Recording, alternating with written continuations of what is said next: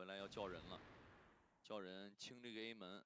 A 门现在烟雾弹还在持续的作用着，然后把 W 队叫回去，应该是把，这是把狙放那儿还是把双门的步枪放那儿？是把仔仔放过去了。仔仔走单点吗？嗯。然后 First 以及马哲这边都是跟着 W 队来走。直接被收下，换了个点，本来是这个跟是右手，但你避控人多，他是知道了呀。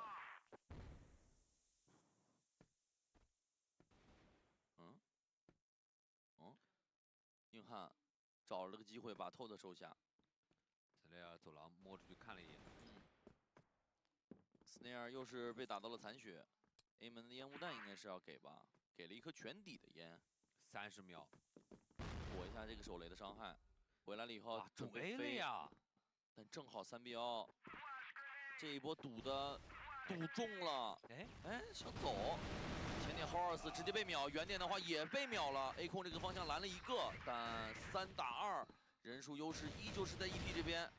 前点剩下一个，硬汉收下了 Slayer， 只剩下 Snake 了。那个1打3，只要不给一点机会，拖时间都够，只要拖时间就可以。对，小 T 下不来，然后大 T 这边的话，反正还有烟，你从烟飞下来，你收第一个肯定要费点时间的。First。 应该是直接提着手枪来看的，他把大灭叫过来了。是的，再给一颗闪，2个人同步拉出去，没看到人，时间已经过了一半了。原点的这个大灭直接配合 First 收下对手，我们可以恭喜 EP。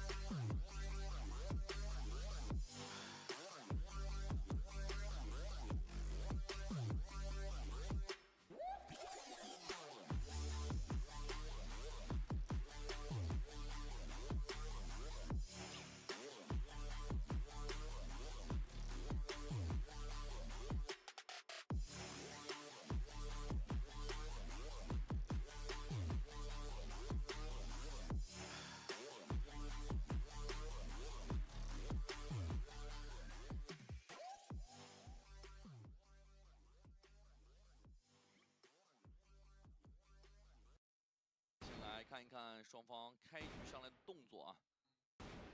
这个前伏边3BL开局中路一线拿的速度是不慢的，然后我们的话还是双狙的一个体系。对，看一下前面3BL的进攻节奏了。那其实，在之前的几天的比赛里面，我们看到的是大家现在很多队伍都同样，就是我白防，包括我1、2、3我不清，我就是以中路这个节点为主。是。 尤其现在烟雾弹还瞄不到名字嘛，对，所以裸装上的一个拼枪，这个很多其他赛区的选手都很喜欢在烟雾弹当中找这个枪口火焰，而且很擅长找这个枪口火焰。对，来了，白防，这边是双步枪的双人防守，刚好架住，刚好人来，仔仔收了2颗人头，另外一边马哲出来，中路动了。 因为小道这边看了，最起码应该是有2、3个。哎，这个蹲起是被抓住了一个机会，摸到家里了。马哲已经在架，直接带走。还有一个刚 B 又过来一个，那他管不了那么多。他如果不管要2边带，对 ，First 一个人要带一下另一边。马哲这边的话，其实也得2边带。对，那小门这个方向1号位的硬汉，看看要不要主动一下，先把小门解放也可以。 但是这个时候 ，Snake 提速 ，First 包点内血量很低，也被对方甩掉。4打2的局现在变成个2打2，剩下双突。想要去绕了，现在反正还没下包。他如果不绕的话，可能要等烟雾回来直接打了。Snake 要下包，有人在架烟边。 烟边有人出来了以后，原点先一个比枪，仔仔再一个比枪，单狙4杀，仔仔太准了，仔仔先秒枪神位，再秒包点，这个，所以一直夸嘛，就是仔仔这几天的比赛手感，个人发挥是非常非常的出色的。你但凡失误2枪，仔仔就反秒你。对。 2个人先是前期在白房创造了优势，中后半段这个2打2也是稳住了枪。是的，那刚才其实就应该仔仔跟这个硬汉这个点其实应该动一动了，因为给这个 B 区2个区打架枪太难受了。我是觉得就硬汉那个位置，对对对，方向应该就直接过来帮小门了。是的，帮小门解放一边。但可能临场我们不知道到底出现什么情况，有可能是指挥这边说可能先不用回，然后狙这边来回我先带一下。 有可能临场沟通，跟我们想象当中不太一样吧。Horus 啊，提速了，过完点，他直接杀到家里了。First 这边收一个，大米这边的话打了一个大残 ，First 原点再抽一个手枪，又打了一个比较残的血量，一颗小枪瓜弹回来。两边没下包不着急啊，等他下包也可以。对。 而且有这个残血在，已经控在了这个包点里了。手里还有3颗道具，这边要主动吗？看到人了 ，Slayer 想过来找你啊！但 First 这个背身完全没想到，因为主要3号位马哲马上也过来了嘛。是，但好在一个非常残的那个，应该可以主动了。这个烟还没有散开啊，求稳。 求稳那就别漏了，求稳就不漏，就等他下包嘛。是，稳稳的打。他要摸一个，因为他知道背身其实是马哲就是肯定在这里了。看他选择摸哪边，直接被收下，2比0。马哲这2次闪身的机会把握得很好啊。这个得亏是没有让 Slayer 能够在这里继续存活。对 ，Slayer 要再把这个位置盘活了，那其实对于仔仔来说就很难受了。就说不好了，9宫格。是的。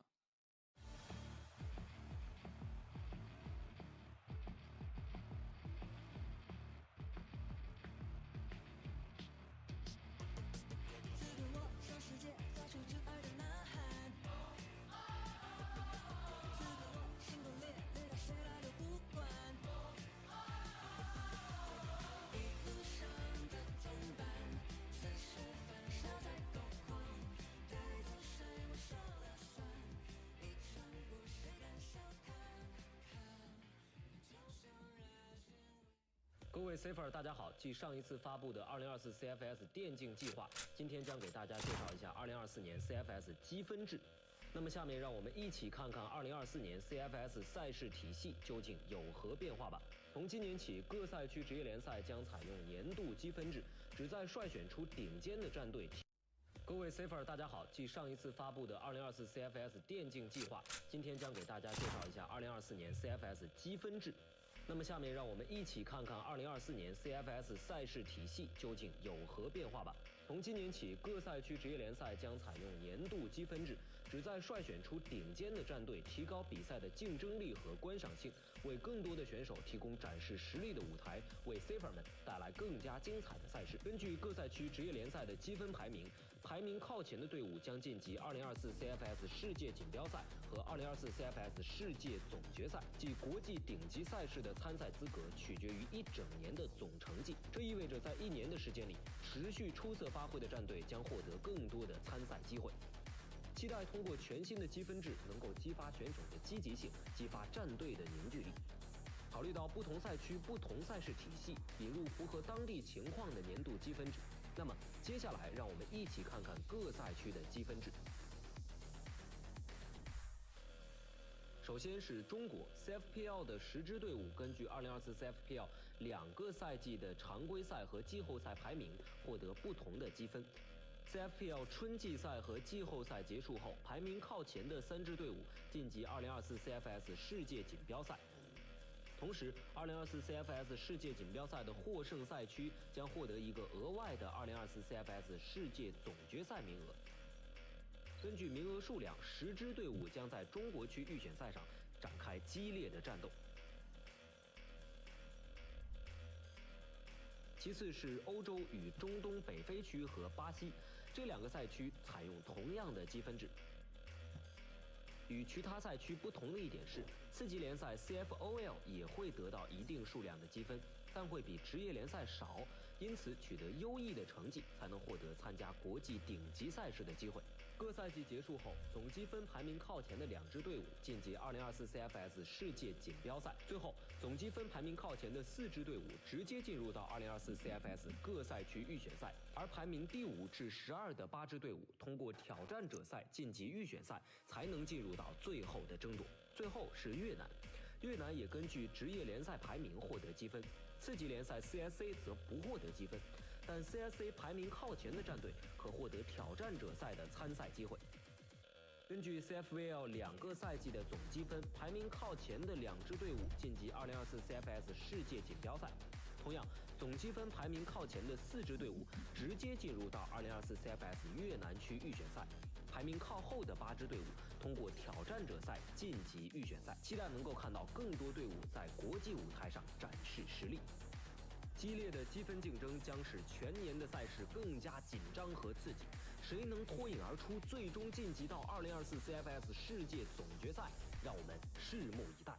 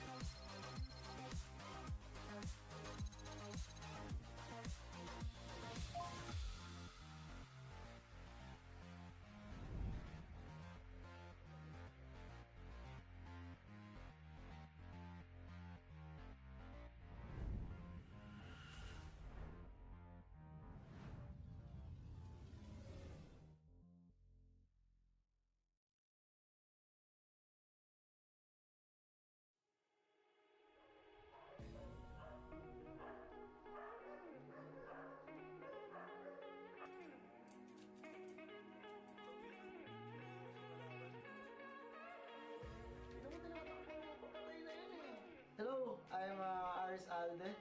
I am an ex-professional CF player and now I'm a streamer. And this is my brother. Ako nga pala si Aljan Alde, also known as team captain of Pacific Mapa. Magkapatid nga pala kami. Tingin nyo, sino mas bata sa amin?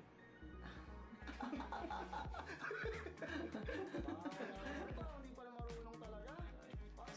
Yun, si ZYK, sobrang makulit at sobrang masayang bata. Ayun, siya yung naging role model sa sa paglalaro ko ng Crossfire, sa pagpasok ko ng pro scene. Kasi siya talaga yung inspirasyon na nag-ano sa akin, na makapasok sa ganun. Nung panahon gusto kong maging siya. Tapos yung naging pro gamer ako, gusto kong marating yung narating niya. Yun nga, masaya kasi sumunod siya sa yapak ko. And yun lang. Nakaka-proud kasi yung dalawa kami nagkukumpit at nakikipaglaban sa international.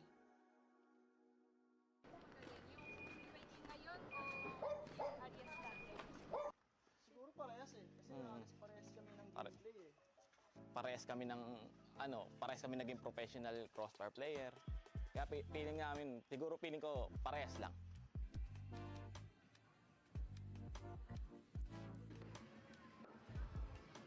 Reason kaya gusto kong maging professional gamer kasi gusto kong ipagmalaki ako ng mga kaibigan ko, pamilya ko, na may kilala silang professional gamer sa Crossfire.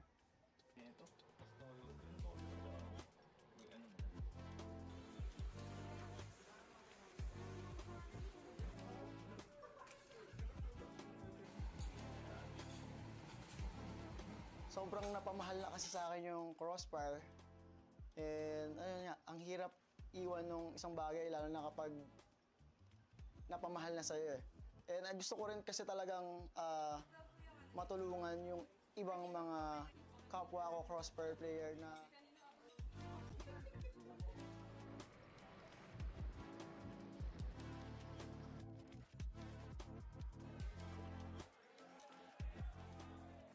sa mga sumusuporta sa amin sa team ko, maraming salamat. Pagpatuloy nyo lang na suportahan kami. Mas gagalingan pa namin sa mga susunod na laban namin sa international o dito sa Pinas.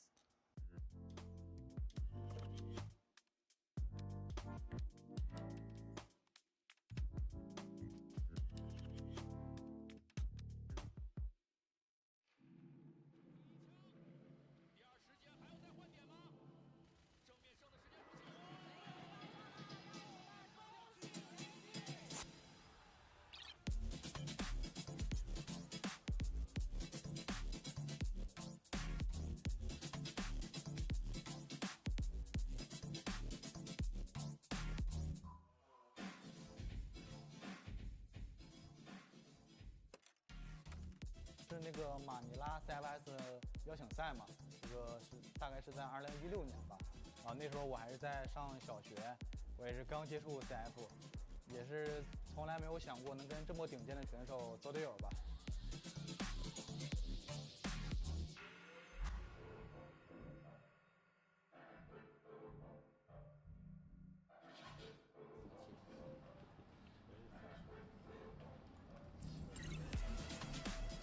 在巧合的情况下，我在打百城的时候被推荐到了 AG 试训嘛，然后后来通过了试训，来到了线下，成为了一名 AG 的青训选手。后来也是经过自己的不断努力，终于也是成为了一名首发的队员。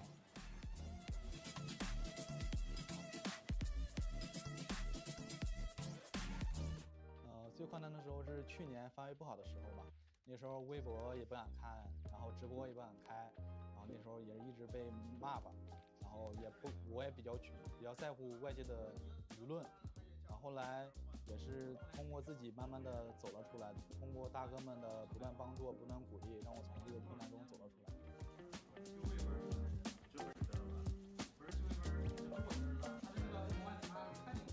DO 的加入，作为一个新人，我觉得也是特别优秀的吧。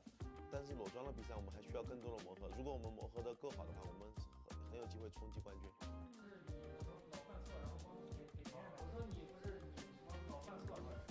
哎，还行是吧？啊。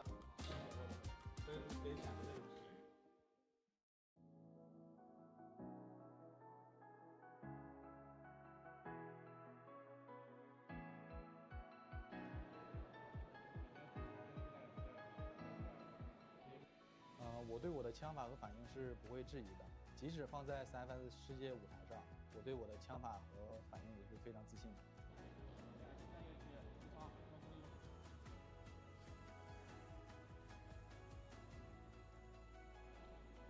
我的人生目标是成为世界顶尖选手，我不是下一个70，也不是下一个绿豆，我是唯一的 DO。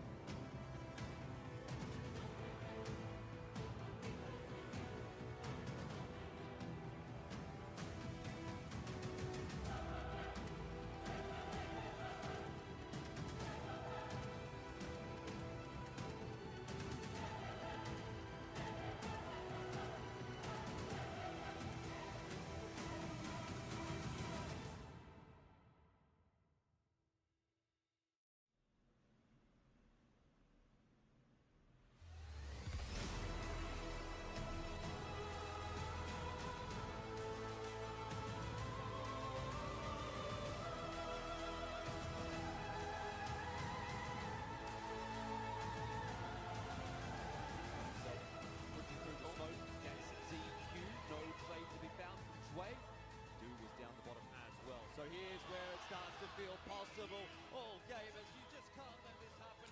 3-on-1 for Zhao, and he makes it look easy.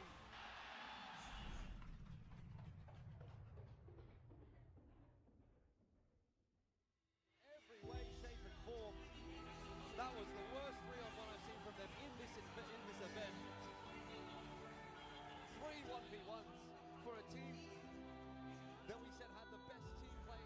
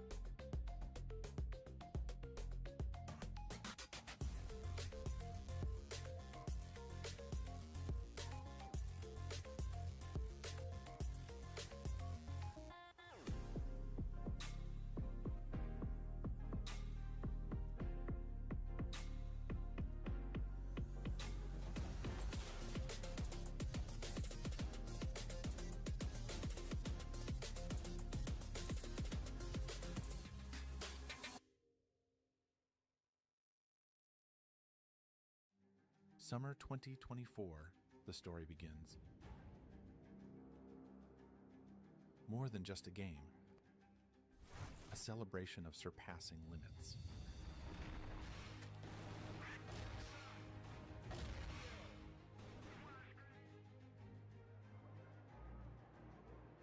Who will become the next legend?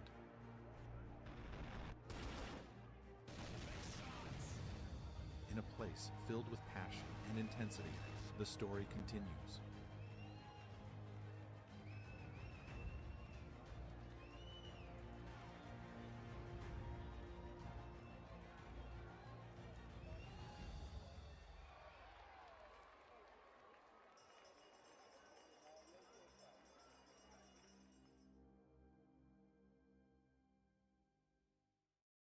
各位 Safer， 大家好。继上一次发布的2024 CFS 电竞计划，今天将给大家介绍一下2024年 CFS 积分制。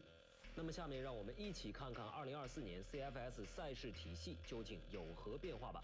从今年起，各赛区职业联赛将采用年度积分制，旨在率选出顶尖的战队，提高比赛的竞争力和观赏性，为更多的选手提供展示实力的舞台，为 Safer 们带来更加精彩的赛事。根据各赛区职业联赛的积分排名，排名靠前的队伍将晋级2024 CFS 世界锦标赛和2024 CFS 世界总决赛，即国际顶级赛事的参赛资格取决于一整年的总成绩。这意味着在1年的时间里，持续出色发挥的战队将获得更多的参赛机会。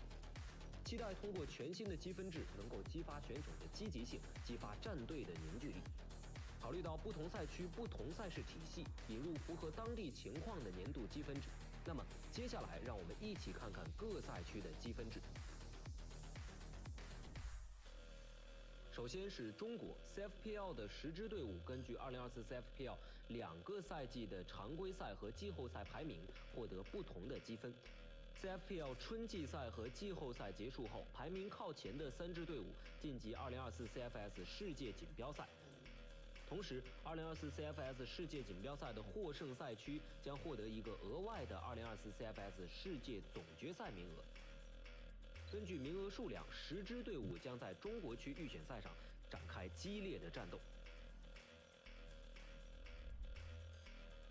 其次是欧洲与中东北非区和巴西，这2个赛区采用同样的积分制。与其他赛区不同的一点是，次级联赛 CFOL 也会得到一定数量的积分，但会比职业联赛少，因此取得优异的成绩才能获得参加国际顶级赛事的机会。各赛季结束后，总积分排名靠前的2支队伍晋级2024 CFS 世界锦标赛。最后，总积分排名靠前的4支队伍直接进入到2024 CFS 各赛区预选赛，而排名第5至12的8支队伍通过挑战者赛晋级预选赛，才能进入到最后的争夺。最后是越南，越南也根据职业联赛排名获得积分，次级联赛 CSA 则不获得积分。但 CSA 排名靠前的战队可获得挑战者赛的参赛机会。根据 CFVL 2个赛季的总积分，排名靠前的2支队伍晋级2024 CFS 世界锦标赛。同样，总积分排名靠前的4支队伍直接进入到2024 CFS 越南区预选赛。排名靠后的8支队伍通过挑战者赛晋级预选赛。期待能够看到更多队伍在国际舞台上展示实力。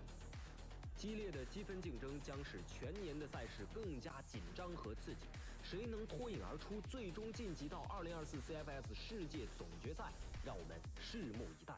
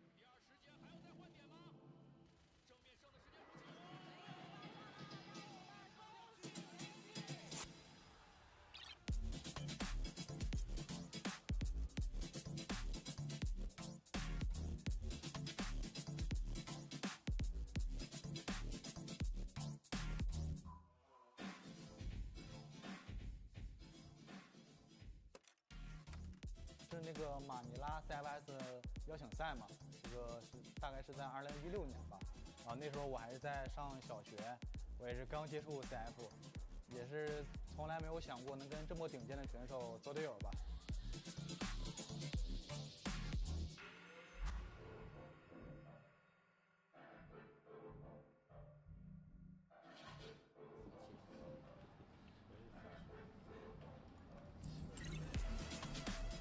在巧合的情况下，我在打百分的时候被推荐到了 AG 试训嘛，然后后来通过了试训，来到了线下，成为了一名 AG 的青训选手。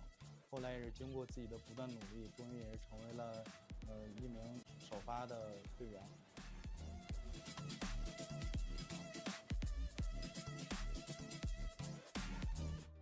最困难的时候是去年发挥不好的时候吧，那时候微博也不敢看，然后直播也不敢开，然后那时候也一直被骂吧，然后我也比较在乎外界的舆论，然后后来也是通过自己慢慢的走了出来，通过大哥们的不断帮助、不断鼓励，让我从这个困难中走了出来。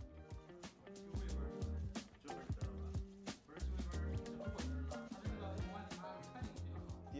加入，作为一个新人，我觉得也是特别优秀的吧。但是裸装的比赛我们还需要更多的磨合，如果我们磨合的够好的话，我们很有机会冲击冠军。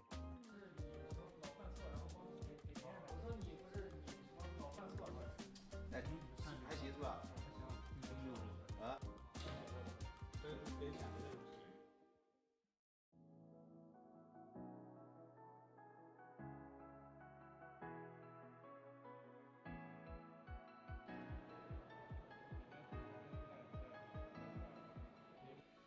我对我的枪法和反应是不会质疑的，即使放在CFS 世界舞台上，我对我的枪法和反应也是非常自信的。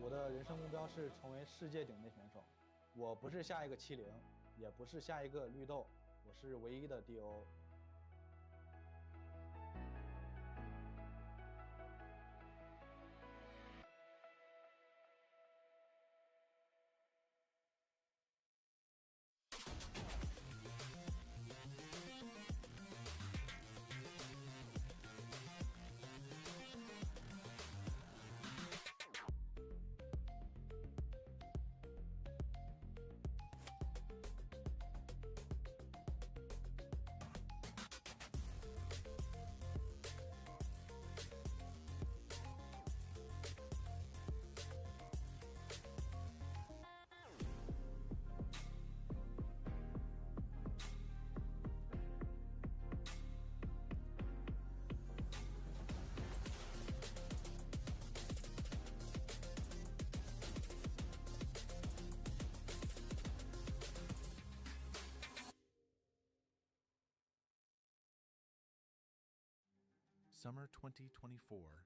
the story begins. More than just a game, a celebration of surpassing limits.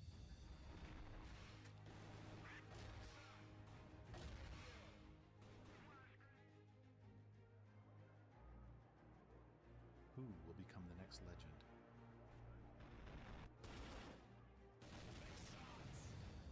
In a place filled with passion and intensity, the story continues.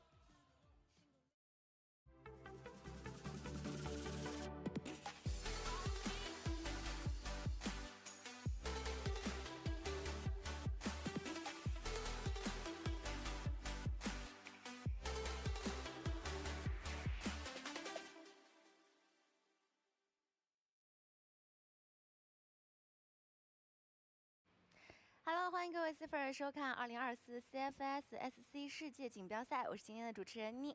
那我们评论席呢，每天呢会邀请2位大咖嘉宾坐镇我们的评论席，从专业的角度给大家分析赛事赛果。那今天我们请到的2位嘉宾是加菲和小齐，来给镜头打个招呼吧。Hello， 大家好，我是九加菲。Hello， 大家好，我是 XO 的教练小齐。欢迎2位。那在比赛开始之前呢，我们还有一些活动内容要同步给大家。CFPL 出征世锦赛8月30号到9月2号，每天超多不限量道具掉落，乘风破浪杯、魂黑骑士、破浪10年等你来拿。若 CFPL 世锦赛夺冠，9月2号将有更多的福利加码。匕首、破浪10年等更多赛事专属道具限时领取。9月1号更有全新自带动效的科尔特1911彩碟一举可领。CF 克隆计划将于9月1号同步上线，所有玩家都可以免费一键跨区4话开启开黑体验，累积活跃，更有永久神器任你选择，所以大家一定要关注起来，也可以参与进来啊。那我们今天的这个开场，先来复盘一下，回顾一下昨天的4场比赛吧。因为昨天怎么说呢，就是经过了昨天的比赛之后，其实两边小组的一个目前情况相对来说明朗一些了。先说第1场的比赛吧，EP 对阵3-2的那一场是2比0拿下的，但是我觉得2位可以总结一下 EP 这一次在世锦赛的表现。这次 EP 我觉得在世锦赛上表现可能整体是一个比较慢热吧，因为可能他们从就是人员的调换以后的时间训练可能比较短，队伍的磨合可能不够，然后再一个去到国外打比赛，可能对就是新人小将就是影响可能会比较大一些吧，然后可能上来前3场发挥的不太好吧，然后昨天也是找到了自己，我觉得是久违的状态，然后也是2比0拿下了3BL，其实我非常同意齐教的一个看法，就是首先来讲的话，就是第一，人员上肯定是有变动的，再加上其实来到这种国际的一个赛事，服务器是不一样的。我们也知道这个服务器，第一有这个烟雾弹的一个更新，然后更新它的一个规则嘛，然后包括其实这个国际服务器它的枪械啊，然后包括其实角色的这种移动速度啊，都是有所区别的。所以对于第一次来打这样的一个比赛的一个年轻选手，可能多多少少有一定的不适应，然后再加上可能这个心理压力会比较大，导致这一次的一个整体的一个实力没有发挥出来吧。好，先来看一下我们的一个今日赛程啊。今天依旧是给大家带来4场 BO3的一个比赛。第1场是由 IMP 对阵 PM， 第2场是 AG 对阵3BL， 第3场是白鲨对阵 LCK， 最后1场是 RKE 对阵 SV。同样还是4场比赛吧，这个带给大家，但是其实也是怎么讲呢？就像刚才达尼老师所说的这个，因为结合着昨天的一个比赛看，现在有一些比赛可能对于一些队伍来说的话，都有已经成为定局了，就是这个出线形势嘛。就已经不是生死局了。其实对，有很多比赛的话已经没有悬念了，但是作为这个职业选手，还是要尽可能的把自己这种竞技状态在这样的一个舞台上展现出来。所以我想问问2位，为什么其他赛区在这一次越南世锦赛的变化会这么大呢？给到我们的直观感受。我觉得可能国外这些队伍就是可能在自己休赛期的时候，是不是观看我们就是国内的联赛啊，然后可能偷学到一些战术。因为我昨天看就是巴西赛区的这2个队伍，包括3BL， 我觉得他有些战术打的，我觉得是和国内就是差不多的。我觉得可能是他观看到我们国内的比赛，然后学到了很多东西，然后在本来就配合上他们就是很强的枪法，然后可能就是这次比赛就是打得特别好，然后对我们的压力也特别大打的。首先我觉得可能枪法上这一点来讲的话，结合着现在目前截止所有的比赛，我觉得海外赛区的队伍啊，给到咱们这个辟谣赛区的队伍非常非常大的一个压力。在这样的一个基础之下，他们还有升级到自己的一些战术的一些配合。那从结果来看的话，确实对于他们来讲的话是非常非常好的一个结果。那么在今天的这场比赛之前呢，我们也是要有一个线上连线，我们会连线线上的主播，让他们预测一下今天的一个赛程。那我们赶紧来连线一下，看看我们今天的 KOL 是 Hello 石头。Hello 石头你好，我们今天评论席的2位嘉宾是加菲和小齐。加菲和小齐大哥你们好。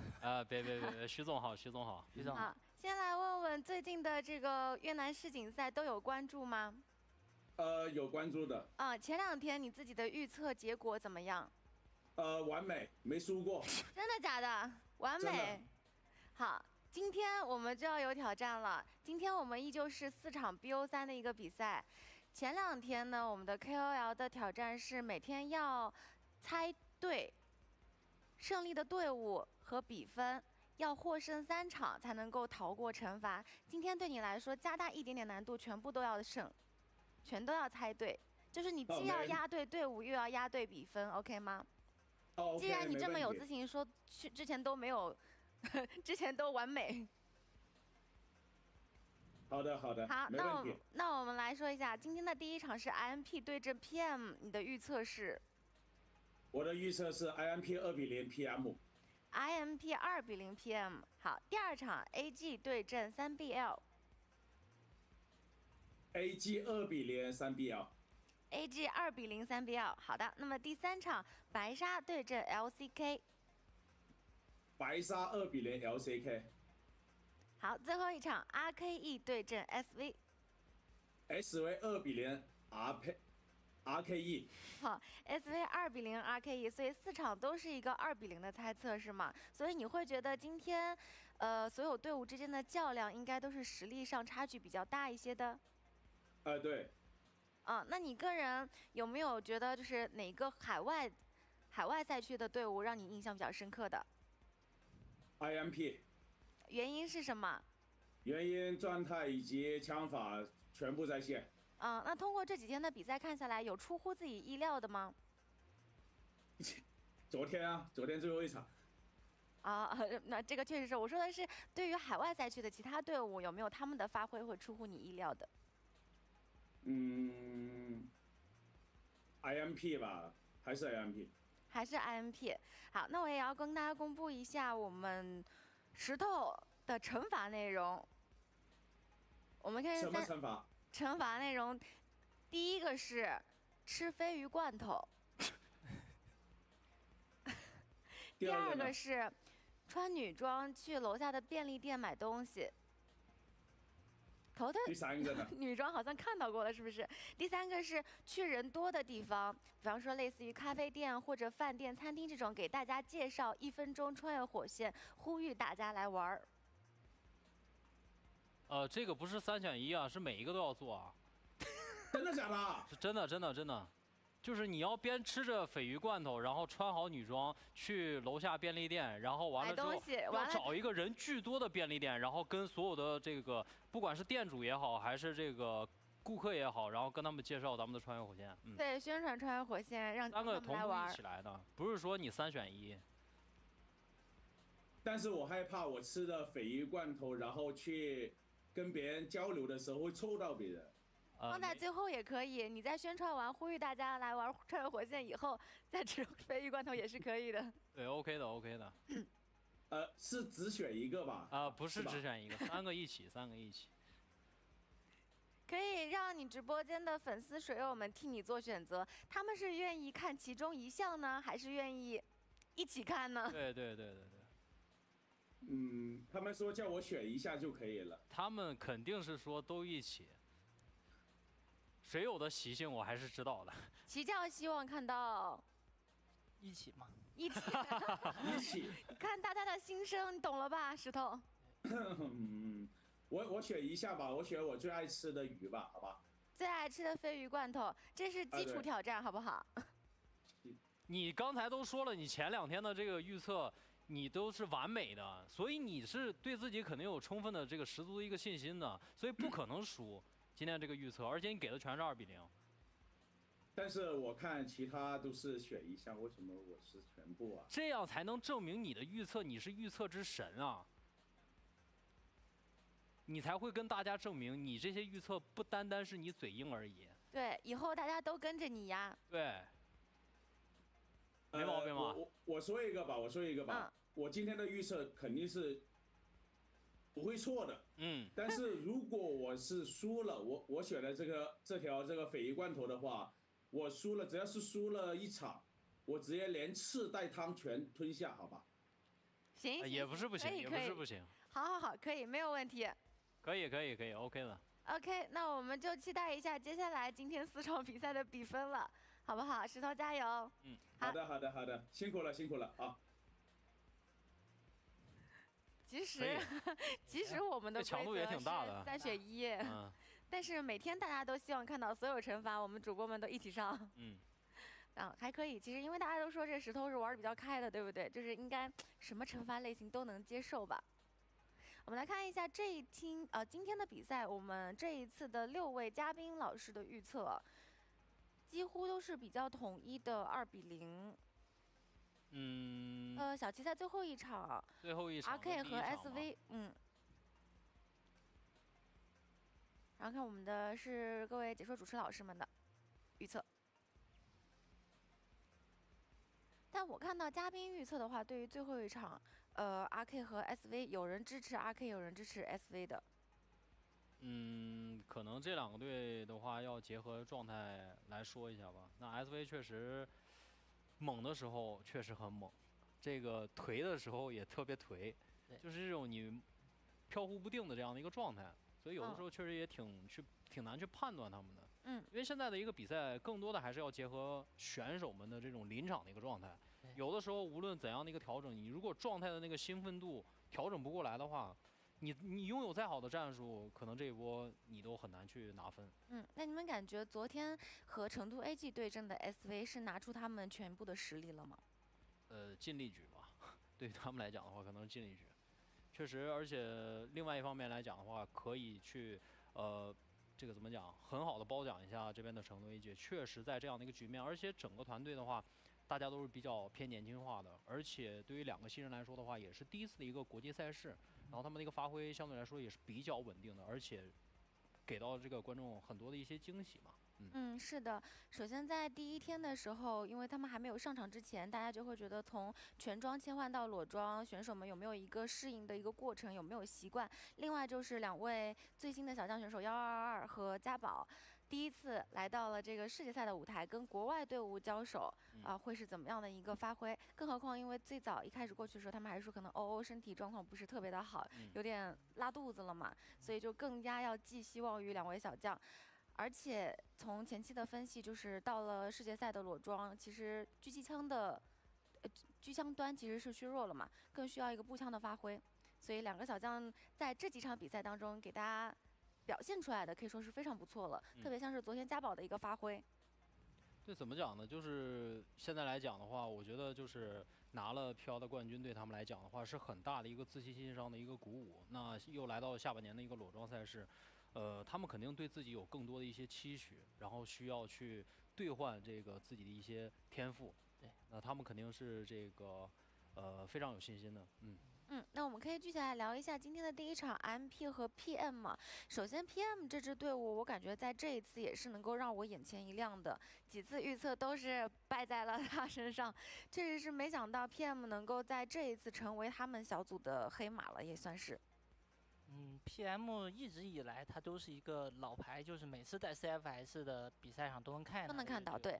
而且这5个人组在一起的时间也已经特别长，所以他们的磨合默契度，就是我觉得没有什么问题，主要就是看临场当时每个人的状态，就是枪法嘛，对。然后就是他的对手这边 IMP 呢，我觉得就是给我特别大的惊喜的就是那个新人那个七，对，新换上来的一个人。这个人他是这2天的观察，我看他是又能玩狙又能打步枪，保卫可以拿狙，一个人单点守一个区就是侦查这种。然后当潜伏的时候，我看他拿 AK 走到也是突破位，有时候觉得这个选手挺厉害的。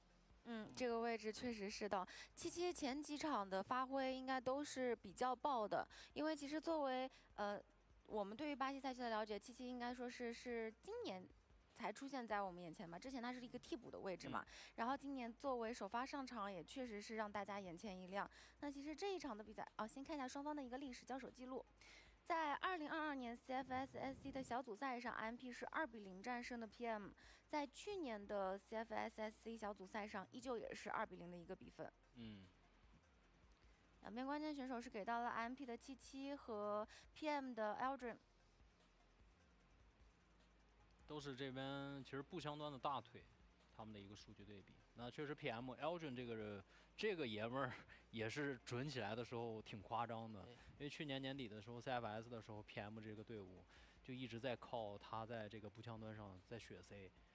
那反观的话 ，IMP 这边确实最大的一个火力点就来自于77，然后包括其实像他们狙击手这边 E4，然后之前的话，因为他们是老的这个去年的 VG 的一个班底嘛，那选手跟选手之间的这个默契度不用多说，然后再加上他们的一个老将就是 Danny Mo 这边，之前的话也是有拿过这个世界冠军的，而且他这个点在一些地图上的一些特定的一些点位，能够持续到给到队伍非常多的一个信息，而且非常敢打。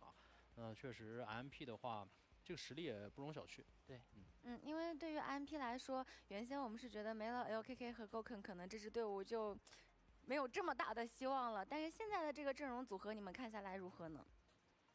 我觉得看下来现在也挺强的，因为加入了新人以后，可能新人只需要也是把注意力。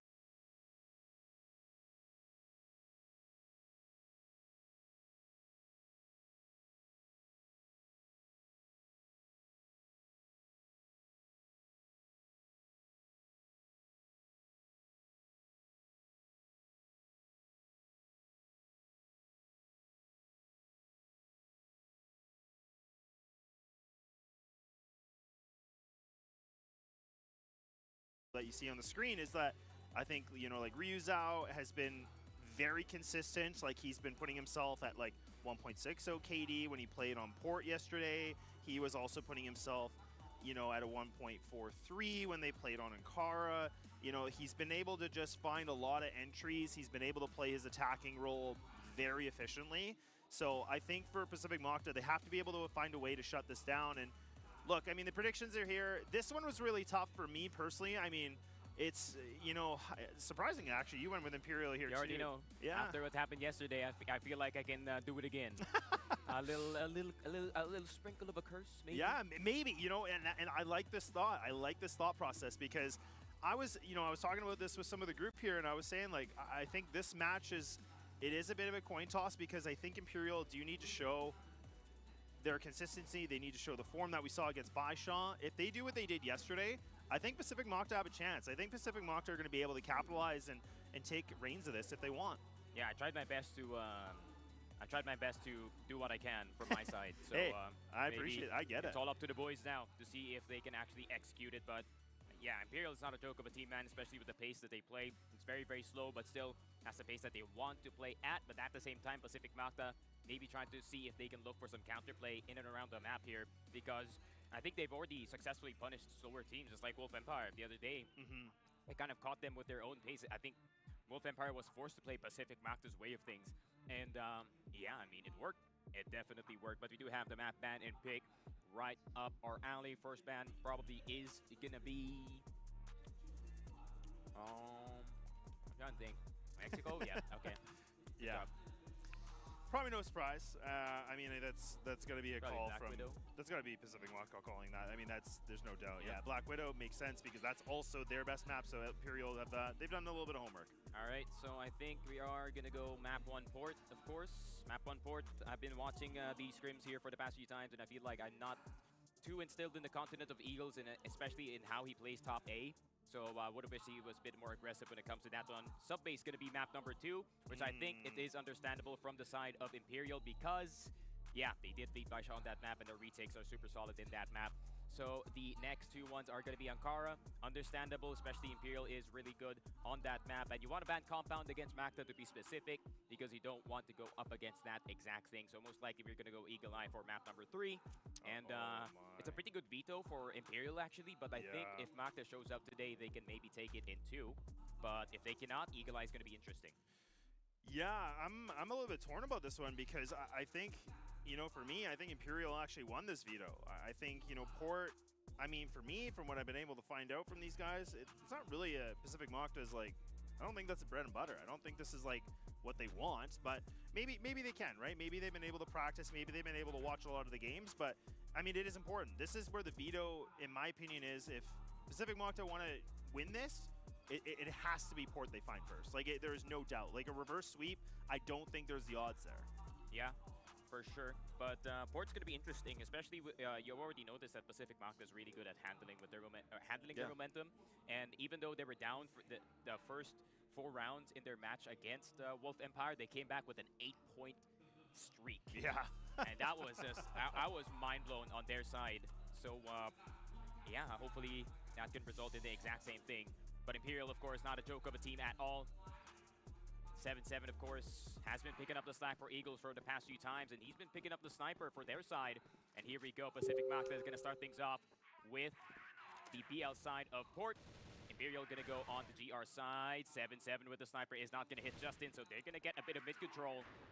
And Catwalk A is going to be occupied for now. Pacific Magda getting that minor map control, and they're going to slowly move forward in towards this A site. But still, I think Pacific Magda just wants to take over Z at the moment and try to wrap around going into B. Justin trying to catch the animals, but 7-7 looking for the trade. Nate's going to go out. Flash going to go through, but I don't think not much is happening at the start. But 7-7, fully knowing that Zeke is going to go for a push. Aldrin with the first kill, but the animals gets one in return. So a great start from Imperial. They eliminate the 2 mid players. Yeah, this is a really good pickup for Imperial, and this is something they've done quite well, is the fact of, you know, as of late, they've been able to find these first rounds. They've been able to get some opening engagements, so it definitely makes a world of a difference here. But Pacific Magda now still down by the 1, and NBA is very, very low. But now this begs a bit more questions. You can see that Imperial trying to still kind of throw a little bit of a ruse here in mid. But the fact that Eagles is still alive is not a good situation here with the I felt like, you know, from yesterday when they played this on LCK, he had one of the, I think he honestly had one of the worst performances we've seen throughout the group stage. So he's going to go down, and not bad, but a good trade back from Imperial. Yep, not a great start from the side of Pacific Magda. 3 high HP players. MVA, though, getting a shot off on that AWM. Eagles is out of the question, so it's all on Aldrin to see if he can create an opening for his squad. Ryuzao getting a bit aggressive, but maybe too aggressive. AK-47 shot to the face. The animals still in towards that bridge side. They gotta wait for that smoke to plume before they go for the full cross. But I think Aldrin's aware of what the animals is trying to do. He's got the read.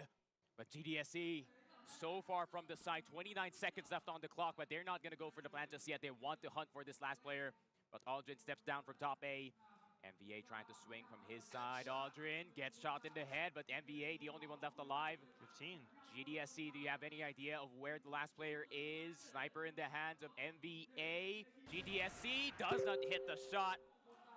Down to a 1v1, and Imperial takes first. Oh man, that's so tough to watch, because you could just see that Pacific Magda, like you said, they were like looking for the duel. They were just trying to see if they were able to catch him off guard, maybe with a big flank. I mean, that's where the C4 was, so it was a long time for the cross. But man, the overextension from the one player just, again, creates the one-on-one. And I feel like this is not the team you want to do that against. I mean, there's some teams you can maybe get that away, or get away with that, but I feel like a team like this, no. And Revenge, well, he's going to stay true to his name. He's going to be able to win the engagement. Does take down 7-7, so this is a really good pickup, considering they lost that first. Yeah, I think what Imperial is doing different here compared to Wolf Empire is there's more emphasis for fighting for mid control. I think Wolf Empire just kind of ignored mid the entire time, and even if they take mid, they only go in towards Catwalk A, and the counter that Pacific Magda does is they just toss a smoke in towards the bridge side for BL, and they operate from there. But let's see how they work a 4v5 here in towards Port, but still, Imperial is very dangerous despite it is being a 4v5.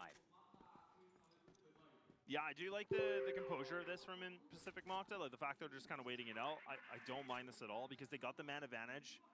They realize they just can't be a bit too antsy on this, but now they're going to try to test Eagles, so he's in a good position. But again, he was really struggling yesterday on this map, so this is a little bit about if he can get some redemption. And now, Pacific Magda, they're just going to go for the full exec. They're going to try this once again. They're going to do it as a 5-man unit. Eagles, he's giving his head away, but he does survive it. But Ryuzao, once again, does find the opener, but it's only going to be the one. So now Pacific Magda, they're trying to barrel in. You have to be careful. Eagles is still on site. Cold headshot. Going to be there, but Aldrin slowly creeping in. Zik getting the top 8 player, but can they get the last 2 exit players here? The animals face-to-face with danger. GDSC, the only one left alive. The shots are missing, but it finally hits for ZYK. And there we go. 1-1. Mano-y-mano now at the start of the game. And here we go. Are they wearing new jerseys? Pacific Magda? Was it always these ones? Yeah, it's Oh, always. I don't know why I thought there was like a. I wish they had like an away version. I thought they did. I thought that maybe they were wearing like black and white, not like where it's mainly white and black. If that makes sense. I think they have 2 jerseys. Okay, because I think they have 2 jerseys. Okay, yeah, we'll have to ask them after because I was like, I swear they look a little different today. Maybe you know, look good, feel good. You know. Yeah, maybe just to change things up. Last time they had the black jerseys on, they did lose to Imperial, so maybe shaking a bit of that bad luck out. GDSC out of the picture. MVA not going to get chased down in towards the Z side. There we go. That's a good start once again, man. Yeah, now we've seen 2 rounds in a row now where Pacific Mokta are going to be able to find that engagement. I was just giving some praise for Imperial that they've kind of improved that a little bit, but I think it was short-lived. So Pacific Mokta are doing a good job on the review of their demos. Oy, this is bad. This is really, really bad. 7-7. He's got the big flank, and he's going to be able to have the C4-2. He's able to get an easy duel. So now they have to refight for this, but good play from 7-7 now. He's going to fall back. He's trapped, though. He is trapped, but at least he can kind of reposition himself. He might be able to find one more. No, he's a dead man. Yeah, that's a good play, honestly, from 7-7, but there's already someone in towards Catwalk A, so if he does back off, he dies to Zik. If he doesn't, he dies to Aldrin. So 3v4, that's a great start from the side of Pacific Mokta already. Imperial gonna look to go aggressive to get some pickoffs so that the animal spotted so they know exactly where one person is, so that means there's only one person on each side. Okay, they're gonna go back for A. I mean, I think they really want to test Eagles. Like, I think they realize that, you know, LCK showed some vulnerability here for Imperial, so they're gonna try to take advantage of this. So, okay, Ryuzao once again will be able to save Eagles for a miss. That's gonna be 2 shots. Swing and a miss one more time. A big flank once again. Tanimals, oh my god, he's able to come through the back lines, but he cannot get the job done. He can't seem to land a shot yet. We're back to the equal footing. C4 not going to get planted as of yet. These guys finally will make the decision to do this, but look at this retake positioning here from the GR side. It's a bit spread out. I don't know if I like it. Yeah. I mean, Mokta has the opportunity to kind of create some space here in towards bridge, but that's the headshot. Aldrin with the 1-tap. The Animals is out, but do they know that there's one more person behind? Aldrin! 7 kills, 7 headshots, but speaking of headshots, Eagles getting his own. Aldrin, he's just gonna hide the entire time, gonna swing it, but I don't think that was the move, my friend. Maybe just hiding would have been nice, but I think he had to risk it because he was on 1 HP. Even a wallbang on that Colt is gonna kill him. Yeah. Again, you know, I always struggle with this because that second shot, that opened it up. Like, the fact that he was able to hit that with a Colt that quickly. Yeah. Oh, boy. And that's the thing, like, for Imperial, like I said, like, I think the teamwork has been inconsistent, but I think the players themselves have shown consistency. Like, you know, Ryuzao, you know, Eagles normally has, except for yesterday.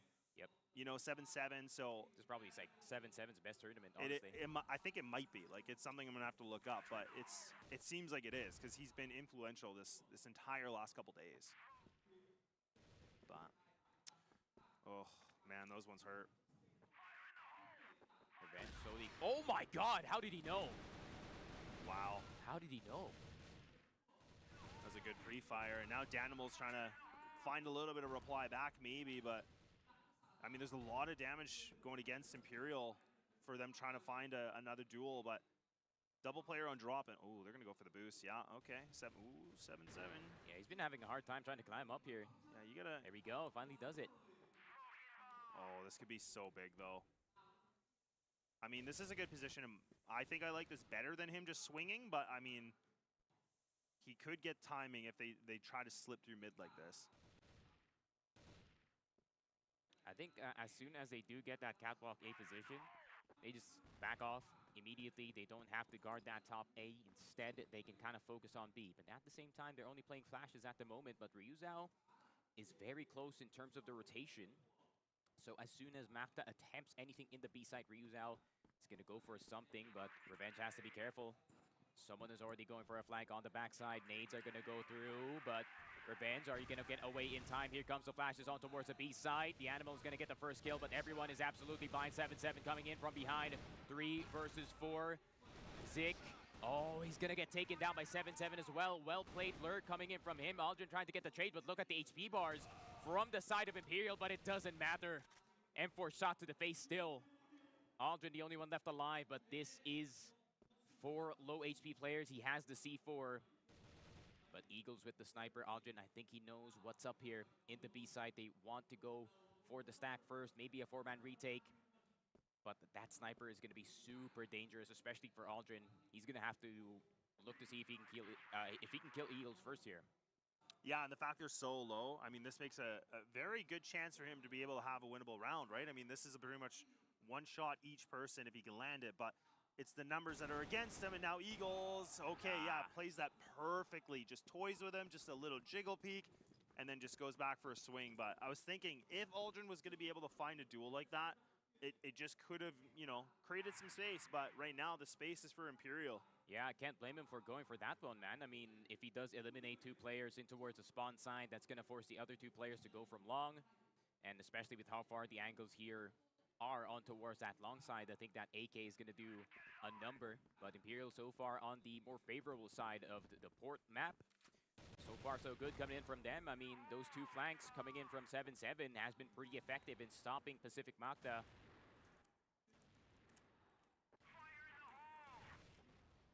Yeah, and I mean, for Imperial, I mean, this is, when they play on port, this is one of their best sides. Like, they are a GR-sided team on this. So, Pacific Magda really needing to be able to find some more rounds, bringing it closer for the transition back. I mean, I think, theoretically, like, Pacific Magda like to be on the defense. Like, True. I think normally, yeah. It's pretty close. Like, I think it was, like, overall, I think the math was, like, 55. Yeah, 55. GR. Maybe, like, 50-something for BL. Like, it's close, but still lean on that defense, though. Yeah, I mean, especially on port, man, you do want to be on that GR side by the time that the second half comes around. So, I mean, it's obvious from yesterday that they look more comfortable on the defense, but they've gotten some tricks here on offense as well. So, Imperial needs to focus on every single round, because you could start 0-4, but you could end up 8-4 in just an instant. Justin gets caught, though, 7-7 once again. The man that just refuses to die for the side of Imperial has found the head of Justin. Yeah, showing the impact once again and showing why he's been able to have some good match MVPs so far in the group stage. Just making a play like that, such a world of a difference right now. A minute remaining. C4 is going to make its way across into long, and they're going to swing before that smoke even dissipates, so they're just going to try to send this Ryu's out on the lower end of the ground, but Eagles up top. Finds himself one, maybe. But Pacific Magda kind of being on a bit of a halt, and Aldrin trying his best. It's just not enough. And that C4, look at that position, man. Yeah, this could be all over unless somebody pops off, but now it's over. And Imperial, they keep it on. Ryuza was on 1 HP there. They were trying to go for the chase. But unfortunately for Magda, Ryuza was a bit too good on that M4. Timeout is yet to be put out here by the coach of Pacific Magda, and I think they're going to try to save it for the second half potentially. I don't mind it. Unless... Never mind that. There you go. Okay. I was looking at the Marshal, he was like, is he going to pump fake a timeout? Yeah, like, raise that hand, brother. You know what? I think... yeah, I think it could have been okay to wait till the second half, but I think right now, like, we're getting that gap. So...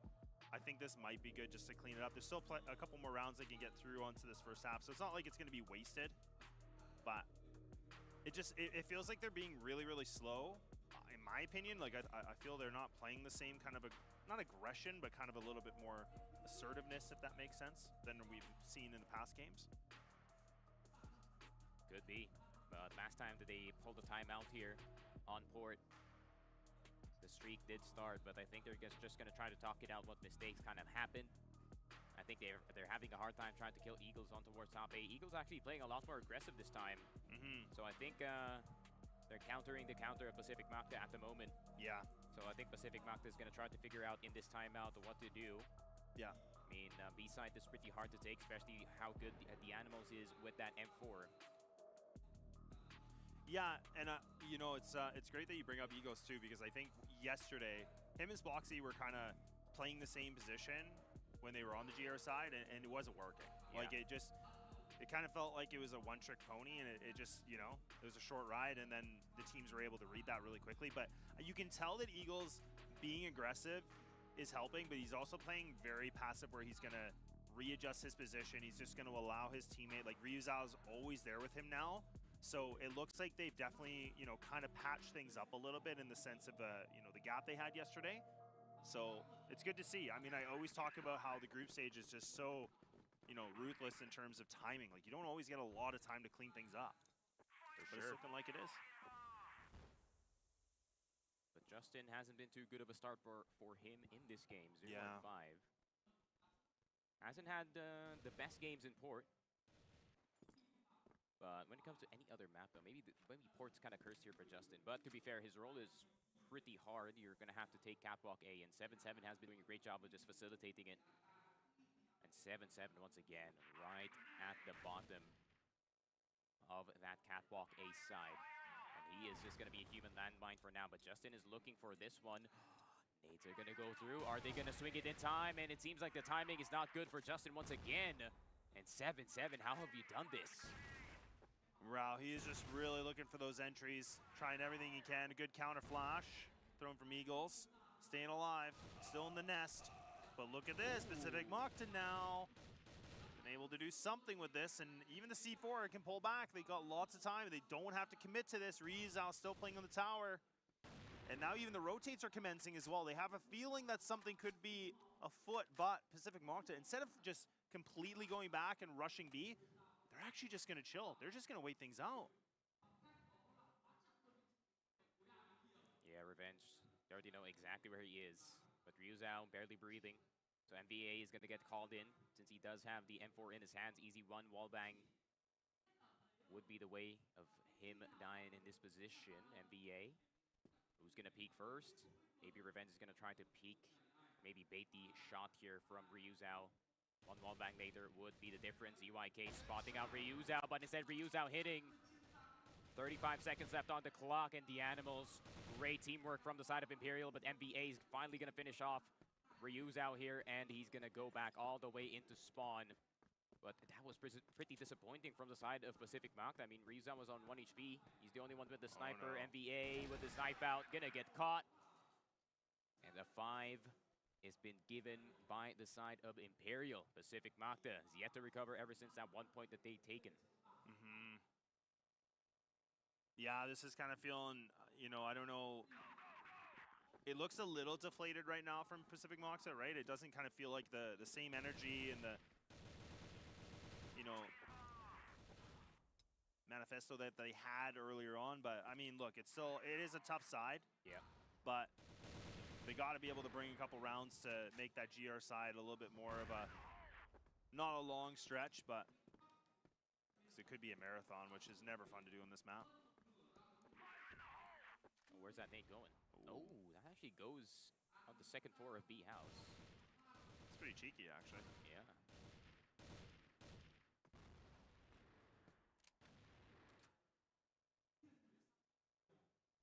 Yeah, and we've seen 7-7 normally. He likes to push down long A, but this time he's actually, I think he's essentially on the lower end or the top end here with, I would imagine that's Eagles. Yeah. Oh, but EYK gonna try to go a bit aggressive, but does get taken down. But he does spot 2 players in towards the spawn side, so Mokta's gonna try to start the move in towards B, but I think Imperial are gonna be trying to be 2 steps ahead in the B site, but no. Maybe there is gonna be a fake going in towards A. Justin still has a flash and a smoke, so maybe they can kind of divert attention, but still pretty tough, man. Look at the Imperial, they're already here. Yeah, they really got a really good read on this. GDS, I mean, I don't know, man. They got a little bit too cocky on it. They were starting to pre-fire. They were trying to just get some wall spam, but it doesn't work out. 7-7 once again. He might be able to get the timing. He might be able to find Justin. Okay, he's able to tuck away, but now Revenge gets a little bit aggro. Man, he's just drive-bying with the sniper. Okay, and Pacific Mokta maybe now on something here to find them a second round. Yeah, and it's on Revenge, right, to kind of heat up a bit in this map, especially how important his role is. Oh my god, he just jumped in on Ryu Zhao's face. Eagle's the only one left alive. He's going to quick scope Revenge, but they already know that he is in hot pursuit of the last player. But C4 is ticking down. Eagles just going to decide to use the rest of the bomb timer to talk to his teammates. And Magda, an explosive second round. And that shot, while the second player was falling in towards the bottom side of B, was insane. Okay, that's pretty good timing, right? I mean, I like that Pacific Mokta read that, okay, they're just spamming. We might be able to get the timing because their recoil would have been all over the place too, right? I mean, it's not like they would have been able to find that, first shot accuracy or, been able to control it very well. So that was a really high IQ swing. I really like that from Pacific Mokta. A little risky, a little ballsy, but it definitely was worth the reward. So a good way for them to bring it back with a second round here on the Blacklist side, but still a few more to see if they can maybe do it backwards here. And now they're going to commit on the swing. Utility is going to be thrown, and Justin does get taken out. Look at 7-7, who other than him? Oh my God, he's able to find this triple. He's looking for more. He's bloodthirsty. Wow. And now Imperial have just taken this by storm. Yeah, Imperial doing a great job using the bait angles, man. You really thought that there was only one person around that corner, but there's actually two. There we go, Revenge. Muzzle fire through the smoke has been spotted, so a pre-fire is right then and there. So 6-2. Last round, it needs to be taken by the side of Pacific Mokta, so the deficit cannot be that far. I mean, look, I know it's probably tough to watch, but I mean, I gotta say, Imperial are playing a pretty solid game right now. Like, I think there's been a lot of tune-ups that have happened from yesterday to today, and things are cleaned up very nicely right now. There's no way that they were playing like this against LCK. And Pacific Mokta, they want to go again. They want to see what they can do. And Eagles, look at what he's been able to do. He just rotates himself out. I mean, 27 HP. He's taken a ton of utility damage, but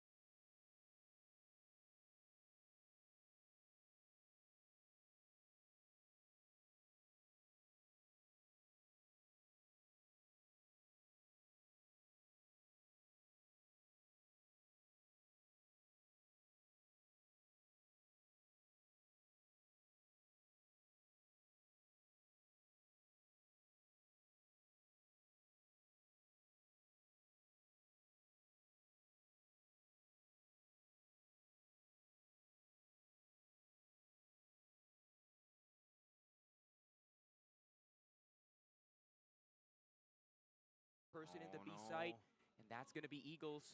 Who's going to swing first? What a nice shot. And it's all on Revenge to try and make this a 6-3, but this is looking grim. this is looking so grim. I mean, 44 seconds remaining. C4 is just, it's on a silver platter right now for Imperial, so Revenge has to be able to get the ace.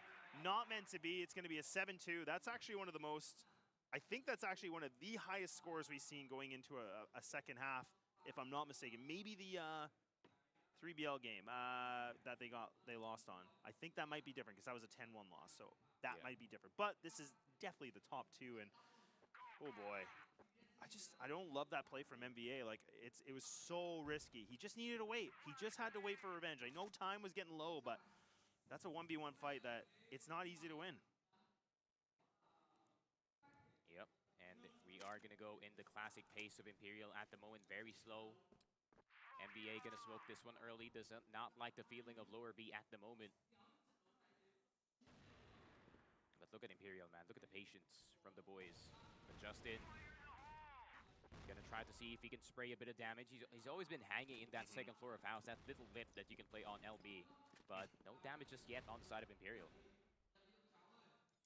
Yeah, and it feels like, Imperial in the beginning were able to get some good opening duels. And then Pacific Mokta finally, were able to get something back. But okay, even in this engagement, Imperial find it, and this is a bigger advantage for them. You know, sure, you're going to lose the cost of reusal, but now you've lost 2 defenders. This is not going to be a good situation, because now you have to gamble. You have to gamble on your defense. Essentially, you're going to play a 2-1. You see that it's going to be the double players down long A. Now they're getting desperate. This is where they want to be able to find some kind of a duel. And Revenge, oh God, he just spotted him. They're going to go all the way in towards Steel Door, but Aldrin's here. Oh, he knew. Aldrin's here, but oh, the wrong crosshair placement at the wrong time, and Revenge gets the trade. It's a 2v3, and it's looking painful. Justin has yet to get a kill in this map. He's here. He either can save this one, or he just gets absolutely murked by the drive by Eagle Spot. The GDSC does go down to lower B just in time, but can he hold on for dear life? Flash is going to go through just to delay the entire squad. Eagles with a nice shot on the code. The 3-man swing from the side of Imperial. And Revenge is trying to survive, but he's not going to do it. 8-2 Imperial, they have taken over on Port. Yeah, they really have. They're looking really, really good right now. Really swift, and the way they're playing, honestly, I hate saying a sneaky frog, but this could be a quick port, and we might be departing over to sub base very shortly.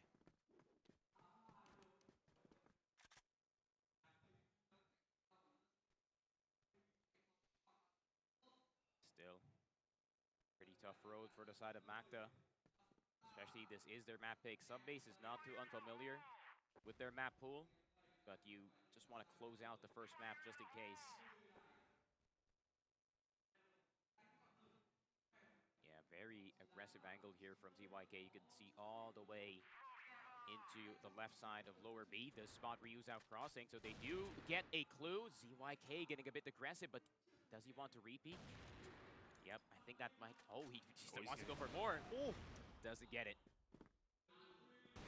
Yeah, see, this is now this is desperation. This is a moment where, you know, Pacific Mokta, they're trying to have a play. They're trying to do something big. Aldrin, oh my, it's okay. It's a little weird. It's a little awkward, but doesn't work out. But yeah, now, oh no, Matt. Oh man, 7-7 is just big brain, dude. He is sitting at 13-9, and he has been able to just read the positioning of Pacific Mokta every day of the week here. Justin doesn't get the kill. The Animals, man, he's been insane for this entire tournament. But 9-2. And it seems like Magda has the wrong read on towards Port. Started with Eagles being a lot more aggressive and towards that top A side, a lot more mid-control. Oh, man, oh man. Well, map point right on the cusp here for Imperial. And now MVA will be able to find that first opener, so not too bad. C4 actually dropped in spawn, so these guys are, they're feeling it right now. They're really, really feeling it. They think they might be able to find some big duels, and yeah, that's going to be a nice flick of the wrist, taking down Aldrin. So one of the star players that's been here in the tournament so far is, he's already gone. Yeah, they're looking for kills here. Oh, but look at MVA. Being a bit frisky, Smoke's gonna go down, spots the shoulder of Ryuzao, but is Ryuzao gonna go for the peak? MVA gonna get traded out, and this is what Imperial does best, right? I mean, they're so good at trading, being right next to each other. Eagles making sure that the back line is not gonna be in danger, but Revenge getting his own flank going. Eagles can go down. Oh God. Oh, he's looking for more. He's looking for more here. This is good. Does he know that the C4 is behind him? Yeah, I think so. I don't think so. He's gonna go for more here. Oh, maybe he didn't spawn it. Oh, big. Oh man. Okay. They're gonna survive, man. This Band-Aid is gonna hold on to the wound. It's gonna be able to block something, but again, I think you said it perfectly. It was a round of Pacific Mokta where, like, you know what? Let's just go frag. Everybody run out. Just, you know, try to win the fights, and they do. And again, you know, we talked about Revenge and what he's able to bring to the table. And I mean, that round there, he was able to get a flank. He was able to find, you know, some big important duels, and the curtain closed pretty quickly. Oh, MVA wants to go aggressive. He wants to surprise his team. 7-7 going to be fully blinded, but never mind. Aldrin going to be the only one left alive after that skirmish in towards long, and ZYK trying to get in towards top A. But he only gets one, unfortunately, so it's all on Revenge once again. And this is looking like a lost cause, not gonna lie. I think they know exactly where he is already. And the smokes are going to go out. There's a gap on the right. Ryuzao is going to take it. And a quick one from the side of Imperial on Macta's own pick. Yeah, that was a bit of a quick one. Imperial don't want to mess around at all, and they want to get the job done. It's a rough one.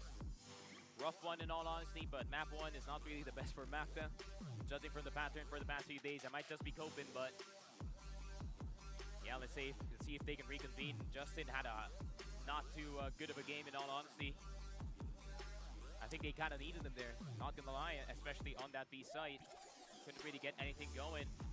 And it seems like that shaky start from Justin and every other member trying to find if they can get a trade. But Imperial is just so good at just keeping it together, especially on that B side. There's a prime example, right? When they pushed LB, they got ZYK first, and then they pushed as 3 people, and they knew that Aldrin was going to go from that Z side. So it's pretty hard to catch Imperial off guard, especially when they have this kind of spacing.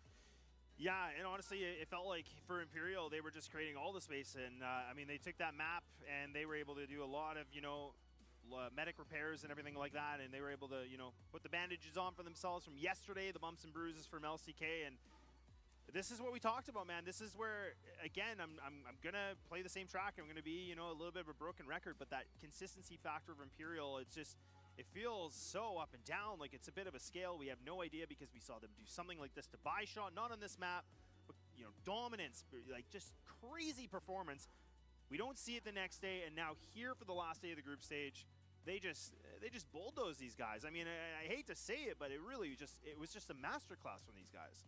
Yeah, I think they had the wrong read, because I think they were kind of going off of a read that from the exact port game that they went up against on LCK. And it seems like, just like how I said it, man, Eagles is more confident on towards that top A side, which he needed to be, because for the past few times that Eagles is playing top A on port, he was just, as soon as one person goes out, he's just going to hide immediately. And it seems like the help coming in from 7-7 kind of made Eagles a lot more comfortable here on the A side. I think 7-7 was one of the key reasons why they actually won most of their defense, and especially his aggression going in towards Catwalk A, in Long A at the same time. Even the flanks, Imperial has done everything right here.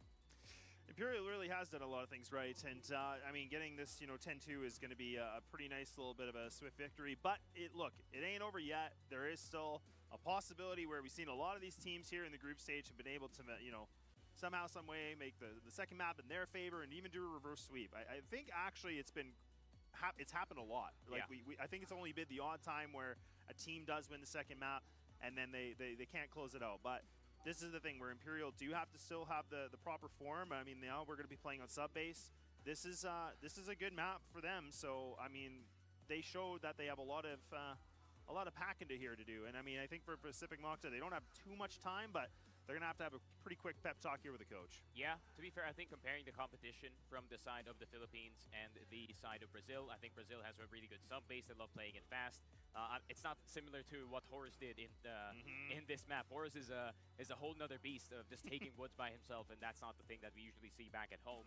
But I think there is a lot of teams who are good on sub base back home on my end, and maybe it could kind of help here. But at the same time, Imperial has done a great job of kind of revolutionizing that A defense, not committing too hard on A. Instead, as soon as one person comes out on the A side, they go on the full retake, maybe get a pick or two, and try and see if they can knock at the door before the bomb even ticks. So going to be interesting to see if how Macta is going to try to see if they counter that. Yeah, and I think for me too is the fact of, like, we saw, it's hard to kind of rely heavily on the stats here, but I mean, let's not forget when we saw Imperial playing on sub base, they were able to get that 10-5, and I mean, that was against Baisha.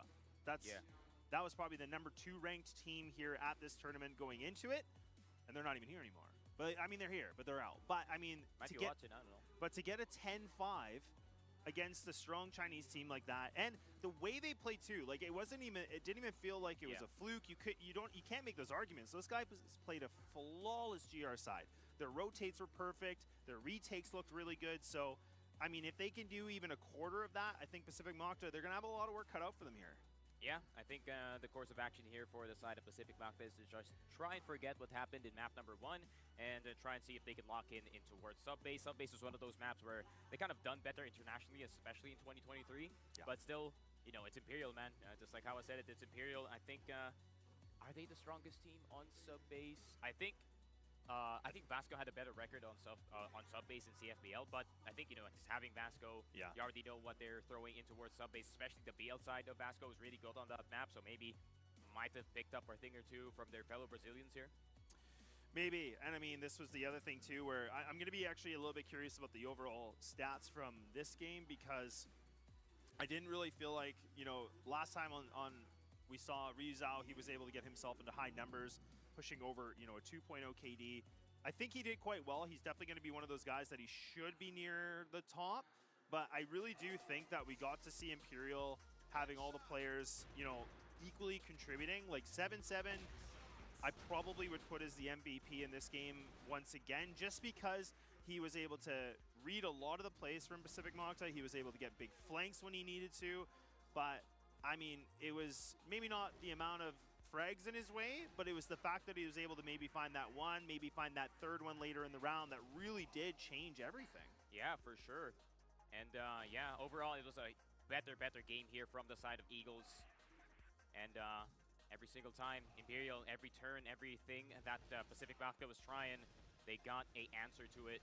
And yeah, it's kind of tragic, man. They had so much confidence, especially when it comes to this map number 1, but it seems like Imperial kind of dashed it. And Imperial is so good at just finding the holes of whatever Pacific Magda is trying to do. And this is actually a Pacific Magda that kind of adjusted to what Imperial wants to do as well. So it seems like the Animals was just 2 steps ahead this time. Yeah, and I mean, I think for, you know, Danimals is one of those guys that, you know, being the IGL, he's always so impressive, because I just love to see what he's able to kind of cook up in the kitchen. And I mean, look, he was able to cook up a 10-3, like we said. Ryuzao actually did top frag with the most KD, which, I mean, it does kind of make sense. But like I said, for 7-7, he was on near the bottom, but look at his ratings. Like, he was able to just make so much influence the game. Eagles, a gigantic leap of what we saw from yesterday.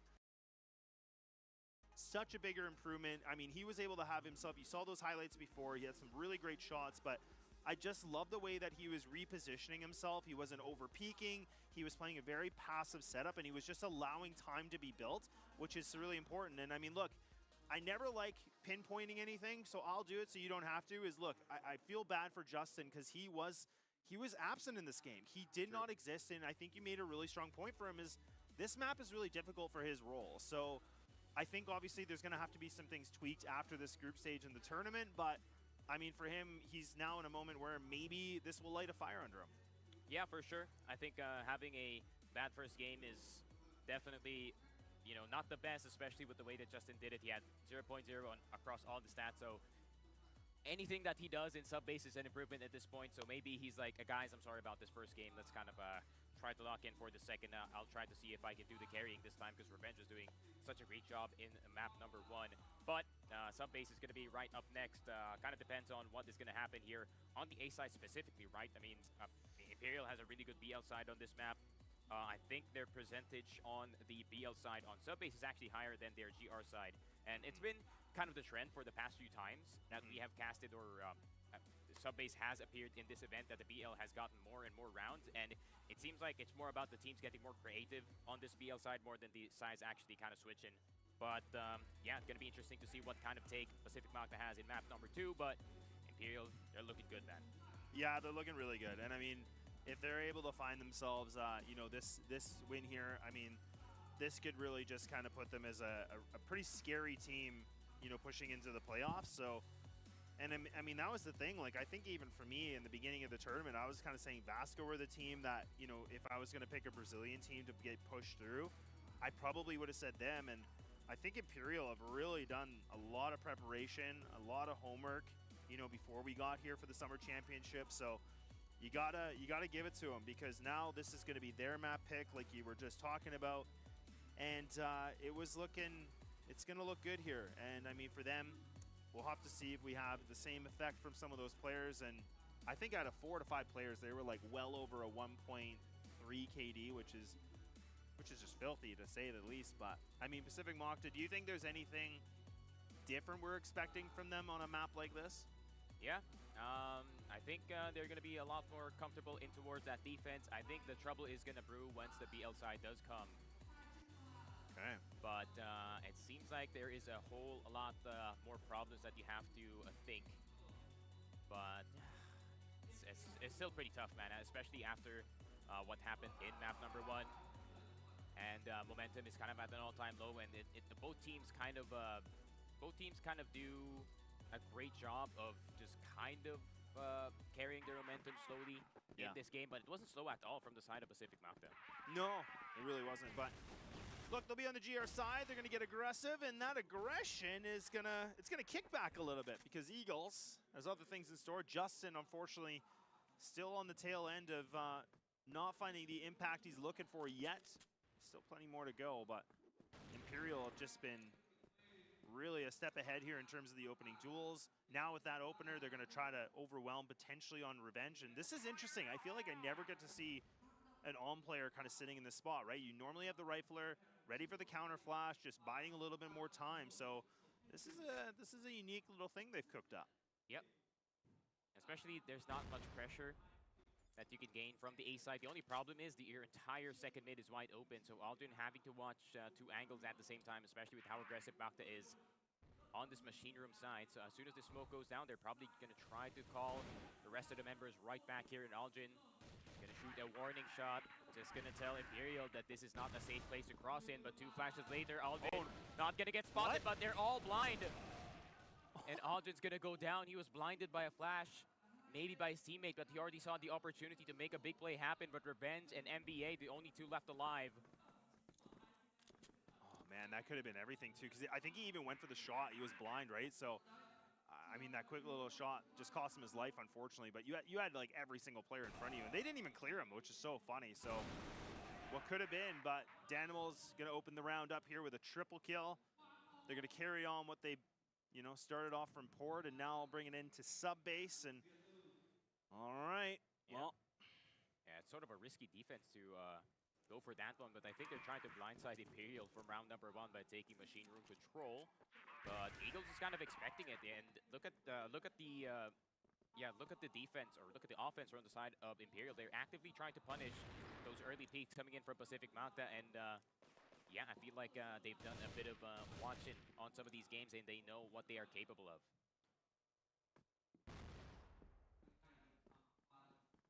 Well, it's funny you say that too, right? Because it's like, they got the practice rooms of the hotel, and as soon as the games are done, I think that most normal circumstances, the teams take a bit of a break. Like they'll go for food, they'll go grab like a coffee or something, just kind of decompress from the game, whether it's a win or a loss, right? And then it's right back into the practice room. Like all these teams don't mess around. Like I don't think I've been able to see any of these players just kind of like lingering. Like they're not like on the street, they're not going for walks. Like these guys, if they're not playing the matches, they are scrimming. They're in the workshop and they're just trying to sharpen the tools. So that's it. It was, just kind of alluding to your point about Imperial really just getting a decent read so far, and it's proven to be the factor. Okay, so NBA is going to be the player onto A stairs. He's just going to be by himself, and once again, Imperial finding that opener, this time from GDSZ.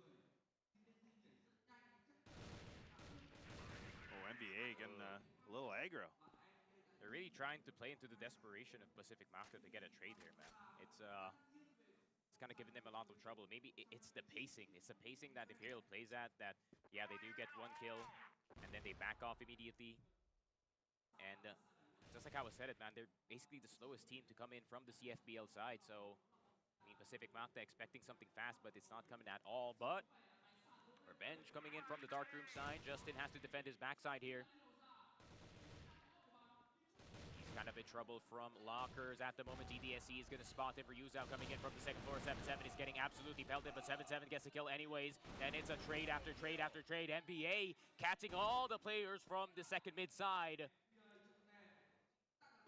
The only one left alive is GDSC.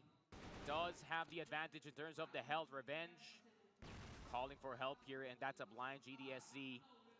2 seconds left, not much time. Even if he dies, it's going to be fine. Pacific Magta gets there first, and a really good delay on their side. I mean, that is also the danger of playing very passive, especially when it comes to sub-base.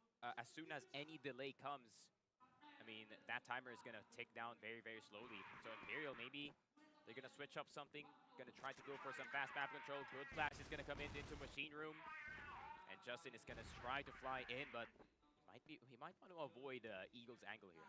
Oh yeah, this is a tight angle, but I do like that Pacific Magta now are really trying to be a bit more aggro. This is good. I mean, they do take in radio, so this is a good position for them. So they've gotten some good real estate. Now Imperial push back a little bit more. Even them just kind of holding this is still causing a lot of disruption in the game. So, I mean, for Imperial, they just gotta now focus either on mid, second mid, maybe A. Unless they want to go for the fight. I mean, they've shown that their firepower is it's definitely on point here today. It's definitely not a lackluster thing, but maybe ZYK, though, he can prove that it's going to be a little lackluster for them. Oh, God, he's going to go for a swing. Is he going to do it? Oh, my. Oh, that flash. He's blind. He's so blind, but he's got 3 other players right beside him on his right. Now make it 4. He has to be able to hit these shots. He has to be able to make every sort of connection here. He has to find the 1, but it's only 1, so an immediate trade back from Imperial. Yep, and MVA trying to help Revenge gain some space. Revenge needs a way out on the A side. Ryuza's going to chase him down. Quick scope, not even going to be attempted. MVA does get the punish on the sniper, though. C4 is down. C4 is down on the side of Imperial, and here comes the rest of Pacific Magta. MVA and Justin trying to play together, and that is a really good team play. I mean, granted, Imperial got control of the A site, but the C4 got dropped. Yeah, that C4 getting dropped, that's going to be the potential demise it is. Aldrin's going to solidify that. And that's the thing, man. Like, it's such a good detail because, yeah, you can get the site control, but if that C4 carrier is in the back of the pack and they get caught by somebody being a little bit aggressive on the GR side, it just creates so much, variables and obstacles you have to go through, and then refighting for the bomb control is the worst. Like, it is so much of a struggle. So it really is a funny thing when you have your BL side. You have to be really mindful of that positioning of the C4 carrier because we've now seen it a few times in the group stages where it really has kind of bit them in the behind a bit. Everyone is going slow for a nice classic Imperial pace once again. And they realize that Pacific Magta is not trying to go for machine room control, so they can finally just enter it, no problem. But default has kind of changed on towards the side of Pacific Magta. More of a focus on this A site. After what happened in that last round, that could have easily went in the way of Imperial if Eagles did not die in the backline with the C4. But it's not the way to go. Instead, Revenge is going to be placed in towards Darkroom, one person playing Rafters. So pretty solid defense on B side, but if anyone misses, this is a free B for them. Yeah, really could be. Interesting setup, though, from Imperial, too. Just kind of, once again, splitting things off. C4 going to get thrown around, so it's going to go to 7-7. Oh, wow, GDSC. Woo-wee. That's lucky. You're lucky, boy. Yep, gets away. Just a leg, or just a wall bang, actually, from Revenge. And snipers work differently this game. Usually that does kill in any other game, but here, you only take 80 damage. But MVA doing a little crouch action here on Metal Box, waiting for the Animals' head to pop out, then he's going to pop that flash immediately. And they're kind of moving up in towards second mid. Everyone dodging the flash in time. And MVA, can you play this angle successfully? It seems like he gets hunted down, but the delay is already good enough for Justin to run into the site. M4 is doing a lot of damage here, and he's just staying put in this missile. So much damage has been done, but Justin finally goes down. ZYK is going to get spotted as well by 77. But Aldrin, I think they're aware that someone might be in that fence position, but they're too busy fighting for side control. 7-7 is going to get another kill, and 7-7 once again, man.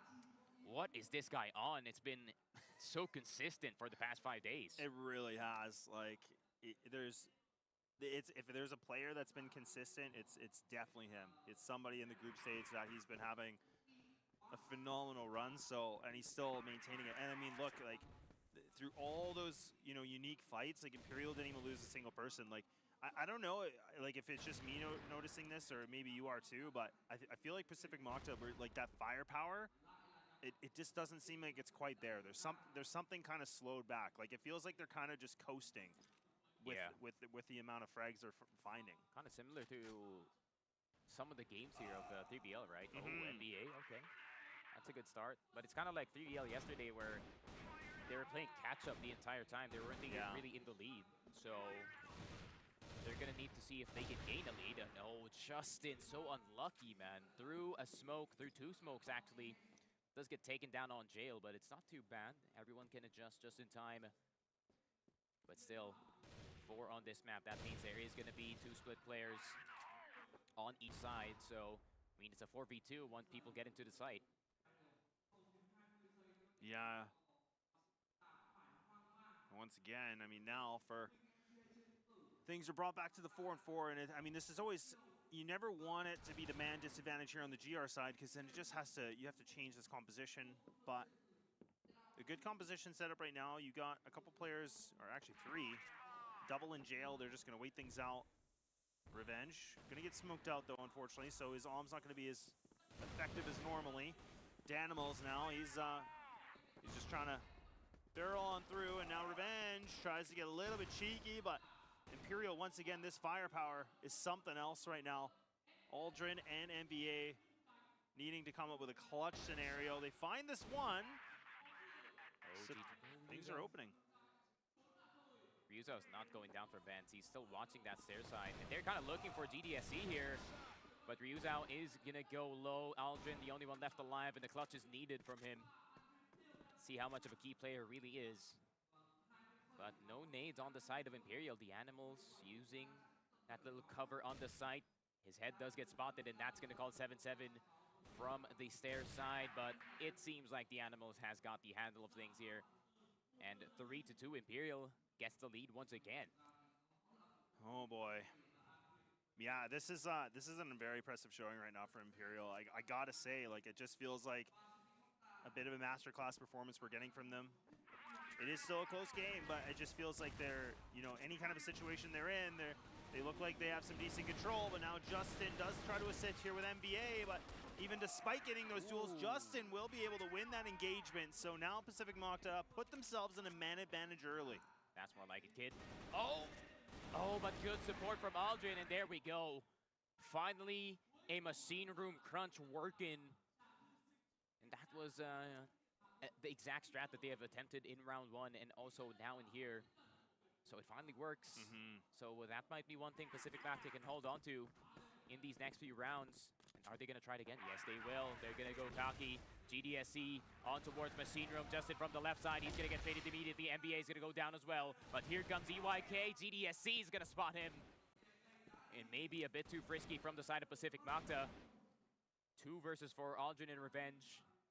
Both on opposite sides of the map, and look at Imperial. They're going to slow it down. They're not going to show anything at all. They're really so aware of smoke timings here. Yeah, they are. And around the map, they can cross so easily. Oh, Revenge. Oh, Revenge, you got to turn around. Oh no, they're just going to get themselves in the site, and he's thinking somebody in the flank, and now he's kind of wondering like, hey, what's going on here? Now he's like, oh crap, they're all here. They're all in the site, and I'm by myself, and I get taken out, and 7-7 again. Oh my. But now Aldrin, on a 1-on-4, does find this one to make it to the 3. Looking to see what he can do. A little bit of utility that he still could use. He might be able to get the touchdown. Oh, how is Eagles not dead? Good reposition from Eagles. Oh man, this might be asking a lot. He has to land one of these shots. This flash has to make the connection, but Eagles, the one that survived from the nade, the one that was wounded, he is still able to fly. Yeah, it's a way better series coming in here from Eagles. Kind of a second win that he got for the past few days, and 4-3 now for Imperial. I mean, you kind of mix the insane performance that 7-7 has with Eagles kind of coming back into the plate. Hasn't been the best time for Ryuzo, but we already know the tendency of this man to not be there in the early game, but then when it comes to the later rounds, he kind of just appears out of nowhere. Justin jumps out 7-7. How have you done this? MVA is going to go down. The Animals will get a wall bang in return. 7-7, man. How is he doing this? It is a question. It is. That's probably the best way to summarize it. Is how does he find himself every single time to find multi-kills and that much impact, and now impact needing to be required from Aldrin, but it's just not going to happen at all. And this is such a change-up from 7-7. I mean, look, he has been really good. Like, we said he's been consistent in the group stage, but it's just something about this right now. I think these guys have a little bit of fire under them, knowing that, look, playoffs are really potential, but getting this win here is just going to solidify that. Now Pacific Mokta, once again, they're going to try to do it again. No! No! They play the same track, and it just gets read like a book. Yeah, usually I would disagree with you there, but I kind of agree. Now is not the time to go for that. Oh. But 5-3, maybe Imperials were expecting that, or rather Mokta was expecting Imperials going to play passive, but no. No. It seems like the Animals is in their heads, man. He can read every single thought that Pacific Mokta is thinking, and again and again and again, they're getting caught making an aggressive play happen, and it's not working at all. It's pretty tragic, but that's just the power of the Animals, man. Once he catches your gaze, he knows every single thought that you're thinking. It's something that he's picked up for the past few years, especially in last year's 2023 tournament. That's why they did get that impressive top 4. Revenge is going to get Ryu's out, though, but he's only playing distraction here on the A side. B could be wide open if Zik does decide to go and rotate DDSC. That's 2 spotted, so it's all up to him to try and save the side. AK is going to hit this time for ZYK. But can he get 7-7? Eagles spotting him out. Does he see that Eagles is in jail? Oh, Revenge spots him instead. Is Eagles going to peek it, or is 7-7 going to peek first? 7-7's already on low HP. Eagles, though, just going to go all the way back in towards lockers. 7-7 with the spray. And Revenge does not hit the shots on the Colt. 6-3. Oh, boy. Well, look, it's you got a Coke for me, man. Yeah. Please. You're the one that's usually supposed to, pump them up. The copium's usually just oozing out, It's in the veins, but it's tough. Look, like, I mean, like, Revenge, unfortunately, has never been in a position where he can succeed. He was sitting at a 2-8. That's where I talked about this in the beginning, where I thought if Revenge can play well, if he can get the right shots, it just seems to be a big momentum shift for these guys. And unfortunately for him, it's just been quiet. It's been difficult. But like you said, Danimals, it just feels like he's Charles Xavier. Like, he's just been reading them. Like, he's in their heads the whole time, and he's just been able to anti-strat and just outplay them. Yeah, ever since, I feel like ever since the smoke changes here, specifically on LAN with the red name. Oh, I was talking about this yesterday by the voice, because I think Horus was doing the exact same thing, and it works. It almost works there for Zik. But I don't think anything's going to happen. But back to my point, right? I mean, the smoke changes, the red name not being seen through the smoke now. I feel like Imperial has done the best job of adjusting to it. The only thing that you can see through the smoke now is the muzzle fire. And I feel like Imperial has used that to perfection, especially 7-7 here. He's been so good ever since the fights are now more head-to-head rather than behind the smokes. But the Animals spotting out that mid-side. Eagles already on 1 HP. ZYK inching ever so closer, but nice flash to just try and put the Animals back into the A site. And Justin is just going to run through Eagles inside of the site itself. NBA with a good trade. They know Ryu's out still in the lockers, but NBA takes him out. 2 versus 2 situation. ZYK having to defend by himself. DDSC turns around in time, but can he get the 1v1? No. IGL on IGL violence for now, but now it's entry versus IGL. Oh boy. Okay. What is he gonna do though? Oh.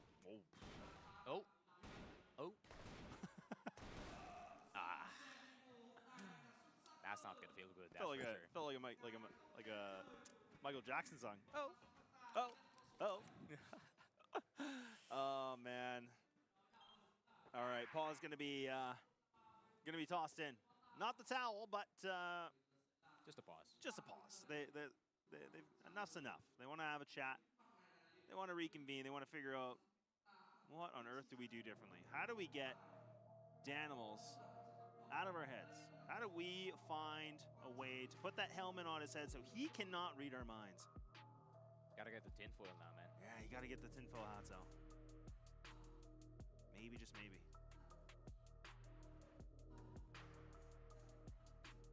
Yeah, it's not looking good for the boys. They're really hoping to get that 1v1 down, but it seems like that is not what happened here. Imperial, though, full dominant effect. This is what I like about Imperial, not gonna lie, is that when it comes to games that really is super important for them, that is where they really step up. Happened last year, is happening now as well. So the form is just better, the Animals and the boys. I don't know where they found 7-7, man, but that guy, if Imperial does go top 4, and they somehow beat AG, because they're most likely going to be the 2nd seed, man, the Animals, you've gotten away again with another good result for this squad. But that's it. That's just how strong the Animals is, man. I mean, granted that Vasco did get that 1st seed back in CFBL, I feel like Imperial's game is translates better on the international stage, more than Vasco's.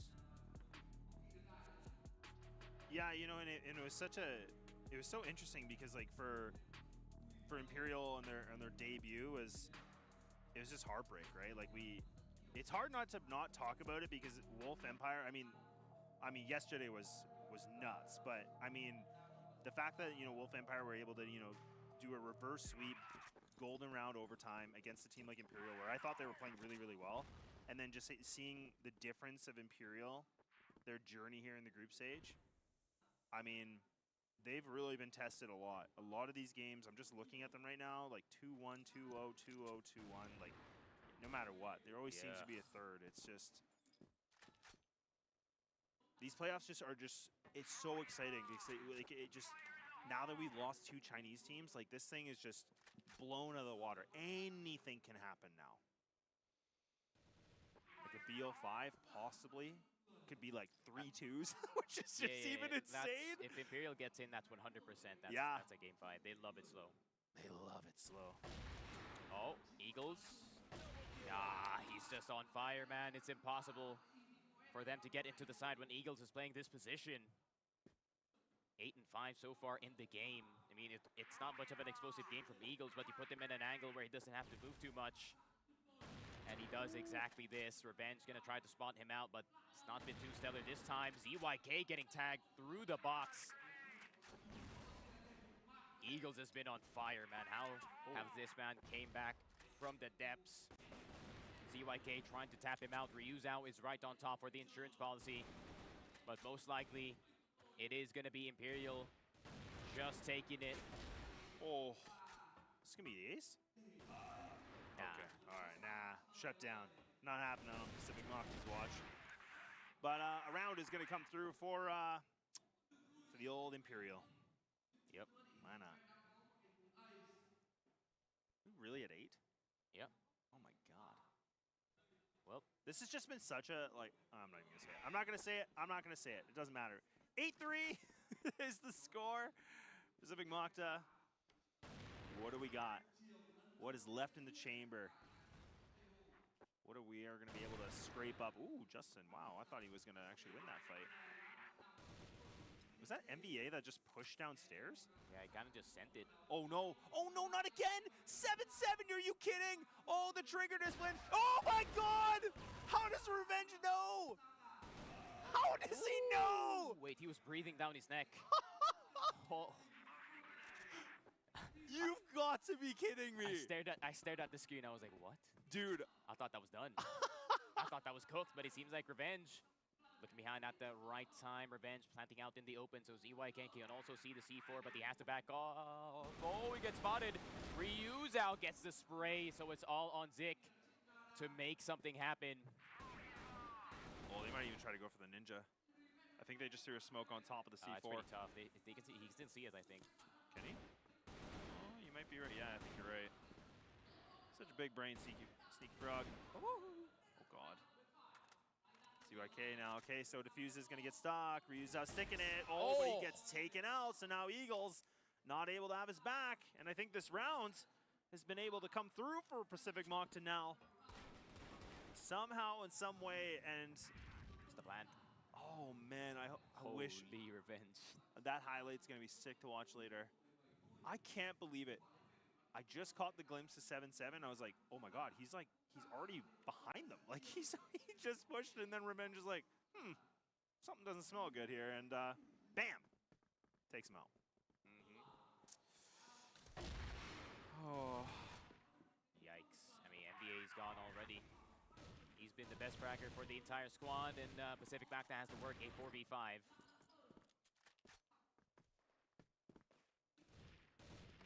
Yeah, I think this is now the second, if not the third round. NBA has actually gone down very early, so it's a bit unfortunate. Ooh, GDSC.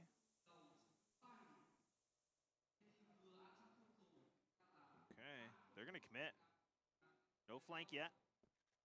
You can see Revenge in the back. He's like, you know what? I'm gonna look it out. I'm gonna scope things out, and good spray with the the AK, I should say.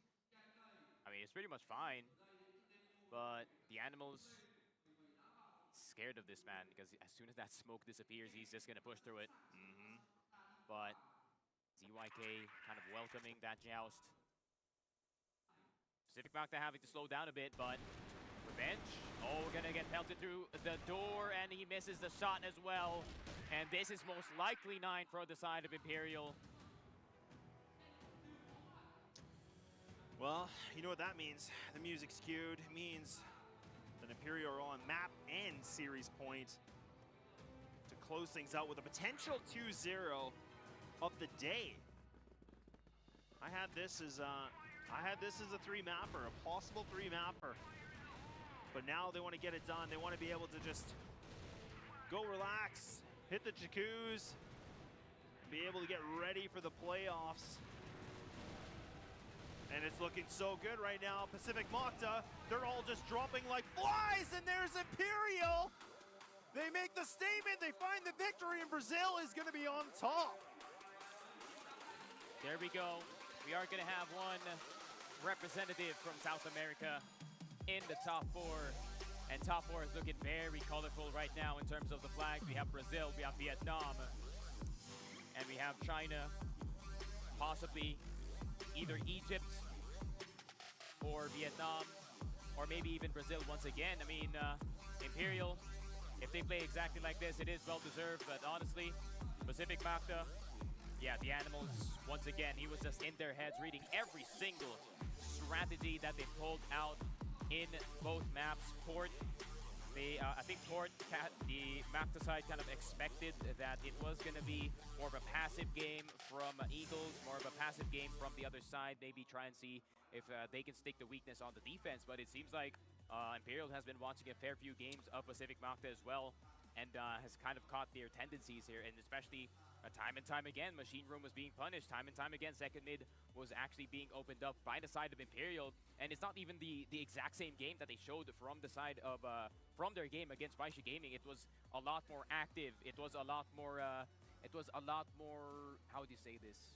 A lot more face-to-face with the enemy. So I think Imperial kind of changing gears in sub-base especially, it kind of just blindsided Mokta. I mean, everything that Mokta saw from the prior games was really for nothing. That was just Imperial having to switch modes because, I mean, different games, different teams, I guess.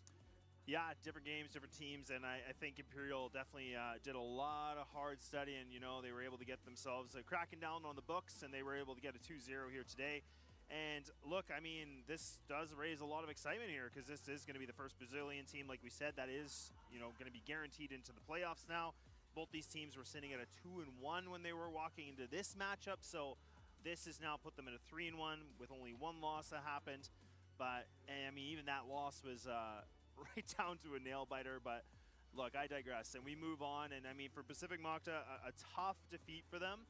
But I think, you know, we talked about the veto. I think Imperial did a really good job manipulating the bans. I think the veto was in their favor. There was a lot riding on Port where Pacific Mokta had to win that.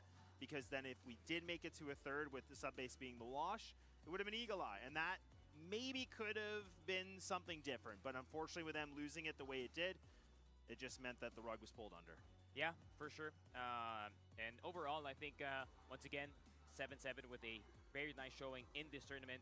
And I feel like if he keeps up this consistency, especially when it comes to playoffs, I think even the Chinese teams are actually in danger here. So most likely Imperial has now ended up in second place in this group stage. Is there any chance for any teams to do anything? Baisha versus LCK, that doesn't matter. Both of them are eliminated. So yeah, it seems like Pacific Magda is just going to be joining Baisha Gaming in towards that red stripe. It hurts to see, in all honesty. But in my opinion, I feel like they got some really good wins in this tournament, especially up against Wolf Empire, who ended up the first seed in this tournament. LCK, they swept them. And yeah, I mean, overall, it was a pretty good showing for the tournament, considering the expectations back home were to just, everyone was expecting them to just get swept in their group. You know, it's it kind of hurts that the people back home kind of expect that, but in my opinion, I feel like this is a bigger improvement from what they've shown compared to APAC Spring. So I think it's only up from here, honestly. It really is, and I mean, it's a good way for a lot of these teams that have been very competitive in the group stage. So the fact that, you know, for Pacific Magda, it might be done, it might be packing their bags, but you know what? Their head can be high here. I mean, these guys were able to cause some good upsets. They've, you know, had some really close maps as well, even if it didn't, you know, go in the win column for them. So that's the thing you got to take away as a team, is that there's still lots of improvement needed, but it wasn't like, you know, they got blown out. It wasn't like they went like 0-4. Like, these guys still had a very competitive record. And I mean, look, we'll have to wait until the end of the day to see where kind of everything lands. But I mean, I think for them, it's still, I wasn't sure what to expect with them. You know, the only Filipino team here there's a lot riding on you for pressure to represent the country. And I think they did a magnificent job doing that here. Yeah, and there's a lot of people saying that, oh, they should not be the first seed. It's been a few times that they bombed out of the tournament. You have to beat them first. You have to beat them first to replace them. Got to be reminded of that. So if no one can beat Pacific Magda, then it seems like they're going to be showing up in another tournament. But I mean, there's still a lot to improve. In all honesty, I mean, new coach, new style. So I feel like there's only up from here. Ceiling has not been realized for the side of Pacific Magda. So yeah, I mean, at least they go home $12,000 richer and try and see if they can recoup after that. But I feel like the $12,000 don't really matter, especially knowing them personally. I think their inner competitors probably going to be disappointed, really knowing that they thought that they could have gone deeper in the tournament. Yes. So yeah. Yeah, it's always hard, right? I mean, it's a lot of cash that's on the grabs here. We talked about the prize pool being a total of you know, 300K, but you know, it's a nice little bit of a split, you know, when you go from first all the way down to dead last. But yeah, I mean, these guys are in a position where, you know, they're not going to be walking away empty-handed, but obviously as a competitor, you want to win the damn thing. You want to be able to have this on the resume and say, look, like we've been able to top an international tournament. But that's where we, you know, talked about this in the very beginning of this whole week, is saying, look, these are all the best teams across the globe that have been able to be on top of their leagues. They've been able to show that they can compete with the best. And this group stage has really, really shown that. Like, even Pacific Magda sitting themselves at the 2-2, they were able to have some pretty great victories. And they've been, like I said, they've been able to be very competitive with some of the best teams in the world. So it's just a matter of maybe what's going to happen next year and all these other factors. It's just, how can you not be excited? Yeah, and 1 second. All right, I'm over it. All right, I'm pretty hyped for the tournament anyways, because it's still CFBL coming through in Group A. It's still CFBL and CFBL coming in. And yeah, granted, I'm sad that Pacific Magda is gone, but overall the tournament is still pretty exciting because we only have one Chinese team potentially in the playoffs. And I gotta, who do I switch on there? Do I just start cheering for 3BL now? Well, that's the thing, right? I mean, the next game is going to be, you know, 3BL. But before we get there, before we go too deep into it, I mean, just in case anybody wanted to see it, is the match stats. And I mean, look, it's going to be no surprise if this isn't him, then I will be personally going to production to have a conversation. But 7-7, putting himself almost at a 3.0 KD. Besides just that, the guy played some of the best Crossfire I've seen in such a long time, just with flanks, getting multi-kills, repositioning, you know, amping up his teammates. Like, he did everything to the book. He played his game. And then with that is Danimals. Like, he was a mastermind in this game. Like, when you talk about IGLs and you talk about calling a game, this just felt like every star aligned for Imperial, and it was just a beautiful thing to see. Yeah, That is for sure. Match result, it's still going to be brutal. 3 times that we have met, and 3 times we have been beaten.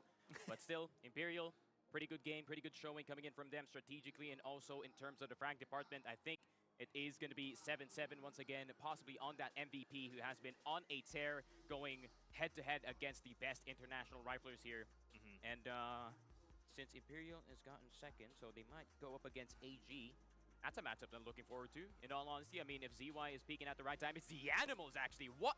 Wow. I mean, if the IGL is doing exactly this, I then mean, why not, right? I mean, sure. Okay, look, I mean, I'm still going to have a conversation. I don't know if I fully believe this, and then I don't mean any disrespect to Danimals.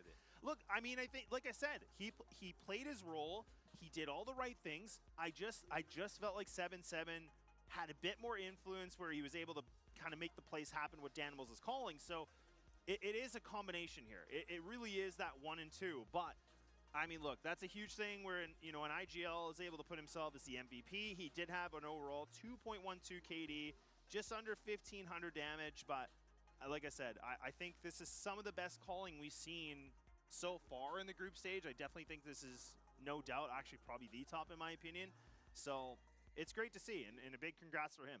Yeah, that is for sure. The Animals, of course, when he's the one fragging, leading the charge, the entire group of the Imperial squad, they're going to be inspired. He's like a beacon of light for the rest of the Imperial squad, and everyone can follow suit. And I mean, if the Animals is playing this good with the combination of the other 2 players for their side, I mean, this is just going to be a sweep. And also, Ryuzao, as much as I said that this guy's not good in the early game, if there's already a pretty good game coming in from him from Port, so he wasn't really required for sub base. The rest of them can just do their work.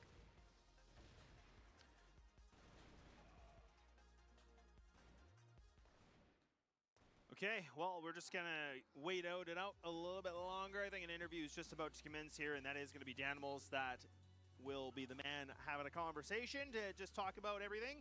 And a big congrats to them. So it is going to be their little bit of a ticket into the playoffs. We are going to get ready to go onto the stage, so that'll be it for us here. So we'll see you in just a little bit. Và xin chúc mừng Imperial đã lọt được vào thi đấu playoff. Và một câu mình muốn hỏi Danimal là Imperial có bao nhiêu % cơ hội vô địch trong CFS Summer năm nay? Muitos parabéns porque ganhamos hoje, Imperial ganhou hoje. E você acha que qual 100% de chance para Imperial ganhar a vitória, campeonato no final? A porcentagem eu não sei, mas a gente está muito confiante, a gente está trabalhando muito para conseguir ganhar o campeonato. Chúng tôi đã luyện tập rất là nhiều và với sự tự tin này chúng tôi tin tưởng rằng chúng tôi sẽ giành chức vô địch. Vâng, và đâu là đội tuyển đối thủ nào Danimal muốn gặp nhất trong vòng playoff? Então, qual time que você quer encontrar no último jogo? No final do jogo. No final eu gostaria de encontrar a equipe da Vasco, com certeza, que é a equipe brasileira. Tất nhiên là chúng tôi muốn gặp những người đồng hương là Vasco. Vâng, xin cảm ơn chia sẻ của Danimal. Và đây là một yêu cầu cuối cùng của Danimal, đó là Danimal muốn gửi một chút thông điệp của mình gửi đến những khán giả đang theo dõi mình tại Brazil, và chúng hãy cùng lắng nghe những chia sẻ của Danimal. Xin mời. Agora pode dar o seu agradecimentos para o seu fã brasileiros. Salve, rapaziada do Brasil. Eu reservei esse momento aqui para poder mandar uma mensagem para vocês aí. Eu só queria agradecer a torcida de todos. Esse novo meta de jogo é muito complexo, mas a gente está trabalhando e se esforçando todo dia para poder dar alegria para vocês, mano. Chegar longe do campeonato, a gente está muito confiante para esses playoffs. Apesar das dificuldades, a gente está trabalhando muito. Então confia na gente, mantém a torcida. Daqui a pouco a Vasco vai jogar também. Torcer aí pra G, dar 2-0 ali na 3BL para ficar maneiro. Mas é isso, mano. Go Imp, Go Vasco, Go Brasil. Em có thể dịch ngắn chung là bạn ấy rất là, nói chung là đội tuyển đã làm việc rất là chăm chỉ, rất cảm ơn cái sự ủng hộ của fan hâm mộ và chắc chắn rằng sẽ đem về cái chiếc vinh quang cho quê hương. Vâng, cảm ơn Imperial Danimal về màn phỏng vấn vừa rồi, và trận đấu đầu tiên của chúng ta đã kết thúc. Nhưng các bạn đừng đi đâu cả, trận đấu thứ hai sẽ chuẩn bị nhanh sớm rồi khi có tín hiệu được bắt đầu.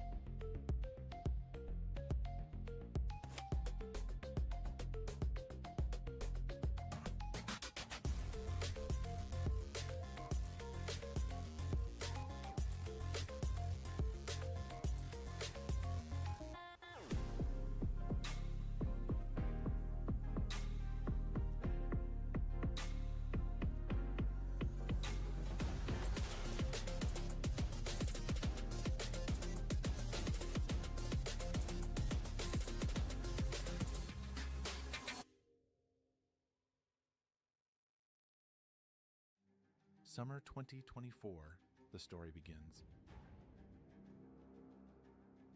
More than just a game, a celebration of surpassing limits.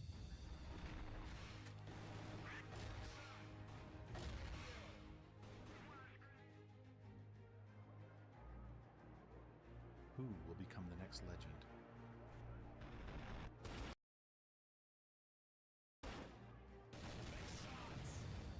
In a place filled with passion and intensity, the story continues.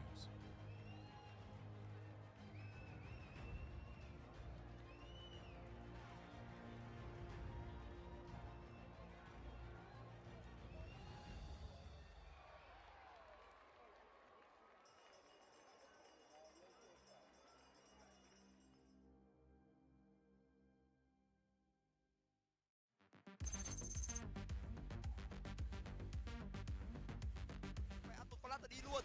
David đây tôi đã nói rồi, Flash ở kia không ai chết cả. Không ai chết và đó là cái double kill dành cho David. Và Gucci bắn kẹp cùng với con Tomai K3. Bên phía bên này IQ. Hoàn toàn có thể quay xe về A được nha. Nhảy vào trong một điều kiện double kill cho Footboy và sẽ là cái triple kill, không đến cái IQ anh ta vẫn đang cố gắng lay hoay. IQ bị phong cấm vào. IQ phải chết bằng triple kill cho Footboy. Em có biết hay không đây, và có vẻ như là Hiếu Mèo anh ta nghe được một cái điều gì đó rồi. Sẽ là ra nhưng không biết và double kill cho mày. Bây giờ quay trở về khu vực bom CP từ A thì nó sẽ là hơi khó khăn khi nhảy lên từ UC. Vẫn còn có được mạng. Toàn bộ nhân sự trong kho B của Islander đã bị quét sạch. Chỉ còn đúng một mình Mai thôi. Và Mai cũng không sạch cỏ rồi. Chứ còn là IQ thì tôi không nghĩ là sẽ chiến thắng đến từ bên phía của đội tuyển Team Valor Túc. Một bạn cho IQ và cái double kill nó có hay không đây? Khi Mai đối đầu với cả một trong những đối thủ cũng và chạy rất dẻo đến từ IQ. Vị trí của Mai phải đi tìm, nhưng IQ anh ta có một cái tốc độ của là 10 giây. Khi mấy công 9, 8, 7, 6, 5, 4 không được rồi. Trời đất ơi, không kịp đến từ bên phía của đội tuyển Team Valor.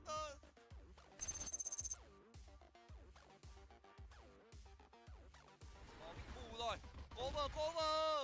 TGM anh ta bắn côn kìa. Trời ơi, người cover. Sai. Là đồ đà không, đó là Kim Boom với cái triple kill. Kim Boom không thì đối thêm đã về tới nơi rồi. Đến bên kia có vẻ như Small và cả vị trí ta không muốn quay xe và cái double kill. Hai người ở cửa B cần phải có đồ nhưng mà hết đồ mất rồi. Nào một mạng đô la đứng cương luôn cái double kill đô la và Rambo bắt thêm được cái mạng của Trap nữa. Lát TGM bắn hay quá, đúng chết được một người.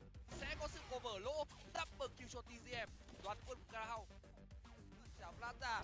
Các thành viên của bên phía đội tuyển Last Legend nó bị bóc tới hai người. Lucas có làm được cái mạng thứ ba, cũng được câu trả lời là có. Họ vẫn chưa muốn lên A vì sẽ muốn được quất ở nhà. Small anh ta khá bất ngờ, đô la đang ở đây và Chap làm cái gì đây? Bông kill bật lôi, chỉ định không dám lao ra đấu. Bông kill mình phải máu lại chết với cái double kill cho bông kill.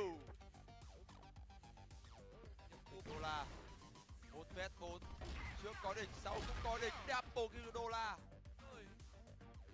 Và TGM anh ta vẫn đang quản cục pin này. Đô la muốn bắt TGM. Đô la anh ta cũng không thể thoát được TGM. Một pha kéo tâm là hay. Và Kim Boom người cuối cùng. Wow. Cùng với đô la tạo ra thế gọng kìm. Nhưng Small có một Small rút K98 ra. Và đô la thì lại là một cầu rival, nên nhớ Small có tốc độ cực kỳ là nhanh nha. Và double kill cho Small. Chuẩn bị đánh A thì TGM có cái double kill, Chu từ dưới công rút ra cái triple kill, ultra kill và có quay để cho nó ấy và ấy dành cho TGM. Muốn đục lắm ấy nhưng mà không đục được. Bây giờ thì sợ lộ ra và chạy được thành công 14 giây, không kịp PA. Phải đặt ở trong khu vực OTB thì đối thủ không có được, đó là vị trí của Rambo làm hay. Xiên lên mà đúng vậy, nhỏ lại vào sớm thế nhưng Lucas bây giờ quay trở lại thì anh đã có cái miệng mạng ở cục mang tên TGM. Đạn chip ui rồi ôi, đạn chip hơi non.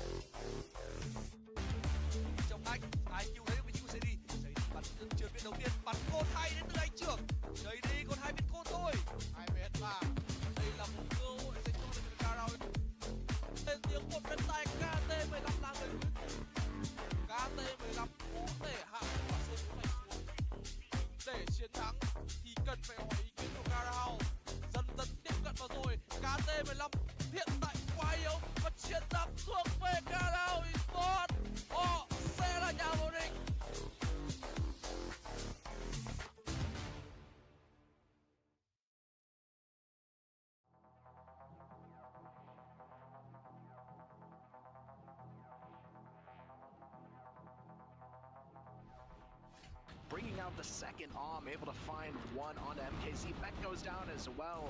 And finally, there's a response, and it's a huge one. Unknights, thanks to HCZ, are right back in the fight here. 4 kills on the table, all headshots as well. HCZ came around the corner, gets a freebie, he's completely blindsided from it, but Snox just eats the flashes, has to back off the Creeds. He's gonna hold the line for all 3. Caught by a flash though, he's gonna double back. Doesn't want to stick around too long, Min. Gonna find one, we're gonna make that 2 as well. Looks for a 3rd as well, and he'll find it. What a round coming out from Min. Very low on HP, so Unknights, if they can play their cards right, there's a chance to win this back. And Beck, he might have just found that opportunity, already finding himself 2 kills. You can see Snox wants to go for the trade. He's a little bit late, and he's not gonna be able to find anything. Beck able to get 3 kills, and Creed's and Awesome, they know they've got to try and find something, but Beck able to find 4 before finally.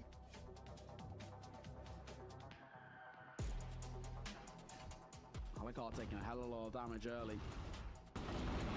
Swing on the corner, Dezane gonna get 2. Oh, made that 3. Brilliant from Dezane. But Flex is already quick on their flank as well.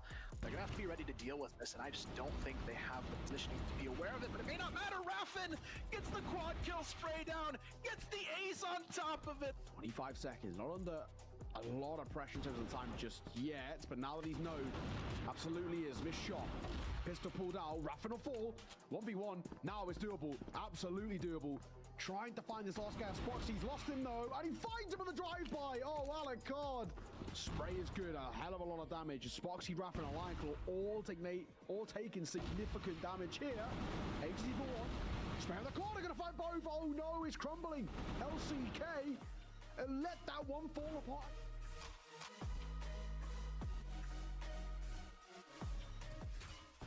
Disrupting on that position, but Pietro, he's trying to get some work done himself here from the back of the A window. Put that pressure on them. HCZ able to find one. MKZ finds another confident Snare.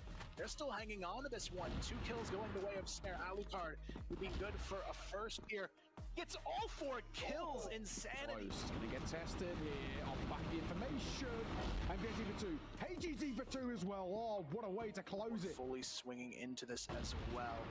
He's gonna find himself a 2nd kill. Pietro spotted as well. This flash is gonna be huge for their chance to break through. Pietro able to find Snare. Horus and the 1v2. Good for the first, good for the second. Horus, what a retake. Knights have clearly done their homework here. They know exactly what they want to do on the approach. And 3BL, they're just kind of left to try and pick up the pieces and find a way to just frag out. The bomb is gonna be dropped here. Slayer on that wrap though is huge, because Snare is left alone, flashed out of position, looking for a potential clutch here. He gets the sprayed out. The Horus and Snake is going to be massive. Snake able to find 2, but through the wall, MKZ takes down Totson and Horus. Making a 3rd kill. What is that 3rd shot? And now it's just Snare, but the wall bang of the M4 proving to be so massive in this round. But MKZ, it's not over just yet. The 1v1 situation. Can he take it all the way to the finish line? No, he can't. Nation starts to come through from Snake. Totson able to find 1 as well. There, he's not going to be able to hold on to it. Totson, though, still able to find that impact from the bridge position. Gets a 2nd kill onto HCZ. MKZ and Beck are also very, very low. Horus has to be able to respond here from the GR spawn. He's spotted out. Here comes the double swing. Totson, he needs the ace in order to close this one out. He spots MKZ on the shoulder. Be good for a 3rd in this round. Can he do any more? The time is already ticking away from him. They know exactly where he is, but he catches Alucard as well. Surely not the ace. The one-on-one opportunity to win it all for Totson. Beck just definitely gonna dance this one around and try and run down the clock, but the backstab, Totson! You've got to be kidding. Ace clutch for the win here. Gets it done for 3BL.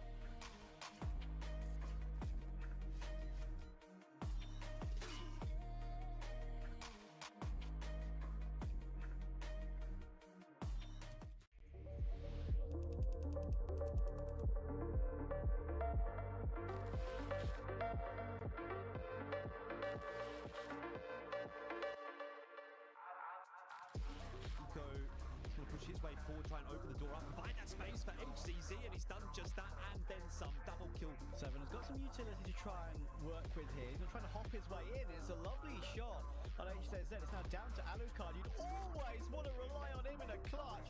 There are 3 players in this position. position. That's going to get the plot down in the meantime, but they should just be able to swarm. Creeds finds his kill, but I'm not sure it's going to be enough until Awesome steps up.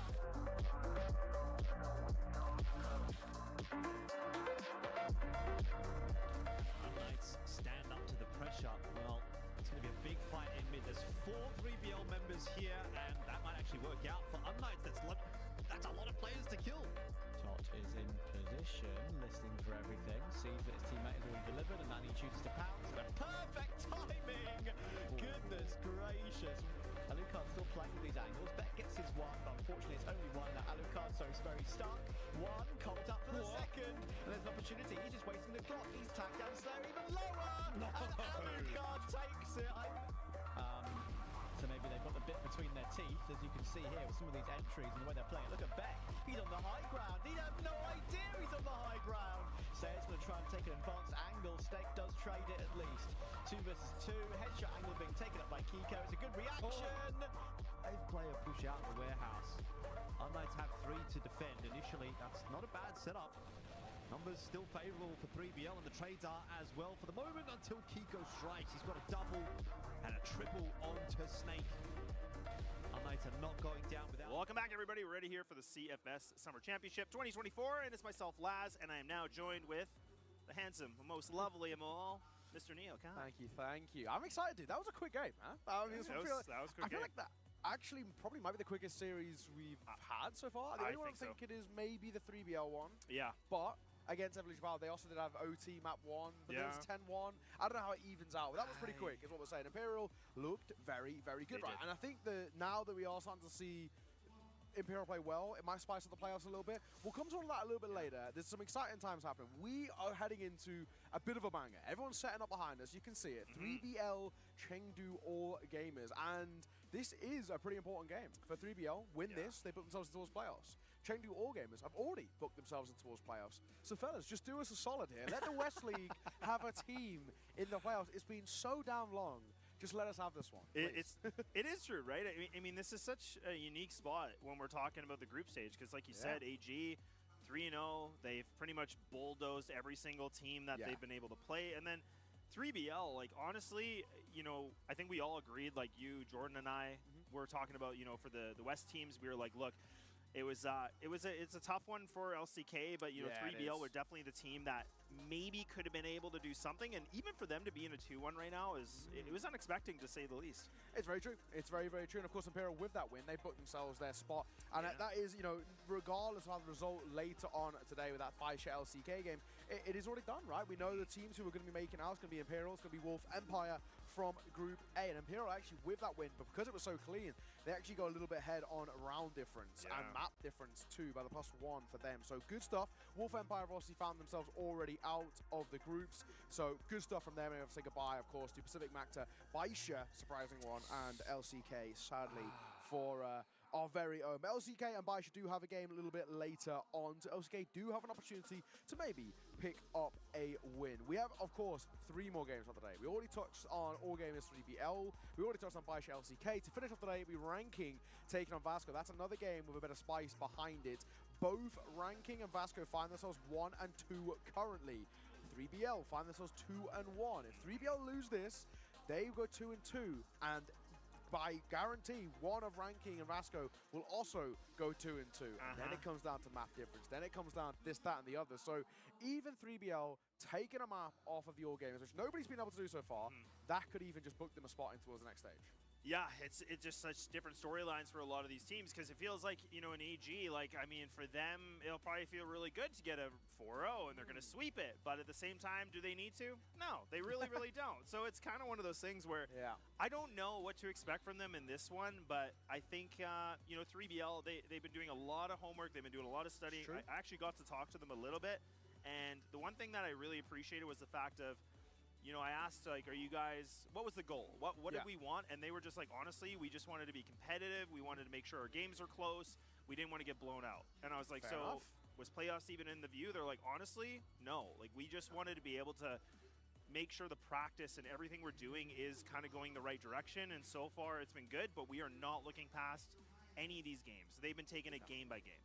and they wanted to compete, and compete they have. I mean, currently, they find themselves with the slight advantage, right? They are, at the moment, with the amount of games played, right, same amount of games played as Ranking and Vasco, they are +1 in the maps. Ranking are -2, Vasco are -3. 3BL have already beat both of those two teams. So the thought is that they might have the slight advantage, but we'll have to find out. We've got a little intro from the Chengdu All Gamers, of course, our favorites. You're going to want to check this one out.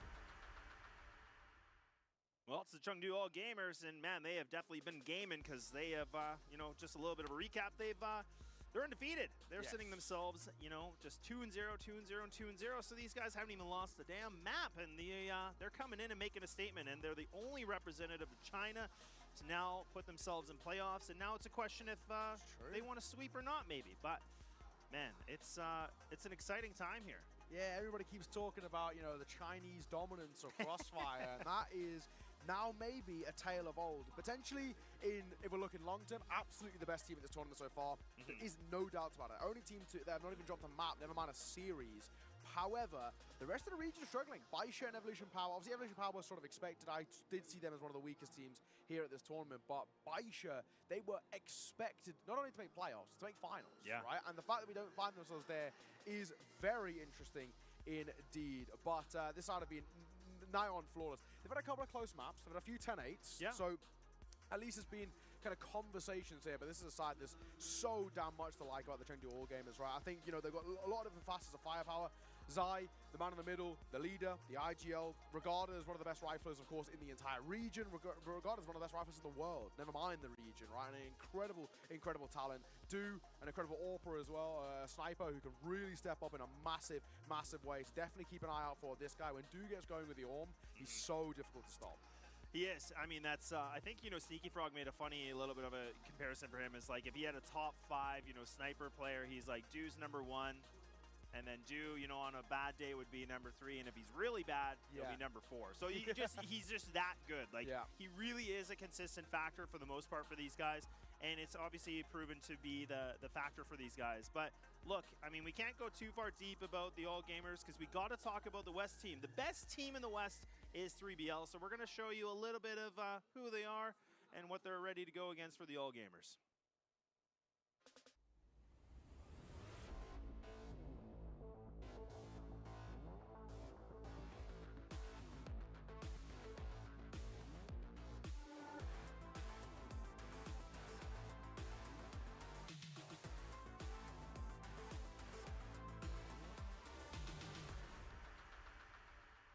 Well, we introduced you to the beast from the east, and now we can show you the best from the west. 3BL have been incredible all season long in the Crossfire West League, and they've really not pulled any punches. They've come to an international stage, and many people didn't expect all too much of them, and they've come out all guns blazing. Beat Vasco 2-0, beat Ranking 2-1. An upset loss, it has to be said, against Evolution Power, where they got decimated yesterday, but it felt like an off day. This is their chance to guarantee their spot in towards that next stage, in towards the playoffs, and be really starting to scale up the money as well. It goes from being, you know, just whatever, 11 grand or so, 20 grand, 50 grand, 70 grand, 110 grand is how it moves up. This is a side with a lot of talent to love. The main man we're always going to look towards is Snare, an incredible sniper, someone who's really got to step up today to be able to put Do in his place. Slayer as well, incredible rifler. When he gets going, he's always going to be a bit of a human highlight reel. So definitely the names that we always look towards. The other name I'm going to throw out there as well, doesn't get as much love, plays a lot of those less than impactful roles, but does really well in terms of the lurks.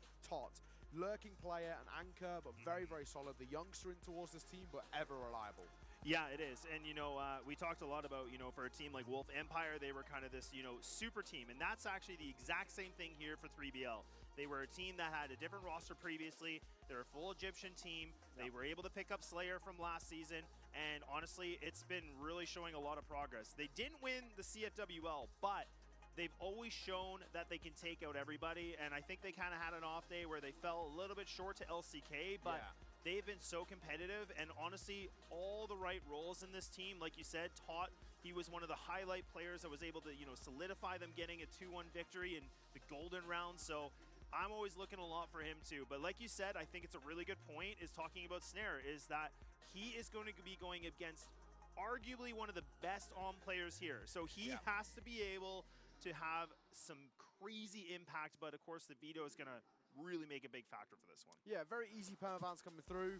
3BL don't play Eagle Eye at all. They never played it in the West League. Don't touch it here internationally. That'll get banned out. Mexico, same situation over towards the Chengdu All Gamers. They don't play it domestically, so that's going to be banned out. If we look towards maps they're going to play, though, best map over towards Chengdu All Gamers. On paper, Eagle Eye is for them, but of course that is going to get banned. So then I would say Subbase is probably their best option. Ankara is another one that they do like to play. It's actually their most played map domestically too. So keep an eye out for the Ankara, but I would expect Subbase to get picked in as the Chengdu All Gamers do look very, very solid on it. On the flip side, for 3BL, I would normally look towards a map like Compound. Compound's their bread and butter, their best map. They love it. They always go there. 15 times played domestically, 93.3% win rate as well. 14-1 they went domestically, so that is the map for them. Another one they do like, though, is also Black Widow and a bit of Porp. So we might see a bit of that. And they're not going to be too upset with Subbase. It's also a map in which is in their pool. Last 2 times these guys have played, it was pretty light work. Summer Championship 2022, a 6th place finish for 3BL, but a 2-0 for the Chengdu All Gamers, and 2-0 as well last year. And no surprises that we get our key players being those 2 snipers out from both sides. But as you can see, just in a couple of factors, a little bit better over towards Snare there. He has had his real highlights. He really popped off against the likes of Vasco in particular, but also, I mean, he was crucial. His little incremental plays against ranking were, if it wasn't for him, I don't think they would have won that. Yeah, no, definitely. And I mean, it's actually kind of interesting that when you look at the matchup, the Om versus the Om, he is the guy that's kind of edging him out a little bit, because when you talk about Du, you're like, look, this is a Chinese superstar. This is a guy that, really is a lethal weapon. But look, this is going to be down to the factor of the map pool, the vetoes. But look, I thought I put 3BL just because of my biasness, but I don't know. I'm gonna have to check that after. But look, like it is hard to ignore. Like, AG really are such a dominant force. The best team. They are probably. I had them as the #1 team going into this tournament. Same here, before everything started, before all the chaos. But I did kind of get a little nervous about their group stage run, because they can be sloppy. I think they're a team that really likes to reserve their strats, and then as soon as they get into playoffs, they're an entirely different group. But I mean, despite that, they've really just proven that they wanted to remove that narrative, because they've essentially been flawless in this tournament so far. Yeah, exactly that. Looks like as well, nobody really disagreeing, and it makes a lot of sense. I just think this is a side that have been so damn dominant, not dropped the map. A couple of them been close, sure, but I mean, it never really felt in doubt, I think, is the main thing, where for 3BL, especially for us, we have to look at that game against Evolution Power. It was a side that was, meant to be a guaranteed win, meant to be them being the first team to book their spot in towards the playoffs. Actually, because their game was obviously before the Chengdu All Gamers, but they fluffed their lines a little bit. It was a really, really rough showing, and I think now I'm wondering what we get from this side in terms of a bounce back. How's the mental reset been? Because it's not an easy thing when you've got what is a guarantee, or should be a guarantee win on paper, against actually one of the weaker sides from that region, and they let it slip away. I think that really can hurt the mental a little bit. So I'm really hoping they found a way to kind of bounce back into this, find some form, really get to showcase what 3BL can do. They did it against Vasco, they did it against Ranking, but those guys don't really scratch the surface of the Chengdu All Gamers, if we're being honest. Yeah, no, and that's definitely a good truth here. Like, I mean, I think, going back to your original point from the beginning, is that, look, the All Gamers are in a position where they're undefeated. It doesn't even matter. Like, even if if there's a world where 3BL does cause the upset of the group stage, I will say this has to be the upset of the day, or like the week. I should say. Sorry, but it's a situation of, it's so close. Like for Group B, like, it really is that much of a tight knit here, that even if they can get a map, that might just be enough for 3BL to just guarantee that spot to join AG. So I think for these guys, like, they like I said, they want to be competitive. They want to be able to, showcase that, the West teams can be, an international threat. But we have to see if they're going to be able to do it. This veto is going to be the utmost importance. I mean, I can never stress that enough, because you are playing the Chinese superstars. So here we go. And like we said, Mexico going to get banned out by Chengdu All Gamers, nice and simple. Eagle Eye will follow here by 3BL, map they don't play, so nice and simple permabans coming out early doors. I mean, when we go to these first picks, these really go interesting. For Chengdu All Gamers, I would expect the sub base here. Anchor is another one, but it is a slight risk. Okay, they are going to go for it. It is a slight risk, though, because it is a map that I would say that they like, right, 3BL. So I think they're happy there. On the other side, I'd expect Compound or a Port, and they are going to go for that Port. Both of those maps, Compound and Port, they played 15 times domestically. It was equally their best played map in kind of the local West League, so it makes a lot of sense. Compound going to get banned out here by the second wave. That's a smart one by 3BL. It's the joint second most played map with Port for them. And then the other side, I expect the Black Widow, so that means we do actually get as that sort of decider coming through the sub base, which makes a lot of sense. It is a handshake. For both of them, it's their third most played map domestically and the third highest win rate map domestically as well. So this does feel like a real handshake. If it gets there, I feel like a lot of the advantage goes over towards the Chengdu All Gamers, because domestically, 3BL did have a few issues on this map at times. We saw them pick up a couple of losses, the teams they definitely shouldn't be losing to. But I gotta say, this is a map pool. This is probably the only map pool you could have where both of this, in all three maps, they're actually both sides are pretty happy on it. Both of them play it a lot in their domestic respective leagues. Yeah, they do. And I mean, I think in this case, I mean, this might be just where they really are going to put all the eggs in the basket of Port. I think, you know, for Ankara, yeah, it's a really good point you bring up, because in the domestic league, they were sitting at 7-7. It's a 50% win rate. So, and when you're kind of sitting in those kind of stats in your domestic league, which is, I probably would argue that CFWL is probably the weakest out of all of them. Like, I don't like this. So I think for all gamers, they're going to feel really good about this pick, because it just will give them the buffer of the first map. But we're about to see. I mean, 3BL have proven us wrong. Maybe they can do it again, but we're about to find out. We're going to get underway, and now the second series of the day. I'm looking forward to it. This should be a fun one. I mean, obviously, a lot riding on just getting one up. That's all I'm asking of 3BL. Get one map. And I'm pretty sure my maps was right. Get one map, you guarantee a spot into the next stage. So it's as good as that. However, if they go 0-2, then they're also -1. But then head-to-head, they beat ranking. Yeah. So I think they would still get through, but then it might come down to round difference. I think it's going to come down to the round difference. That's going to be a really big thing. So, like I said, if they can find the map, I'm pretty confident that's going to just book them in. But again, that you're asking to beat a team that hasn't even. They've had a little bit of a sweat. Yeah, like you said, there was a couple 10-8s, a couple games that got close. But look, these guys are proven that they're a dominant force, and now 3BL aren't going to lose this first engagement, but at least the trade back from Horus. So now he's able to play this role a little bit differently than Slayer. He's actually typically the guy that likes to go in guns blazing as the entry, but instead he's the second one in. Yeah, hotel control taken. Now it's about where do we want to go from it. C4 still not committed either as well, so Tot going to double back and collect it. Where do we want to go? What do we want to do? What's the plan? Well, Dude going to get caught by Snare. That's what he can do. Snare on that side, he is pretty damn solid. Loves these flicky shots, but just as a bit of a move, Zhuai going to try and get into the fight. He might get caught off guard here. We'll get one. Does he make the second? No, he doesn't. So trades are benefiting 3BL. Yeah, this is actually, again, what we've been impressed with so far from 3BL is the fact they're playing a good system, but oh my god, ZY's may be able to go off the flank. He might be able to get this timing. Oh, there he is. He takes down Snake, so that's going to be the IGL gone. Tot is able to just tuck away in time. They're going to get this plant down, but now the post plant's difficult. You have one player from Fence, one player for the A main flank, but Snare proves to be better here with the Alm, now just leaving it to 12-22. Oh, what have you got for us? 1, 2, 2, needs 2, but he can't. He gets none.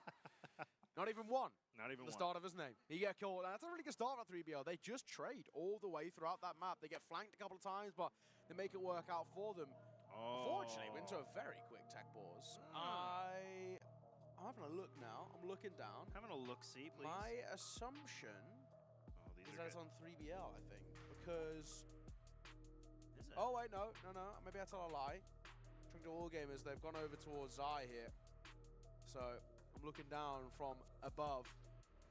We are sitting right above, obviously, the Chengdu All Gamers up here in the English side of the broadcast. We've got all 4 corners utilized here in the arena.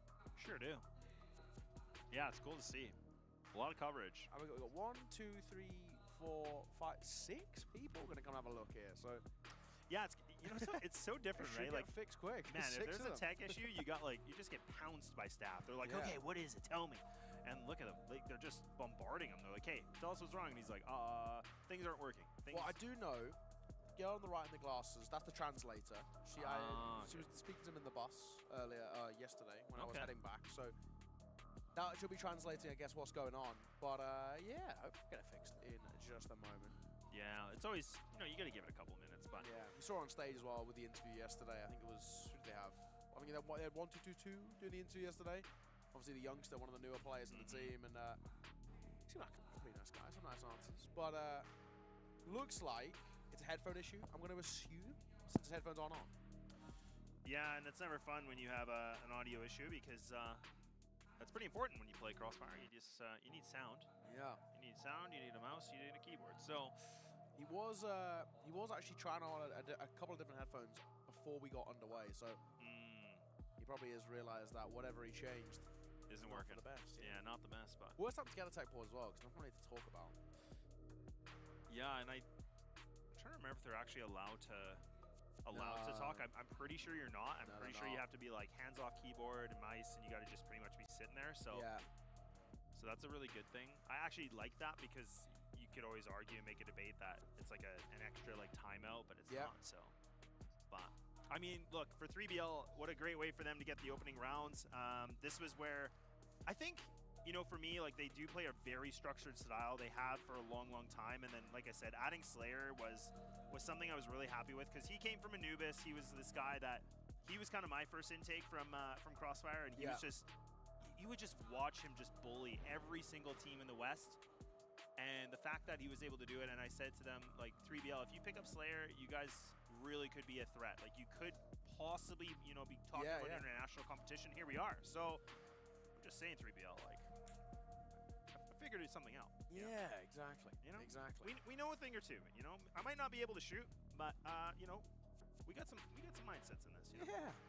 Looks like it's fixed though. Seems like audio issues are concluded, so we can get this not bad at all show back on the road. Only a relatively brief tech pause, but yeah, let's get things back underway. It's obviously a good start for 3BL.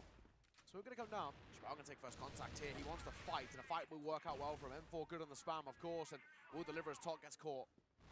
Oh, man, and now Snare, yeah, he's just going to get overwhelmed. What a nice play from AG. Just go through mid. They just go for the fight, find the engagements. Okay, good reply back. All right, 3BL, and that's going to be Slayer now.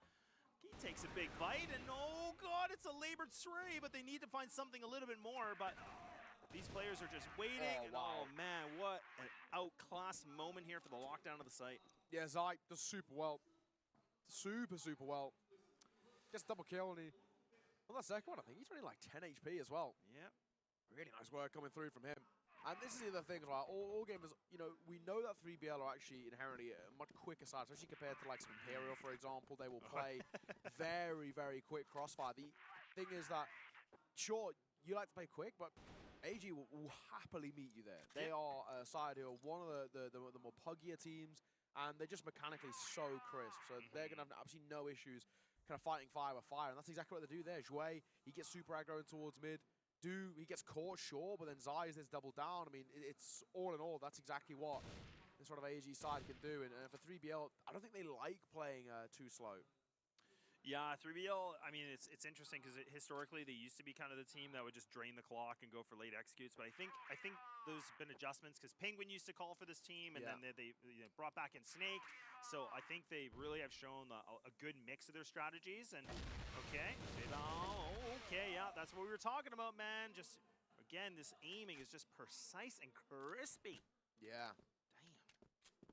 Getting a couple there as well. Just going 2 for 1 in any situation is always good, but especially there, it really gives them a lot to work with.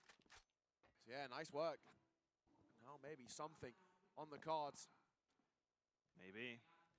Oh, hello. Wait. Snare's trying to sneak in the back lines here. I think he's just underneath. He knows Giải is there. The question is, does Giải even know he's up this close? I feel like he won't. No, Zai's doubling away. He's going to get caught. No, he's not. That's an uncharacteristic miss from Snare. He needed that. Yeah, I think he's a little bit nervous because he knows the competition they're playing, right? It might be in their heads just a little bit. These are still the early rounds. Snake goes for a big swing. He is going to be able to win it, but man, oh man, that was a challenging one. 2 on 3, still the advantage, and now flank through. He's going to be able to come through into connector, but it's a question if Taut's going to be able to read this. His back is turned. It's not might be good for 3BL. Taut needs to get his Smitey senses tingling. It's only 30 seconds left, too. Yeah, Taut trying to deliver. To backside. Oh, they're going to double down. Yeah, Shui making a move here. And he should actually be able to get in behind. And he should have had a step there. I think, yeah, he's doubling back. He did hit that step, and I think they're starting to chase him down. They know they're not going for a plant over towards that B side, so... Oh, no. Oh, Snake gets tapped away. Time ticking, fellas. Oh, they just got enough time to get that C4 down. That's good. Now this retake, got a lot of legs behind it because of how low they are. Snake left all alone, and he's tagged. I don't really think he's got too much legs left in this, if I'm being completely honest. Drops a bit of util to try and slow them down. We'll get the first, which isn't bad, but an insta trade by Zai. Nice and simple. And Shui will get the defuse, so it is going to be AG getting a second. Yeah, and honestly, good effort from Snake, though, too, because you could see he was playing behind green box like that, and he gets that first shot, and you could hear him still continuing to spray, because he was thinking that AG were going to do a double swing, and they actually didn't. It was kind of like a little... It was a little bit of a bait and switch, like, okay, you go first, I'm going to give it half a second. If you don't win that fight, then I'll be able to take him out. So, you know, just these, like, little micro decisions from AG is... That's what we were kind of talking about, is, like, a world-class team. Like, these guys... They know a lot of stuff, and they got a lot of reps in the server. Snap. Posted up. Snake playing anti here. You know, they're seeing a bit of aggression that's come through from this corridor. Sort of in and around connected. You don't want to be caught in transition. Doo's been relatively proactive in this area. Snare's starting to move his way forward. He's getting decent amount of information to work with, being completely honest as well. So, as long as he holds there, they can start just creeping their way forward, corner by corner. This isn't bad at all. Doo needs to be very, very careful. He's going to be tested, and I don't think he even realizes how much trouble he potentially might be in. Misses his shot, but somehow he's given the luxury of getting out of there. Yeah, good flash, though. It connects on actually 4 of them, so all these guys are blind, but now they have to worry about the couple other players that were around Hotel. Now the rotates are starting to commence, and now Taut even, he's in mid, so he might be able to get this flank. Doo now missing a couple shots, and this is looking a little uncharacteristic for him. Slayer spamming away. Slayer! He's just able to put the cult to action here, Neo. Oh, yikes. Shui left all alone now. 1 versus 3. He's going to get caught by Snare at the tail end. The two big names step up in a big way there, Snare and Slayer, but it's in particular the Rifler who does God's work.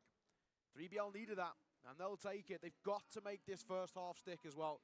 Obviously, it didn't happen in that second map against Evolution Power. They never got going. So this is already feeling a little bit better. 2-all. That's exactly what you want to see. Might actually just disrespect the smoke. They will. They're going to go right through this. And Jabal didn't even expect that sort of aggression. Drops a flash to double away, but he's in trouble. And yeah, he gets caught. He had no way of escaping. Way too slow. Yeah, way too slow. But again, it's so interesting, like Taut, he's just playing such a different style right now. I know he likes to lurk, but this is Yeah, he's normally the passive dude. He is, yeah. So the fact that he's just been like really lingering a lot, like so far away from his team, it's different. But this is where I was saying, like, these guys have been doing tons of practice. Like, I even heard from other teams, like, man, 3BL is just crushing us right now. Like, in the scrims, like, they had good game plans. Again, scrims only mean one thing, but the fact that they are doing quite well in the practice, it's always a nice thing to hear. It is. It's a good sign. Very, very good sign indeed. Doo, making a move. Yeah, Doo, he's going to try to get proactive here. He's just not hitting the shots. I mean, he did hit a couple in towards that last round, but that time misses it. And that might even be the round starting to come to an end. I mean, a 5 versus 3 is not easy, especially because he has no information of where to work from. Zai going to try and double back, and there is a bit of a flank on here. Snare got the right idea. He misses his shot, though, and he should be dead. He will. Zai will catch him. A decent amount of damage being dealt there. Both Shui and Zai half HP. Yeah, and even Taut now, this is where we were talking about him for the flank. He's in a decent position. He is underpass, so he's going to be able to join his teammates. But Snake just tenderizing now. Be able to find a couple more kills. So there we go. 3BL will put themselves in a lead. And this is where, again, folks, we have to, you know, repeat this, because even with the rounds, if they lose out, it still helps so much about the round differentials and everything like that, just to get them in the conversation of getting those playoffs. So for them to be in a lead like this, Neo, this is a really, really good thing, because I never would have thought we'd be talking about a 3-2 in favor for 3BL. Yeah, no, absolutely. Absolutely. Oh, well, look where we are. What a spot we found ourselves in. We really did, yeah. 3BL are playing very, very good at the moment. I think for AG, they're probably just not expecting this. I mean, it's just so audacious. Yeah. And I'm probably thinking, do you know the hell we are? Like, put some respect behind my name. Yeah, the cheek of you guys to be swinging us like this. It's but, true. I mean, I think that's the issue that I've seen so far with a lot of the teams who've played. Basically, everybody's played AG. They just give them too much respect. Yeah. I feel like a lot of the time you've got to not only play your game plan, but I think you've got to try and really just say, you've got to have the mindset of we can out-aim these guys. I know you always can't, especially players like Giải, who when they played, I mean, Zai's been at a bit of a slow tournament, but when he plays the way he's meant to play, he's so talented. There's such a good mind for the game. 1-for-1. Slayer good trade, though, and that's all you really want of Slayer, making sure that he gets super proactive in those rounds. And, you know, it's only Tot who gets caught, in a sense, right? He's normally just the insurance policy on a lurk. So the big riflers who play in the pack are still alive, and the AWPer, too. So you've got all that you want. You definitely do, but AG still has quite a bit of utility available for themselves, so double nades, triple nades actually, and they now are going to throw the splashes, so you got Slayer and Horus. They're going to be able to win these engagements. It's a back and forth a little bit, but it's panning out nicely for 3BL. The trades are just a whole other level. Sai trying his best to see what he's able to do. Jayway not able to get much of a connection here. Snare just trying to burn the time as much as possible. Snake over peaking just a little bit in 3BL now. Only one round away from really putting themselves in a good conversation of getting this half. Yeah, this is a really good show, and again, like we said, and that's a really solid round. They just play as a pack.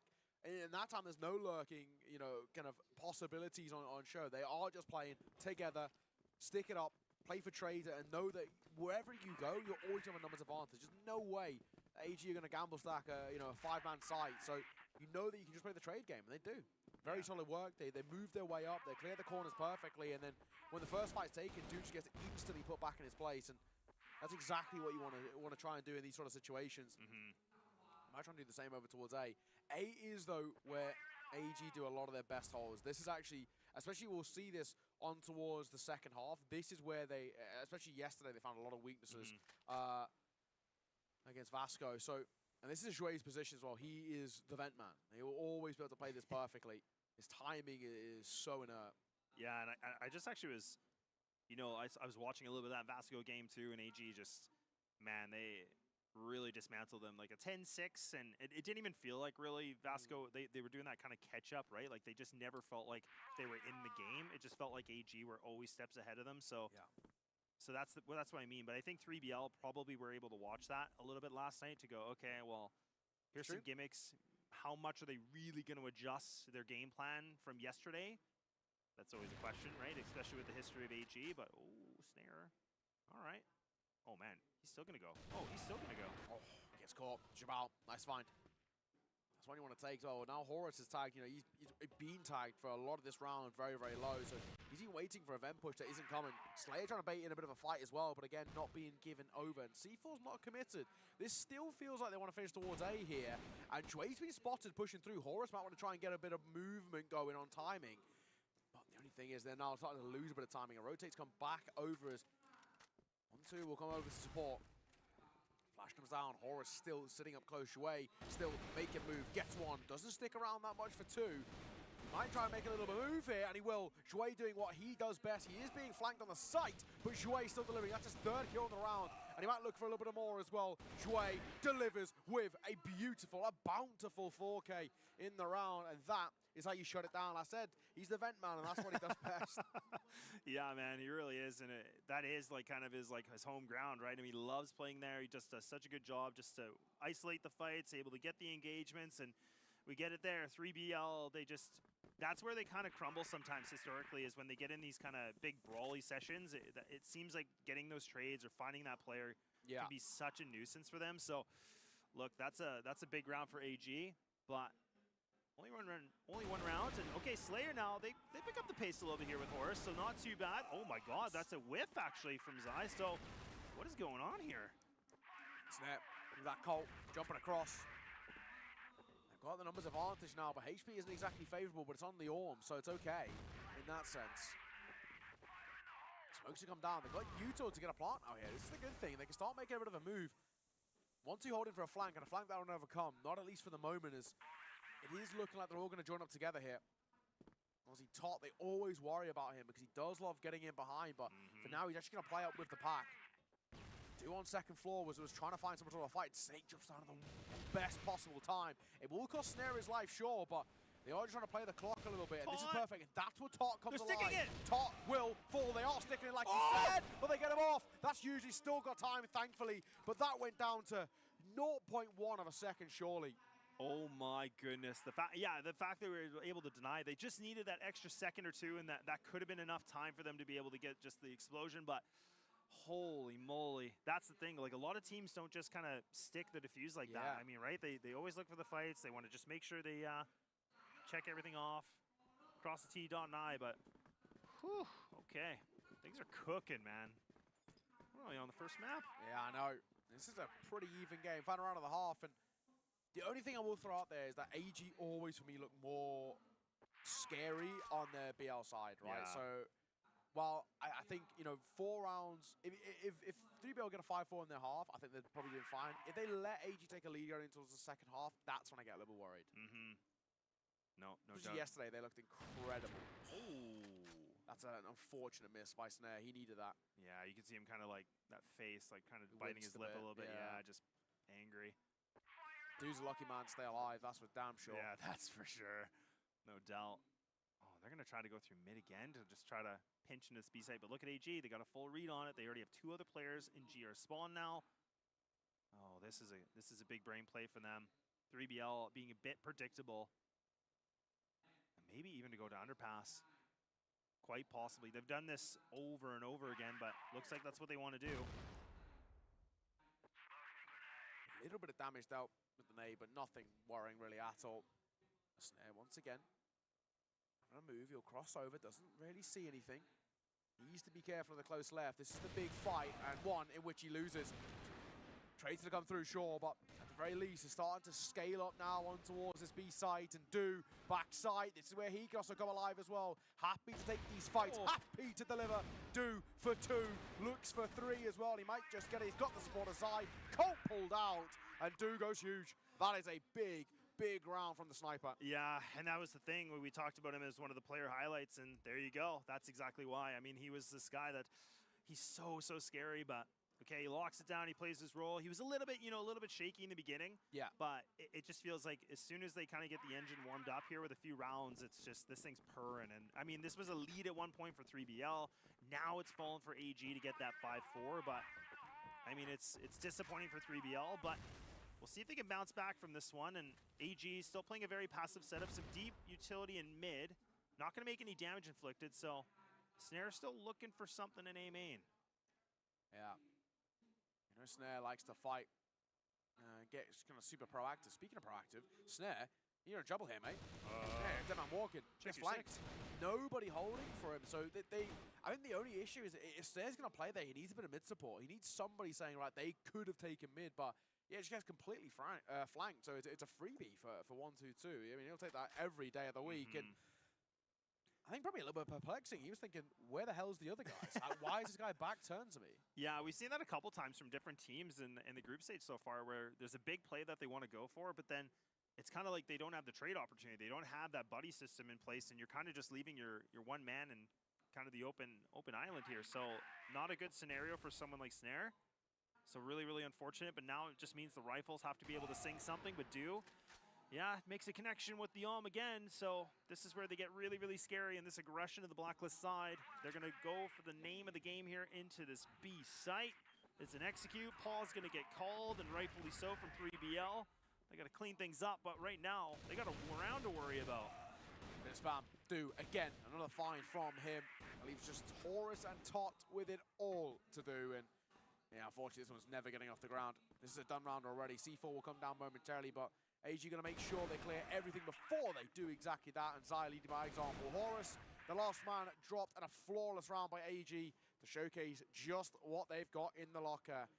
Like you said, pause to come through, and this is a tough conversation to be had here. I mean, I don't even know how we're going to bail ourselves out of this. Things are not looking good at the moment. They're starting to fall a little flat, and unfortunately, they did the one thing I said don't do, right? Don't allow AG to take a lead heading in towards this half. When they're on BL, especially when they've got a lead, they're so difficult to stop.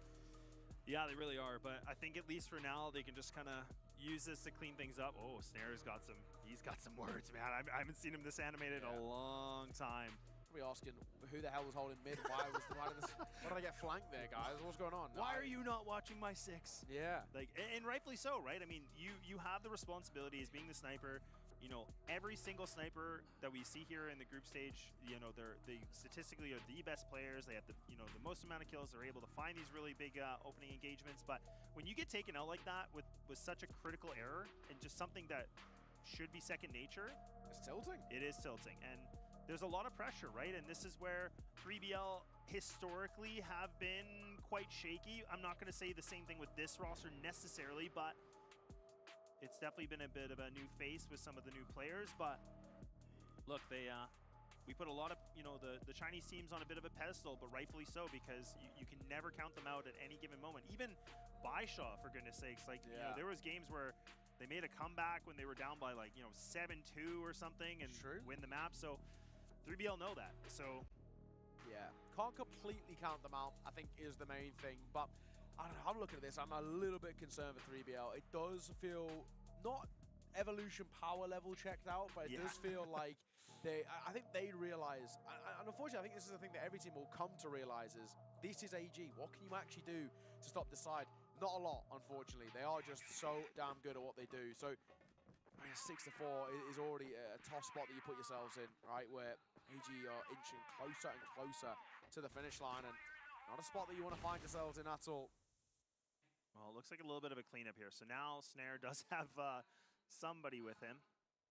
Realizing, okay, so you're actually going to watch my back this time, and now he's even going to aggress more. So this is good information. Now Horus, a nice little bit of a pickup. Now they just can pull back. They don't need to keep fighting for this. You have to realize you're still playing a team, but look, Horus wants to do something big, and he does with a 2K. And now I'm wondering where they expect Snare to be, because nobody made a push as well. Like, sometimes teams, especially if your Orm has gone aggro over here towards A main, they'll double back to support Horus in that fight, but he never did, right? So I'm wondering whether they're thinking maybe he's not here this time. Look, Slayer. What? Slayer gets away with 2. How does he get away with 2? And Jouet left all alone. But he's barely alive. 20 points of HP. And the bomb is in the other part of the map, and taunts him with a little bit of a run and drive by when, okay.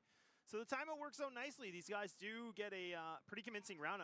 If I'm not even mistaken, I actually think that was no, it wasn't a flawless round. They lost one player. Yeah, just but one. That was Horus able to find that opening 2, and then Slayer, you know, puts himself in the frag in fashion, which he should be. That's his role, right? He is the guy you need to rely on. He is the guy that throws a knockout punch. So he's put himself at a 12-8 right now, top fragging on the team, and actually top fragging in the server. Yeah, fair play. I mean, he basically just came over and sort of the second Horus falls, Slayer just retakes his position. They just don't expect him to be there.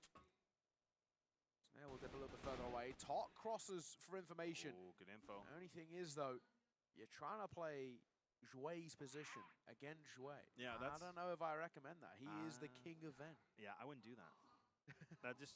You're just not, it's not going to work out for you. Yeah.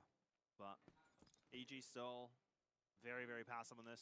C4 in the back and mid, and now we're seeing a couple of them just creeping up to mid stairs, really taking their time, really, like, again, just kind of figuring out what they want to do. Swy's going to be able to find that first engagement, so that will be Slayer. He was getting a little bit antsy, so he's trying to get some intel. And 3BL, you can see now that this defense is getting a little bit crumbled. Now Tot is kind of being the one anchor in A, but you can see that AG, they're starting to put their eye on it. Soak, going to go over towards B. Try and sell a bit of a ruse. I don't know if it would drag too much attention over, but the positions kept pretty similar, in all fairness. Horus isn't committed to a fight, but he's now going to have to commit to helping out Tot, who is dead already. And now the question is, do they even expect anyone to be on site? Horus gets a bit of spam through the fence. To the very least, they still keep the numbers in their favor. C4 will go down, but post-spawns, especially these sort of post-spawns, is where they do their best work. Snare getting in behind.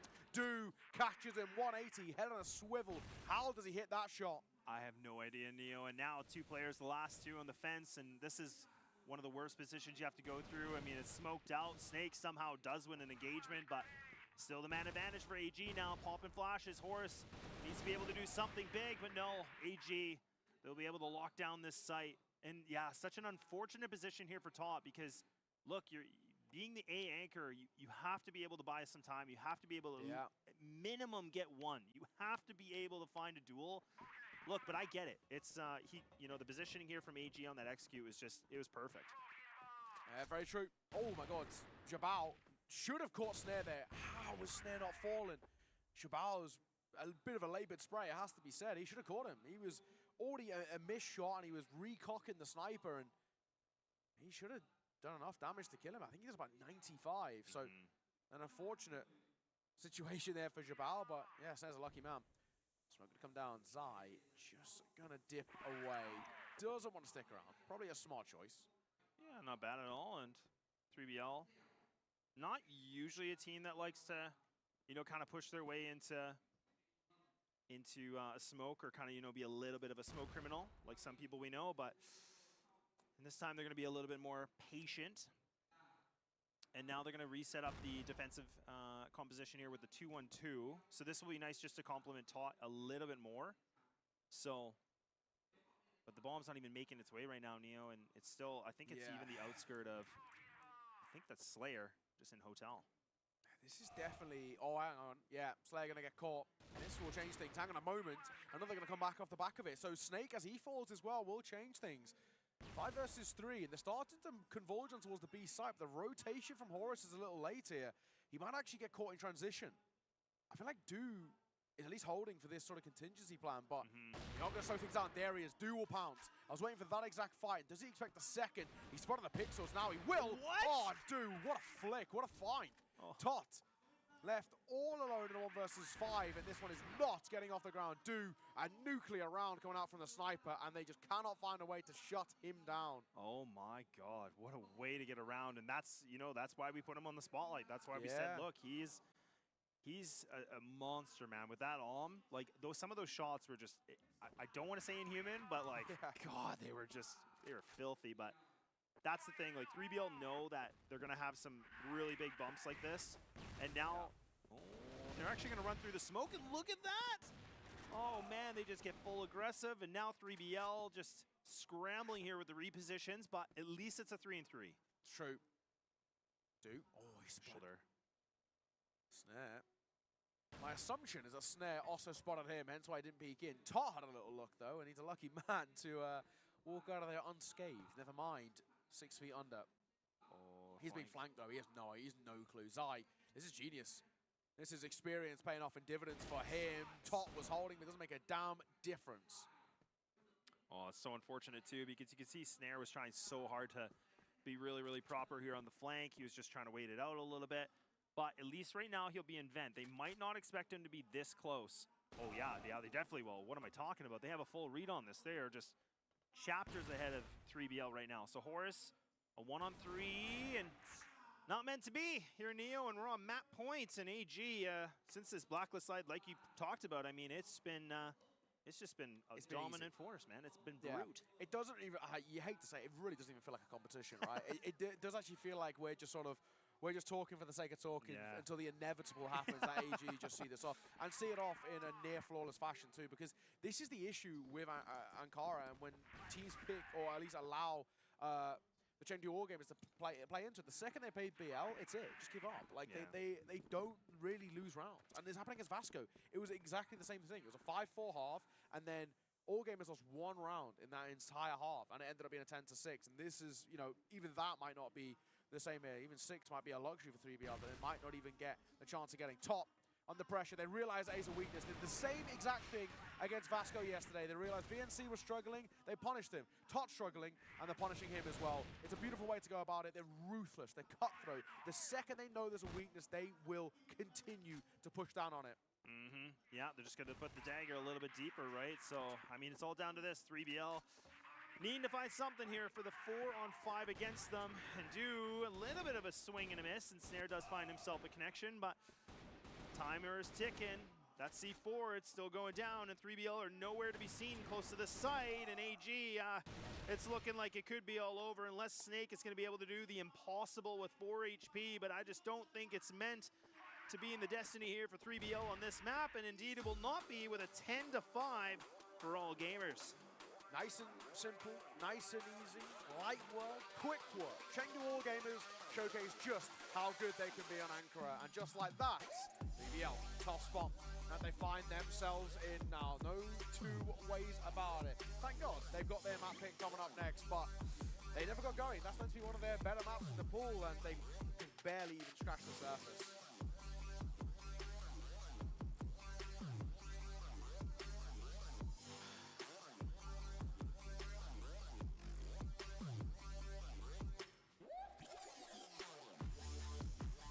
Well.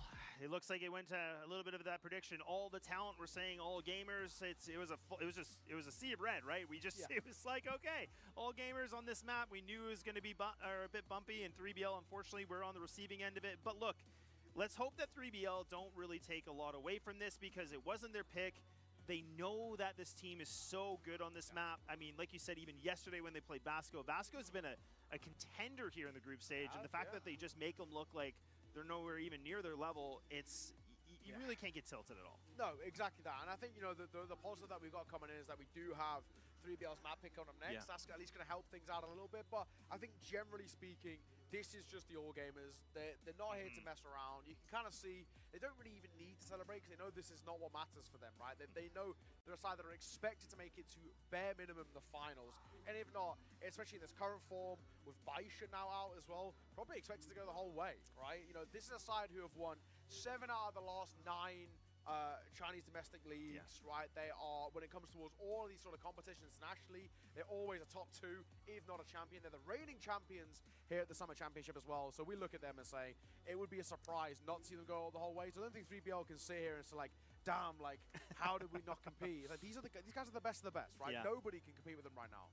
Yeah, I think even the fact that we got a 10-5 from them, Vasco was the 10-6 loss against them yesterday, but I think for them, like, they can still feel pretty good about it. It was really when it was a 5-4 half here for AG, and they were on the defensive side, but when 3BL would kind of switch things up, it didn't look any good. They only got 1 round, and really it was just kind of a quick, swift, little bit of a painful one. But look, now we're going to Port.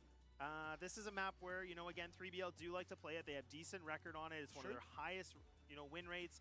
Compound, like you said, it's proven to be really like their territory. It's a map they're very good on, very comfortable on. Port is probably a close second, I would say. So, but this is the thing when I talked about Baisha, I said, like, they were a team where you kind of remove Eagle Eye and Mexico and every other map, I pretty much feel like you can never write them out. They're very good. And that's true. That's kind of the same thing I would say with AG, is that they really are good on every map. I mean, I think it's pretty obvious they don't want to play Mexico. Nobody really ever does. But look, we'll have to see what kind of anti-stratting that 3BL have been able to craft, because Port's pretty much do or die. Otherwise, it's going to be a 2-2. Thank God I've avoided Mexico so far this tournament. I'm actually yet to commentate it. Life is good. Life is good. Yeah, I'm not a huge fan of Mexico. It's very, very popular over in the Brazilian scene. But it always gets permabans, right? It does. Not many of the Chinese teams like to play it at all. So, Chengdu Wargamers is their perma, for example. So nice and easy. And you run through these highlights, and it's always the case, right? When you're on that kind of BL side,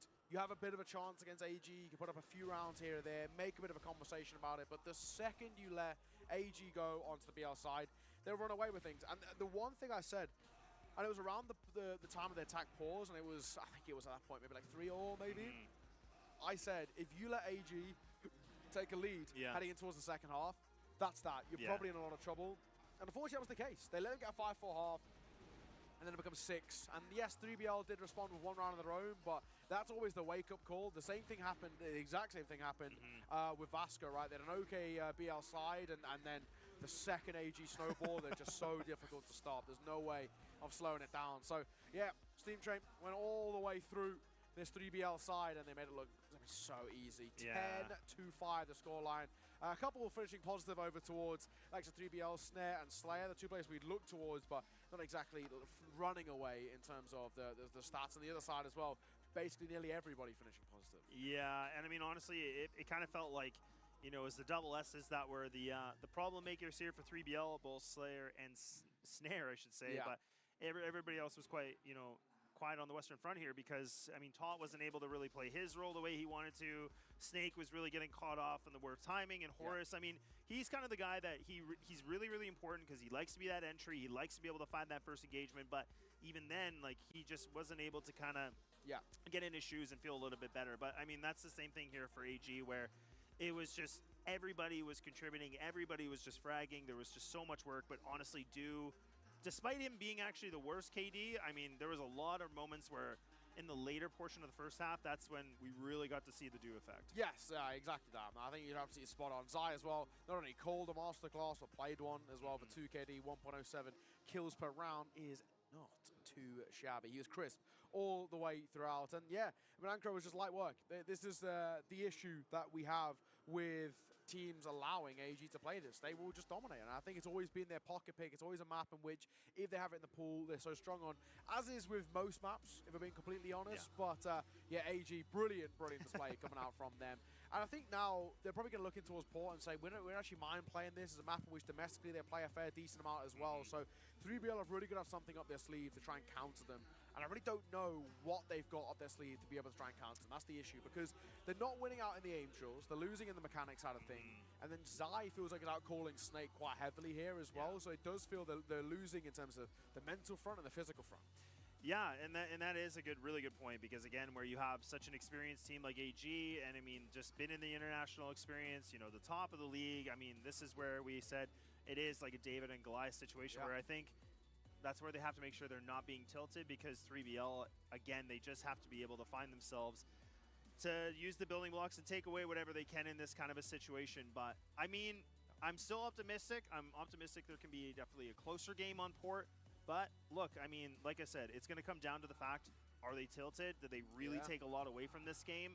I would hope not, but it's always hard in the middle of the competition. Yeah, it's really hard to tell. I think it is the way to go about it. But honestly, I mean, this is what the All Gamers do best. And I think for them, it's probably a little bit of a pride thing. They want to go in towards the playoffs saying, we are yet to drop a map. They want to actually really showcase. Because I think the thing is, even despite results for them where internationally they've actually been so solid, and they've always been able to put up really good results, whether it's the Grand Finals, Summer Championships, Invitationals, and the rest, right? There is always still doubts of, are these guys the best? Is it actually Baisha? Is it actually maybe one of the Brazilian teams coming back to fight? So I think they want to finally just put all that to bed.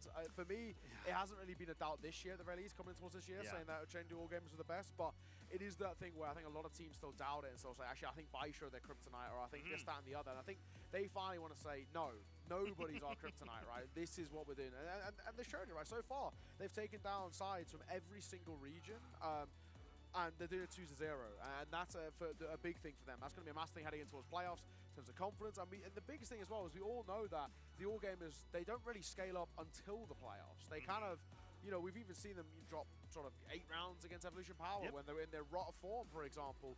That is pretty bad, because they're not on that full All Gamers form just yet, because they don't need to be. So yeah, we're getting things ready for that map number 2, and it's a tough spot that 3BL are in, and no longer kind of, you know, the smiley and happy side, right? I think they realize, and also, you know, losing this map would be pretty spicy. It would come down to round difference, and we don't actually know the numbers just yet for who actually makes it to that next stage. Yeah, and that's where, you know, we were saying this is, for anybody just kind of catching up a little bit here, and they're here now, I mean, this is where it is the last day of the group stage, because we've already been able to see, you know, the Vietnamese team of Wolf Empire has been able to book it in. We saw that Imperial have their ticket in. So now that means there's only 2 other spots that are open right now, because as soon as this group stage is done, it went from 10 teams right down to 4. So 6 teams are just, you're out, you're done. So this is where the most pressure is. I've always questioned this a little bit with 3BL, but I mean, this is a map that they picked. They've done a lot of homework. They've proven to be anti-stratting pretty hard against the competition they've had. It's been grueling, don't get me wrong. There's been overtimes. It's never been easy, but they've gotten it done. But now they have a mountain to climb. It's very true. It's very, very true indeed. We'll have to see. But you can see both coaches getting pretty proactive and getting things ready for this second map, which is about to get underway. I can see from up here in the bird's nest that most of the players are joining in the server. Looks like maybe a slight tech issue before we get things back underway, but we should be on the road in just a second. 3BL, they need to try and find a way out of this hole. I have a feeling still that it might come down to round difference, or if it is head-to-head, 3BL are guaranteed through, because they beat Ranking, they beat Vasco, right? That's perfect. I have a feeling even if it does come down to round difference, they might have the advantage, because they beat Vasco pretty handily. And then Ranking did go down to that 3-mapper, and then it might be the difference between the other games. That's math that feels very complicated. So I'm looking at this, and I'm saying that I like a head-to-head here. So. But maybe that's just a bit of hopium. Yeah, no, a little bit of hopium, a little copium. Yeah, it is just, again, it raises a lot of questions. The eyebrows from us are kind of up a little bit. We're trying to figure out what could be the circumstance. I mean, I said this before, and I mean, I know it might seem a bit over dramatic, but if there is a situation where 3BL do take a map away, like this map alone from AG, they've done their job, man. Like, even if they don't guarantee through, yeah, like even if, let's say, they didn't make playoffs and they still were able to take a map away, you can say, you know what?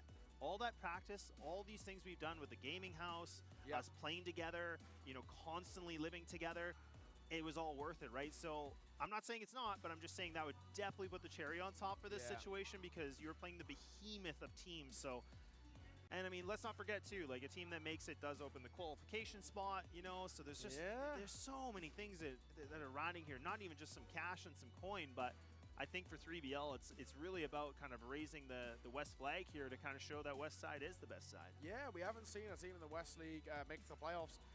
I don't want to say since Flipside, maybe. I mean, it's been a long, long time to see the side on an international tournament that's the Summer Championship or the Grand Finals make it to the playoffs. Yeah, I mean, GV used to be kind of like one of those teams that could be really competitive, but I mean, again, that's oldie, or GV, sorry. That's a team that, you know, they still are very good. Obviously, there's a lot of history there, but it has been a long time since the West has been able to show international status, and that's the thing, right? I mean, these West teams that are always fighting for their lives, I mean, they have a lot that they want to prove, so you're kind of that underdog, which can be a good thing, right? Because sometimes teams might overlook you, but like I said, I wasn't thinking AG would. I think they probably were like, you know what, 3BL is actually, they're doing some stuff so far in this group stage. Yeah, it's true. It's very, very true. Either way, we're going to think on the way, I think, in just a moment. It looks like most of these issues are starting to get fixed. I'm seeing players putting their headphones on, and nonetheless, you can see us up there in that corner. See if I can wave at the camera. Hi. Oh, I think you turned away just a little. We got a little bit. We got a little bit. Rude. But it looks like issues over towards 3BL. I don't actually know who's just sat there. I kind of can't see the stages slightly in the way. But yeah, we'll be getting this one underway hopefully as soon as. Nothing like a tech issue to kickstart things before we get going. Oh man, and you know, it's even interesting too, because even after this game, like, there still is a lot that's riding here for some of these other games. Like, it's hard to say. Like, I still don't even know really the good prediction on this, because there's just so many different games that can happen. And I mean, I think it's Baishon LCK later on, and that, you know, those kind of games always make me a little grumpy, in the sense that there's nothing really riding. It's more about just the pride, I think. So I think a little bit extra prize money, I think.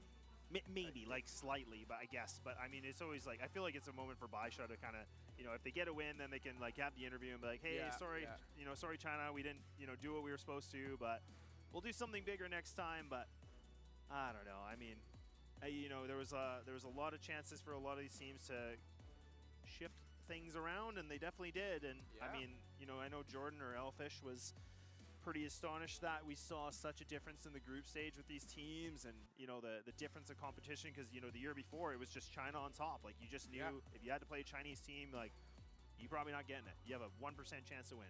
Yeah, they've been so dominant sort of domestically, right? So you always sort of expect them just to do the same each and every year, but it does look like the tides are ever so slightly changing. It does feel like international Crossfire is starting to step up. Wolf Empire looked very, very good. I think they had a lot to offer up from them. You know, obviously Imperial looked very good as well, especially considering that I considered Vasco the better side from Brazil compared to Imperial. You know, domestically they've won the last 3 seasons, Vasco, and Imperial finished second every single time. So I sort of did see in that sense Vasco having a higher opportunity. I mean, my expectations in this group was that it was going to be Vasco and AG making it out, and sort of every other side, unfortunately, not really being able to scrape the surface. But ranking about their moments too, they've looked pretty decent. That 3-mapper against 3BL was pretty damn sick. Oh man, like, yeah, like, just kind of looking at the Group B, like, just again, it's, you know, AG, 3BL, ranking, and Vasco and EP, right? And that's where, you know, we have AG's in. Like, I mean, they already have the 3-0. It doesn't matter anymore. But it's the whole fact of, like, even ranking being in a 1 and 2, Vasco being in a 1 and 2. Like, I never would have thought that these scorelines, you know, would have been where they are. And even the same thing for EP. Like, I mean, this is a team that, yeah, they were, you know, ranked 4th in their division, but like, it's still a Chinese team. It's still a team that does have a lot of history, and they've been able to do some pretty amazing things. And yeah, for them, it's just been a bit of a blunder. It's true. It is true. We are still just waiting. It does look like this is taking a little longer. Yeah, production lied to us. They said 3 minutes, but I don't think that's 3 minutes. This is the longest 3 minutes I've ever seen. But they capping. But they capping. Yeah, we'll hopefully have some update. They apparently confirmed some stuff from the referee, so we'll see.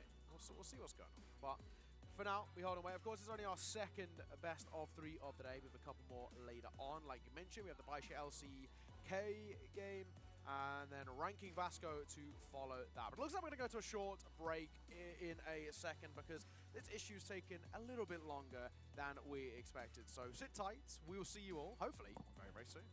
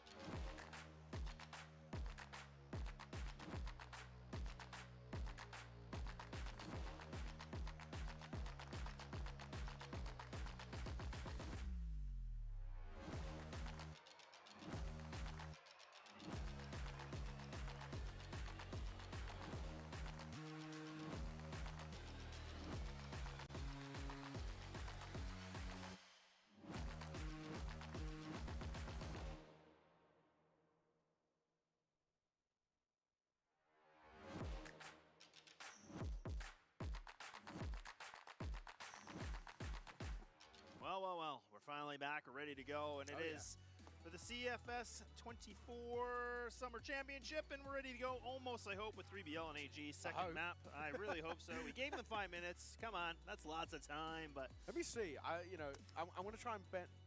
oh, he's got his headphones on. I think we actually should be in the money here game. In the money games in just a second, ladies and gents. I think. I'm looking over. Everyone's got their headphones on. And the only issue is, though, I'm now seeing AG take a couple of headsets off. So we shall see. But it looks like 3BL have fixed whatever their issue was. Yeah. The issue is that I'm just seeing now AG take their headphones off and fix whatever they've got. Like, you know it's bad when everybody has their headset off and they're just casually talking. Not even the in-ears. Yeah, I think, like, that's always the big tell, because obviously, like, the headphones just noise cancelling. The in-ears is the noise. Yes. So when you've got the in-ears out, that's when you know they've internally... I mean, Giải has cranked that chair back. You can see from here, he's lounging. We call that JDMing. He is leaning back. Great guy. So something tells me we might not be heading underway. You'll see, actually. They're going to pan across now.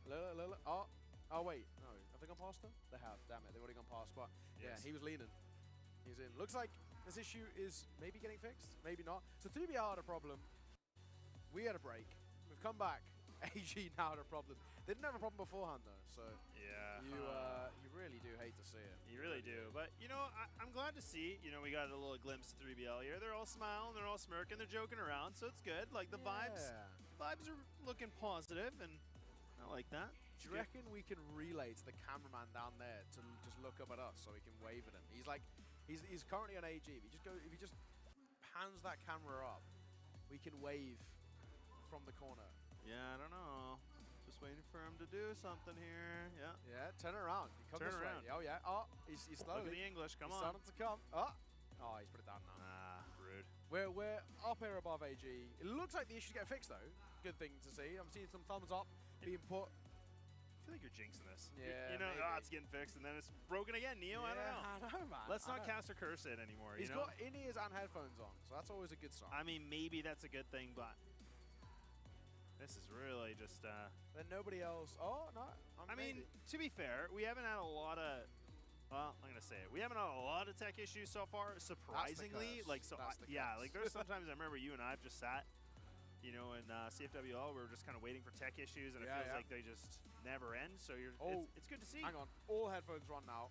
Over towards. Now we're starting to cook. Surely we should be live. Yeah, surely. There's so many people just... on this issue. Hey, at least we know it's getting fixed, right? That's all we can ask for.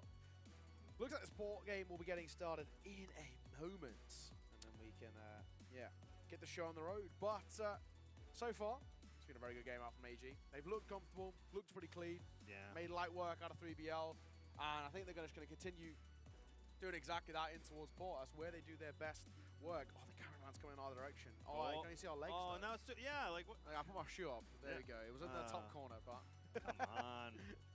If he aims that camera up, he gets us. No?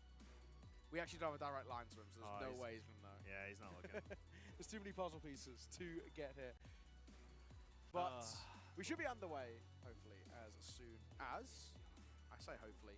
We don't know. We have no idea. Nobody's told us. We're just watching from the bird's eye view. We're just making we're making some, I don't know if they're really well-educated guesses. We're making guesses, I'll say. Everyone's got the headphones on and everyone's in the server. I can see that from here. Yeah, I mean, it looks like they're literally about to hit the button to start. So it's like, surely. Okay, yeah, things are looking good. They're queuing. Yeah, they're queuing in, so I like that. Oh my god. Yeah, they're giving the war cry. All right, we got some chance. Okay, the counter's on. We are starting. Oh, thank goodness. Thank God. Right. Now we can get the show on the road. A little bit of extended break there. You know, maybe giving you guys some time to grab a snack, something to eat, little drink or whatnot. I've been on the iced tea out here. Iced tea's very lovely in Vietnam. I mean, every day now when we get back to the hotel, I've been obviously going to a little shop near us, and I've been trying a new flavor. I had winter melon yesterday. Oh, wow. That sounds like a really nice flavor. I can't lie, it was pretty bad. Not so good. Yeah, the lemon one I had just now though, very solid. Okay, well that's good to know. I'm getting a little thirsty, so I'll try some. Oh god. Okay, well, Du's back. Yeah, Du's back. He hasn't left. He's still the same. And ooh, blimey. Okay. He's still here though. And Jabal, he got one before he fell. So Snare, in a matter of moments, left all alone. That was quick. Yeah, that was a bit of a swift one, and I was just gonna get the job done. Yep, quick and easy. Look, I just feel like going to the site is just not gonna be a good idea. Like you have to worry about OMs. Like you just have to, you know, it's not even just any OM, it's do. Like you're just like, oh, okay, well, let's go for a fight. But maybe they're trying to prove a point. I have no idea. That was just quite hilariously quick in the sense of like, you know, we finally after what, like a 20-minute tech pause, get back into it, and they instantly get decimated. This is just not what you want at all, is it? Duke going to be blinded up a little bit. He does actually play a little bit different, right? So a lot of teams like to play up in the box and head glitch as he was sort of doing. He prefers to start playing on the ladder and then move up on towards the site. Wait, with the nade, going to find one. That's an important kill. And once again, we're seeing the openers go the way of AG, and now you've got the numbers advantage. Okay, so a little bit closer. Things have improved. Maybe for now, but we'll see if that can continue. And 3BL, maybe the idea of sneaking in a mid. Maybe. Oh, snare. Snare. Ooh, it's close, but okay, they made it across. They don't have the information yet. Oh, God, but he has to hit the shot. How does he get out of that? That's good movement. Very good movement from Shui. Just bounce on that corner. He actually wants to reclaim a little bit of space, bit of information too. They should realize they're going towards B here. I feel like they've got a bit of an understanding. I say that. They're not completely committing towards this side. They're still leaving one over towards A. That I do, of course, and Shui is still the middleman. But he can quickly rotate over. In they come. Bit of U-talk. Over. Jabal will avoid this with ease. He goes up on high, and he finds a lovely shot. For a secondary sniper, he makes it look so damn easy as Zai gets one of his own as well. Light work from him and a double to close it. Close the first round, closes the second. Zai leading by example. Yeah, and honestly, just the fact that we're just seeing them on the GR side, like double auming right now, it's oh God, it's painful. It really is. But 3BL, okay, look, down by 0-2. We might see them kind of turn it up just a little bit here. I mean, this is the thing. You're gonna have to be very perfect. And let's not forget, this was their pick. So I'm gonna be curious what they had planned for us. So far, not so good, but I'll stay optimistic. You know, that's the Canadian thing for me to do. No, I respect that. Snake getting proactive here. I don't mind this either. Might get a bit of timing. It's such an audacious move to push for that smoke that he might get a little bit of timing to work with. Snare. Trying to get a little bit hopeful through the smoke, but not to be top. Holding for a push as well, but again, nothing on offer. Snare's normally the man who's going to really start or end these rounds, but struggled so far, 0-2. Being caught pretty early. Obviously, did so well in that opening round, and that one was the push on towards the B side, just gets shut down so quickly. Ooh, okay. So now, 1-2-2-2, trying everything on bridge, taking some big damage, and Slayer does as well, but now they're going to regroup here, 3BL. They're still looking a bit hesitant, but at least the first duel does go in their favor. Okay, so things are changing a little bit. The tide maybe is turning, but let's not get ahead of it yet. Ujabao as well, secondary sniper, so that's actually a pretty important one. He's at the right so far. It's looking pretty decent. 3BL kind of collecting a bit better on this one. But with a minute remaining, I mean, I don't know if they want to try to go for the XQMB right now because there's 3 players. There is the rotate happening right now from Shui, but yeah, they're playing full retake on this. I actually really like this setup. Yeah, Snap, holding. So C4 not committed either. Top misses the jump there, so that'll be something. C4 looks like it might even want to go back towards A here. This is a big call. We've got 30 seconds to work with, not a lot of time. This is one of the issues I had a couple of times. Some of the other teams, they leave it super late. Vasca did it twice, in fact, and it was pretty criminal to watch, losing around to time, but 20 seconds, we've not got a lot to work with. Zai gonna get one. Once 2 gets caught, that's not great. Jue gonna double back on towards the site. It's a strong angle to hold from, though, but his insurance policies don't help him out, but Do gonna get 2. Just like that, this round does change hands a little bit. C4 is gonna be committed to the plant. I think Do might be spotted on the cross there as well. Sniper versus sniper, versus Snare. Snare drops down as Do goes up, so they just trade places here. And Do might even get in behind. He looks around, sees nobody. Surely just one of it, just a second with a Colt will deliver. Do, he's been near flawless so far, 6-0. He's yet to die. Yeah, he's unstoppable, man. This guy's full of titanium, and he just can't get down. So I mean, his game sense is a whole other level, and his repositioning is just at the absolute opportune time. So now 3BL, I mean, again, I'm always a big criticism of this. I hate when teams run the clock that low. Like, look, Yeah. You may get away with it playing other teams in this, but you're not going to get away with it against the Chinese team. So, like, again, you have to be able to calculate the variables here, and 3BL unfortunately couldn't. Yeah, Vasco, he did it, like I said, a couple of times, Ryan. 3BL haven't learned their lesson, which is it's tough to watch. I mean, we said as well, 3BL look like they did their best work when they go a bit quicker, when they play a little bit more proactive. Zai going to try and shut them off here in towards main early. Wants to fight up close.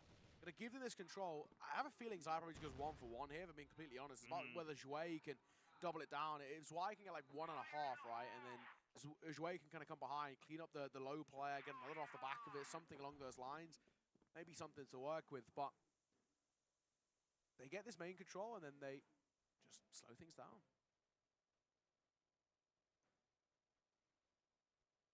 Yeah, not even a first blood yet, so it's just been Slayer taking a bit of damage, but you can see a smoke going to get thrown, or a flash, I'd say, my apologies, but 3BL with a minute and 20.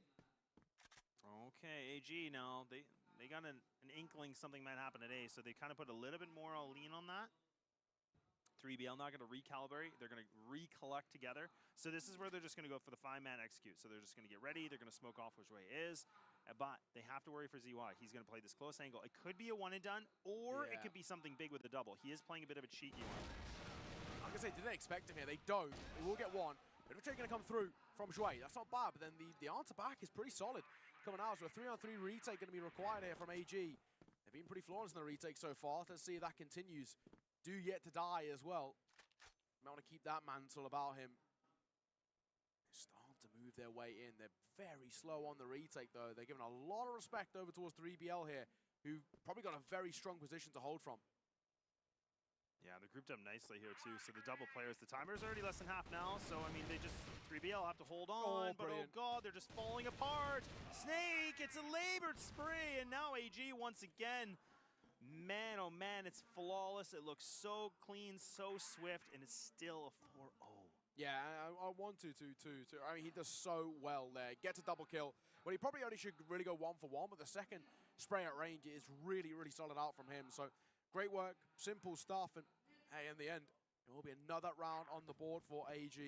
4-0, light work here on this GR side, and I mean, unfortunately, just not seeing enough coming out from them. He's very lucky to stay alive, and now he actually can't escape, and he will go down. That was a forlorn conclusion the second he gets tagged. So, Snake Chorus, we're doing enough here when it comes towards the kills, which is good. Jabal might not be there. Oh, he's spotted for the cross, but he's able to get any kills. Yeah, Jouet and now ZY by themselves, and good positioning. Oh, Todd, he hasn't even cleared this. This could be problematic. That's trigger discipline. There he is. He comes from under, and now he finds himself a triple. It just falls apart. 3BL had the advantage. It slips away from them now. Slayer needs to do something absolutely insane. He needs to be activated now. He's been quiet. He's sitting at a 1 and 4, looking for everything. And Jouet just eats them alive, Neo. That is a brilliant round out from Jouet. He has gone absolutely huge. Let's look at this again. The trigger discipline is masterful. Jumps up. C4 denied as well to make matters even worse. And then he just keeps adding kills to the tally. What a round. What a round out from Jouet. And they're going to call for a pause. No surprises that it's from 3BL off the back of losing that one. They do not clear their corners. And that is so costly. 5-0. And you really do hate to see it. You hate to see it. You really do, and that's... Oh, is it a technical pause? It does. Look at my 2020 vision there. Oh, no, that's pretty good, man. I was like, how'd you... It's called contact lenses. Oh, I'm jealous. I'm like, I got glasses on, I can't even see that. But, holy. Yeah, tech pause, not tech pause. I'm not sure... yeah, it must be from 3BL. Do not know why, though. I'm looking around, but can he see? We'll try and figure it out, though, in just a second. But either way, for Jabal, he's also looked pretty good as a youngster as well. For same as Jouet. You know, they've got a couple of new players in this team. 1-2-2-2, Jabal. But Jouet, one of the more stable parts, looks really, really solid then. So that, pretty incredible stuff. The trigger discipline is expertly played, and there you can just see. Look at the faces on 3BL. Obviously, you can't come, but I don't think they could even come right now if they wanted to. They just look in sort of disbelief.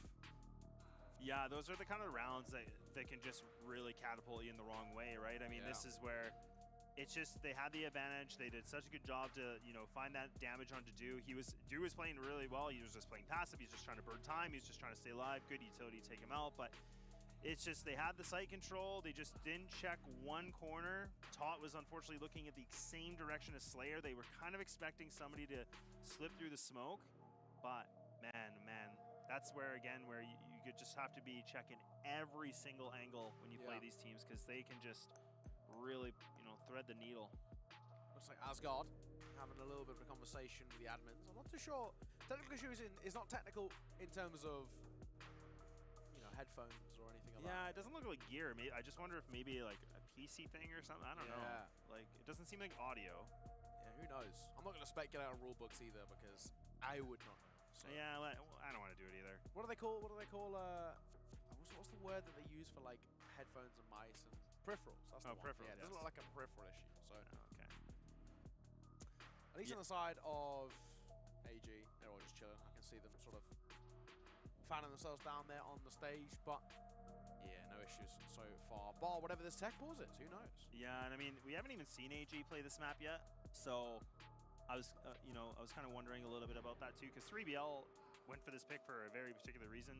I'll definitely have to ask them later, but yeah, it just seems like might not have been the right one, but maybe this break might help something. But I mean, it just seems like again, the performance here from AG is just a whole other level right now. It just feels like it's not even like 3BL is necessarily doing a lot of wrong things. I think, well, besides that Shui around, I mean, that was something, but it just feels like these guys are kind of hitting shots. Their, you know, positioning is just so much more than what 3BL are used to in their competitive history. So very, very true. Very, very true. Well, we are still in this pause. It looks like we're getting some sort of update in just a second, so we'll hopefully let you know as soon as. But for now, we hold on. Wait, we've been playing the old tech pauses, it has to be said, in this series. It's been a quick one in terms of the game, but not a quick one in terms of the tech pauses. So yeah, we hold and wait. How are you enjoying Vietnam, lads? Vietnam's good. I mean, a little hot for my blood, but you know what? I'm also from the Great White North of Canada, so I'm used to cold weather. So yeah, dude, do you know what I figured out yesterday? I was sitting in the bar side because this is a sneaky mention. I was like, surely can't be right, but he was right. He mentioned that yesterday. So it was 36 degrees, right? Is how hot it was. Really hot. But he was like, "Have you checked the feels like temperature?" And I was like, "Oh no, I don't. My Apple Watch will just tell me like just the exact temperature that it is." And he said feels like yesterday was 46, and I was like, that can't be right. Like, that's got to be like, maybe he's thinking like Fahrenheit, but then obviously Fahrenheit's pretty. That's pretty. I was like, that can't be right. I googled it. He was spot on. Yeah, yesterday feels like in Hanoi, Vietnam, 46 degrees. So that's pretty hot. That's pretty hot. I think that's probably either hottest or about joint hottest that I've ever had. I went to Qatar a couple of summers ago, around the time of the World Cup. But it was before the World Cup. The World Cup was held in winter. I did an esports event in summer, and that was in like July. And I remember my shoe melted into the ground because that's how hot it was. And I think that was in like the mid-40s as well. Wow. So, yeah, it feels like 46. But you know, I think the reason why the feels like is so hot is because the humidity is so high here, right? It's like 90% humidity. Yeah, and it gets even worse too when it rains, right? It just like it's wet and everything's just gross, and it's kind of like that. That's a little bit gross too. AG are just running around, gunning around. They go on bridge, and man, this is bullying at its finest. It is. And bullying's not okay, but no, bullying's not okay, guys. But I guess in this circumstance, it can be for AG. Yeah. I guess it's not bullying when it's competition. That's true. That is true. Even though it may feel like it, this is just a one-sided story. This is about to be a 6-0. Jamal spotted, just a shoulder given over there. But Tot, we don't really see him on the sniper all too often. No. But I think it probably is the ultimate question of what have we got to lose? Let's just try everything. Yeah. Let's see what we can find on it. Yeah. Okay. Yeah. They're running into the bullets. They're running into the players, and they're about to just get anchored here from ZY. But okay. Not bad, Horse. Those angles. Yeah, that's cool. That's a little cheeky. Yeah, he's chewing bubblegum. That's pretty BA of him right now.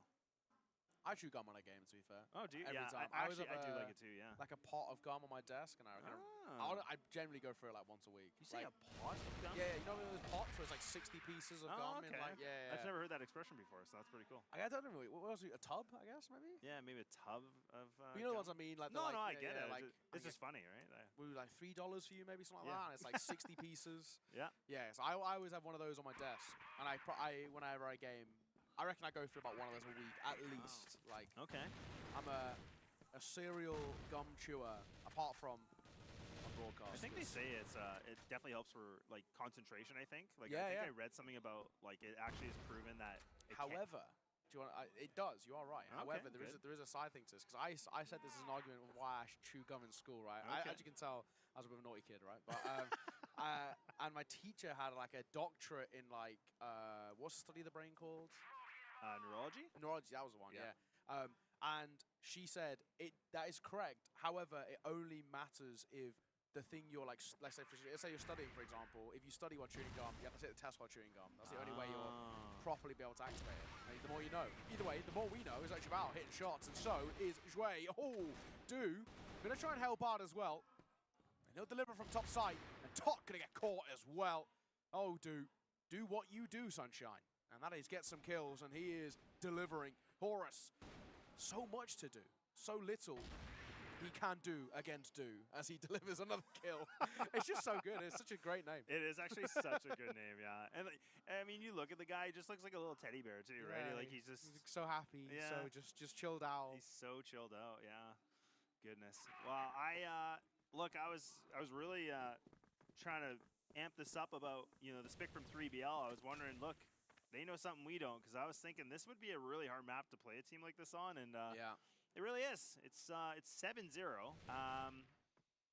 It's just not going well for 3BL. I haven't seen them, getting this beat up in a long time. Well, I guess actually they got 10-1 just the other day here. So it is true. It is true. This might be 10-0 though. I actually wasn't there to watch it, so I mean, this is my. I guess I get a front row seat to see this, which is it just breaks my heart. Yeah, it was tough. It was tough to say the least. They against EP. Wow, they really did not get going. But while the vibes are pretty low for the West League right now, we've had a center candle put on over there. So that is really actually smells quite nice. I can't lie. It's cinnamon, like cardamom or something like that. Yeah, I think so. Yeah, I'm liking it. I'm liking it too. Hey, he's keeping a mellow tone here over on the English broadcast. Snare will get himself an opener. I think maybe the first time we've seen all game an opener come through. Actually, oh, jumping across with the Colts as well. They are thinking finally we can get around here, and they've got nothing to lose. Yeah, they got nothing to lose at all. Finally, they do something big like this, and they get some shots, and they get themselves a sight. But now they're starting to lose these players. They're starting to hit the bodies on the floor. You got Do. Jabal, their last two ones alive. M4 going to be picked up for Do. Utility going to get thrown. Tot is actually going to play very aggressive on this. He wants to be able to find something up close and personal, and he does. And Tot, he'll get it done. He gets himself a little bit of something, and Do rubs his eyes and doesn't even look phased. Yeah, just another. So I mean, I guess it's one of those where, regardless of how many rounds DBL get at the end of this half, it's not going to be good. It's as simple as that. 'Cause they've already actually lost what would basically, whenever we can say a decent half, a 5-4, 6-3 is sort of a worst case scenario. But it's a 7-2. You get a 2, sure, it's still bad, right? So this is the thing. I think for 3BL, especially in that round, they're just like, we've got nothing to lose here. Let's just go quick and see what happens. And they do make something out of it, but it's not making a difference at the moment, is it, right? AG look so damn good. And even despite the tech pauses, they managed to make this series feel quite quick. Oh, now I wonder if AG are going to get a little bit aggro on this. And yeah, ZY's actually pushed himself in B main. I was thinking maybe he can be a little bit cheeky.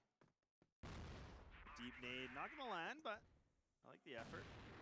Snare realizing that somebody is probably on the top end here. ZY, oh god, he's just sitting in the middle of the smoke. Oh, he might try to get the timing of this. This is a play where it's all about that 1 second play, and okay, Snare does find him somehow. So not bad. 3BL find an opener again. Not too shabby.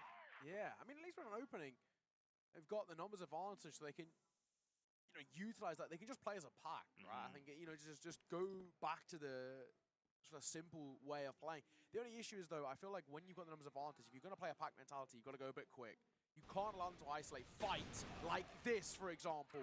The second you allow them to slow it down, to set up, and to isolate, you immediately give the advantage back to them. So never a good way to put yourself in. And Shui going to set up close here. Zai got a kill from this position. So I wonder, do they even clear? That's the question I'm asking. But it looks like, once again, time's going to be of the essence here. Shui, what a timing to go for a peek. And he gets away with it. He's having a great game. He really is, man. 13 and 3. Yeah, make it 14. Why not? Just keep feeding him. Keep feeding the beast. And now Snake. Oh boy, 3 players to go against. 28 seconds left. He's got the C4, so he could make a long road back, but he would have to just hightail. He does not really have the time anymore. Yeah, he's got to go. Yeah, he's a dead man. Get over and done with, Sunshine. We know it's inevitable, and it is. At range, we'll see it off. It's just a cheeky little smile there as well from a couple of players over towards AG. A incredibly easy first half. There's no two ways about it. And what is looking like we're getting towards the end of being an incredibly easy series of Crossfire. Yeah. It's as simple as that, my brother. It honestly is. Yeah, I know, it really is. And I mean, this is, again, where we were just saying, like, on paper, all the talent predicted AG. It was hard not to, right? Yeah. Breaks my heart. But, I mean, this is just a whole other level, right? And that's where we said, 3BL are a little bit inexperienced internationally, but for them, it's all about, what can they do? And unfortunately for Port, maybe the next time it'll be a ban. Maybe it won't be a pick. So. Yeah. The one thing I'm starting to think, and this is sort of my mind going forward, that let's say 3BL do make it to playoffs and they do have that advantage there. The one thing I'm slightly worried about is they've actually got worse as the tournament's gone on. They started so good. I think maybe teams underestimated them. I think teams have now maybe figured them out a little bit. And this is the worrying thing now where if they get worse and they're heading in towards playoffs, that could be spelling potentially some bad times out there. Zai going to get the opener. He's just playing with his food on the ladder there. And Snake and Slayer, other parts of the map, also take damage too. I mean, 3BL do like the defensive side, but now look, like, I mean, Slayer's been really, really quiet on this game, but now maybe a moment. Okay, not bad. Okay, Slayer, almost the 3, but okay, that's a little more like it. Oh, hang on. And yeah, jumping across as well. Gets caught. So yeah, Snake will take that every day of the week. And now, I mean, a lot of this round basically comes down to what Do can do. Because he's the only one with any HP. Shui is barely alive. And speaking of, Shui is dead. Now Do got it all to do in a 1 versus 3, and I feel like this is just surely not on the cards. You're down Do. Yeah. You're down the GOAT. True. I'm not going to completely cut him out. If anybody would be able to do something, it would be him. But it's not to be. And at least he's a round out from 3BL, but still super long road to recovery they need. Yeah, well, you know what? It's something, right? I mean, at least 3BL can, any kind of rounds they can get, I think it's going to be progress. But, man, look at that mouse grip from Snare. That's wild. But, okay, deep nades. Ooh, very nice from 3BL. Lands onto ZYN 12222, but now they're down to half HP, so not bad. Good positioning here onto A connector, and 3BL look like they have a decent read on this. This was what the question I had about their anti-stratting, what they've been able to kind of prep for. A little bit of their homework assignment. Now Snare on top of A tower. He's going to drop, so he's fully blind. They're kind of expecting him somewhere, and oh, he catches the leg. He's able to get another one, maybe 2. Oh, what's going on? How are you not hitting these shots? Oh my god, AG. They look absent. Zai, I think you need your cane, sir, because you cannot see. How did he miss those shots? Where was he looking? What happened? I don't know at all. I mean, I think even he's like, I couldn't tell you guys. Like, I missed, he missed. They're even laughing, thinking, yeah. How the hell did he miss? Like, he misses shot with the sniper, pulls out the pistol, misses his shot to the pistol, reloads, and another shot with the sniper, and then again pulls the pistol out, and then kills him. I mean, that was, I guess, one of the worst fights you've seen so far from one of the best teams. All right, well, look, I mean, 3BL, they'll take anything, man, at this point. It's like, look, a round's a round, so for them, it was an 8-1, so now we're talking 8-3, not too bad, but the nice thing for AG is, they have such a big amount of room to work with here. They got a lot of padding here, but 3BL changing up the composition once again. So you have the one player D on the jiggle peak of B main. You also have someone just kind of playing close to bridge. And then you have the triple player onto A. So these guys have really put a lot of focus in mid and A. Really just leaving it to the anchor of Slayer by himself. So things are... This is where I wondered about the anti-stratting. Double smoke into mid. Trying to protect Tot. So they're burning time, but they got to keep some of that utility ready to go for the execute.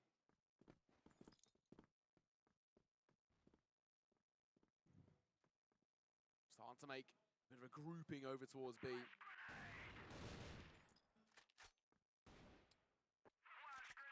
Slayer, lots of flash. Snare will find that first kill, which is pretty decent.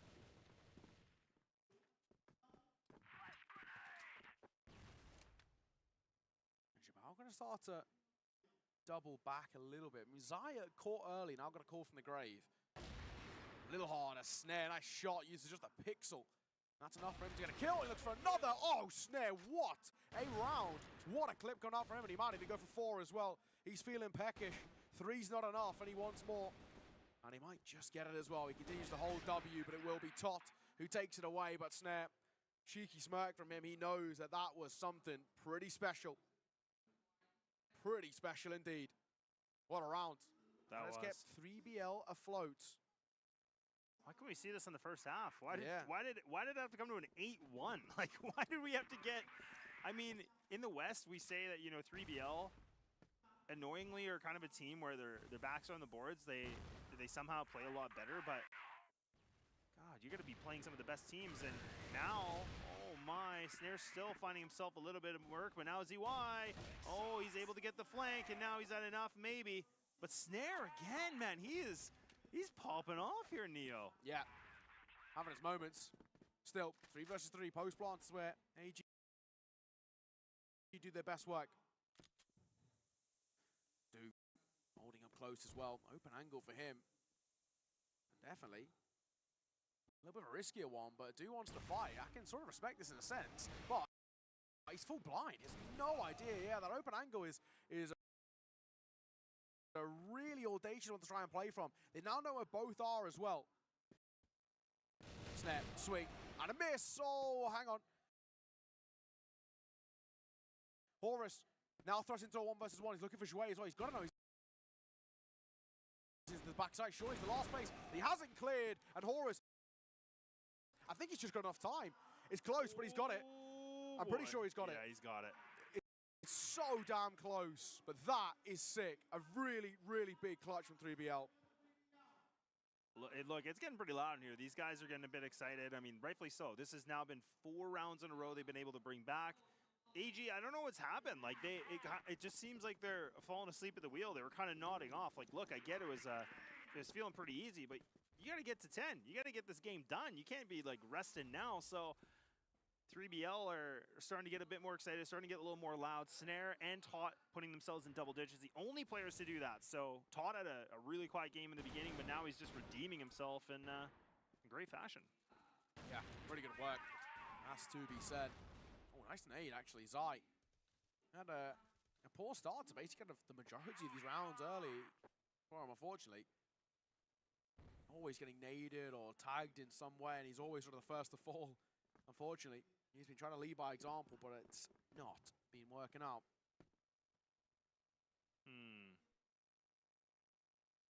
This is tough to say the least. Where we're at. Could you imagine a comeback if 3BL win this? Yeah. They do like to snowball. They're it's such a momentum-heavy side, whether it's for good or for bad, right? This is, I think, the issue with 3BL. They're in a bit of a rut of form. They just fall apart, i.e. last map, right? But once they actually do start spiraling, they're really difficult to stop and to slow down. So you can see worlds in which they can. Snake, he is going to be the first to get caught, though. Not a bad work by 1-2-2, and Zai also adds to it as well. A little bit of an answer back, sure, is good, as Zai will get caught, but... Oh, the timing. Slayer's got to do a little bit more to find his form. He's been a bit quiet himself, especially by his standards. Yeah, and Dude's just playing a good job here on the big flank, but all these guys are just kind of missing each other now. Snare's making tons of noise, but Slayer has to find this trade. Oh, it's a little too late. Dude's got the read, he knows he's here. And now Slayer's trying to go for multiple angles of a duel. This round's over. There's no way, there's just absolutely no way. Dude just laying ring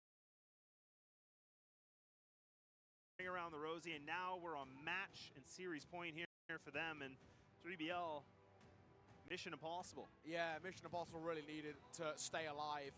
We've sort of been working out the predicaments of how and which way 3BL will be able to advance to the next stage, and unfortunately I think it requires them taking a map in basically every single scenario, and well, unfortunately that chance starts to dwindle now for them. This looks like an A-pop to come through. So they're going to be tested. Don't think Zai spotted, I don't think, but he will. Second time I'm asking.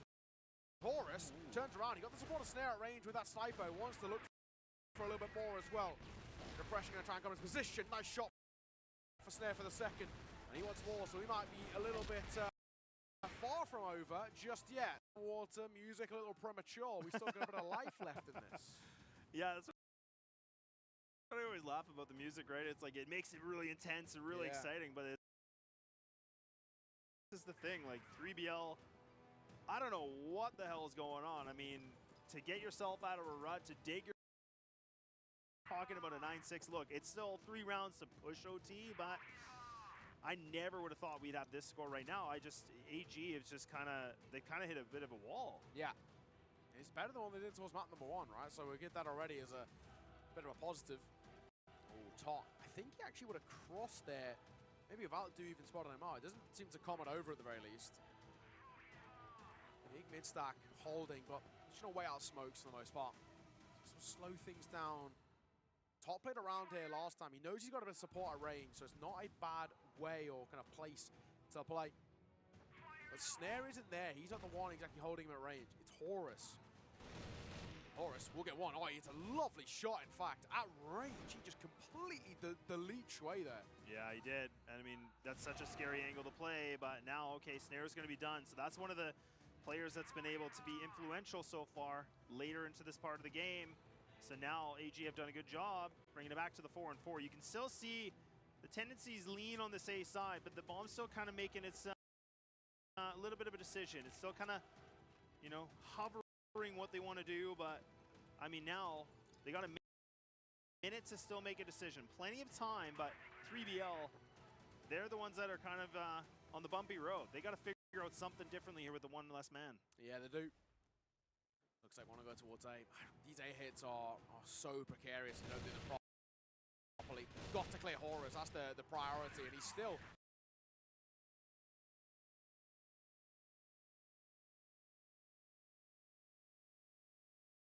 So this is good, but oh god! Oh, the pixel peak! Oh my god!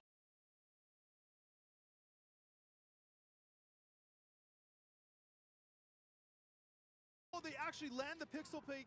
Now Snake has to be able to find something, and oh my god, AG! They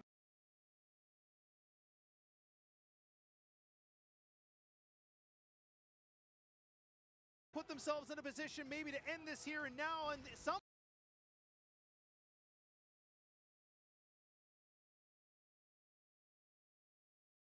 how 3BL find a couple extra kills, Neo. Yeah, look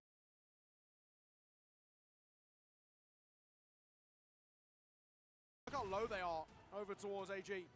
And time ticking, the C4's got to go down. We've got to get it down. It was dropped, right? So they have to go recollect it. And now they go for the plant. An open plant and a retake coming through. Snake going quick up towards main.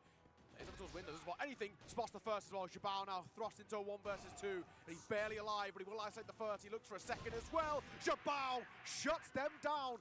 1 versus 2 with barely an HP. And AG find a 2-0 here in the final game of this group, or the final game of, I guess, AG and maybe the 3BL's group.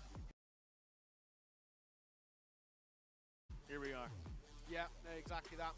Unfortunately, that potentially might be the end for 3BL. We're not 100% sure, but it will come down to some things like round difference, which we'll touch on way later. That obviously will all come to a conversation when we get to Yeah. the Vasco ranking game later on today. So for now, we don't really have to discuss it all too much. But for 3BL, it's unfortunate. The last 2 games of this group for them were, against the Chinese sides, and they just could not find a way to shut them down. They really looked a little weak, and this is the awkward thing. It's sort of the opposite of how a lot of teams come in towards international LAN tournaments. They started strong, and they ended super weak, rather than what is the traditional thing of starting pretty weak and then getting strong, as with the likes of maybe teams like AG. AG had a couple of weaknesses towards the end. I mean, they didn't drop map at all, right? But they looked a little vulnerable at the start, and then towards the end of the groups, no one was even really able to touch them. Yeah, and I think that for me, like this was personally the group of death, like because you have 2 Chinese teams, like, and again, I know people are going to say you're putting them on a pedestal, but there's a reason we do, right? And so the fact that you have the 5 teams in here, 2 of them are the Chinese teams. You really are kind of fighting your way through a really rough group, and I mean, the best team in Brazil as well, who are arguably the second best region. So we're talking about the 2 top regions, the 2 top teams from the 2 top regions, and for me, group of death all day. Well, and exactly, and I mean, if we're not, again, just kind of going back to the history books, is 3BL, they were able to beat Brazil, arguably the best team in Brazil, so you're like, okay, things are getting better. 3BL was able to take down rankings, so you were like, okay, hang on, like these guys are actually getting some wins against different regions, but it just seems like, when they play the Chinese team, that was no doubt the Achilles heel for them. Yes, absolutely. You hate to see it, and unfortunately it just is the case, but I mean, with it, AG once again just showcasing their dominance, didn't drop a single map. The only team who went flawless in terms of the series, but like we said, the only team who didn't even drop a map, right? I mean, that is absolutely bonkers. Every other team picked up a loss in some way across both groups. AG, without a shadow of a doubt, now going towards the playoffs as the #1 team, as the favourites to go the whole distance, because nobody seems to be able to really even scratch the surface against them. Yeah, and that's the thing. When you have a team like that just goes 4-0, and then, essentially just not even a that was going to play him knew it'd be really hard, but that's even a whole other statement that a team like this is making. So, I mean, this is the thing now for them being in playoffs. It just kind of makes me wonder, how deep can they go? Like, AG being flawless, is it going to be just a full sweep, or are we actually going to see the fact that maybe there will be a map in the playoffs where something changes? Because historically, they are a team that they kind of preserve strats. They kind of just, they get a bit of a feel. They have a lot of international experience. They've been here before, so they kind of ride it. Now that we're going to see them in playoffs, it just kind of makes me even more worried for teams, because if they're playing this good in group stage, could it even be better? Yeah, I feel like we haven't even seen 100%. Well, we definitely haven't seen 100% out of AG, right? Because we know how deep the strat book goes for them. We know how good the individuals can get, how they can scale up massively as these sort of tournaments come on. So, I mean, I'm looking at this now and say that I'm probably expecting this to start scaling in a massive way, where we look at the likes of, AG coming towards playoffs and really starting to deliver, Giải really starting to kind of call in a little bit more of kind of a direct fashion to get some of these individuals online. But, I mean, all in all, a really, really good series. There's a couple of individuals that you shout out. Giải looked very, very good, right? Leading by example. Do, again, on the sniper, was just so damn difficult to stop. And when you have a player like him who is so difficult to stop, I mean, teams have got to find a way to try and shut him down. And I don't know if that's even possible in his current form. Yeah, and the other thing too, I talked about this a little bit earlier in the first series, is that it's like a team like Imperial, there's a lot of players on that team that were the right pieces, and everybody can pick up the slack.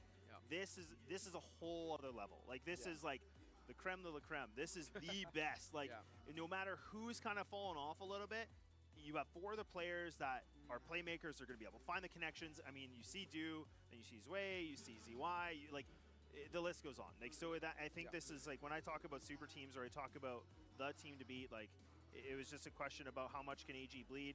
We know they can get pretty injured, but I mean, it really wasn't too much for them. No, it wasn't at all. So what a showing coming through. Got some highlights here. And what was a little bit of a closer map, in all fairness. So at the very least, that's going to go with. But generally speaking, very, very good work coming through from AG. I think they made that first half look so dominant that there wasn't actually a conversation in the second half. Yes, DB had a couple of moments, but it was, unfortunately, it was just too little too late.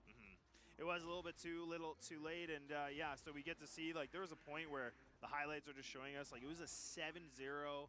And I think, if I'm not even mistaken, I think it became, there was at one here, and I was going to say 3BL were able to find their first round there. Yeah. But it's like, look, like the first half, being on the BL side, like only 1 round, it's like, it's just.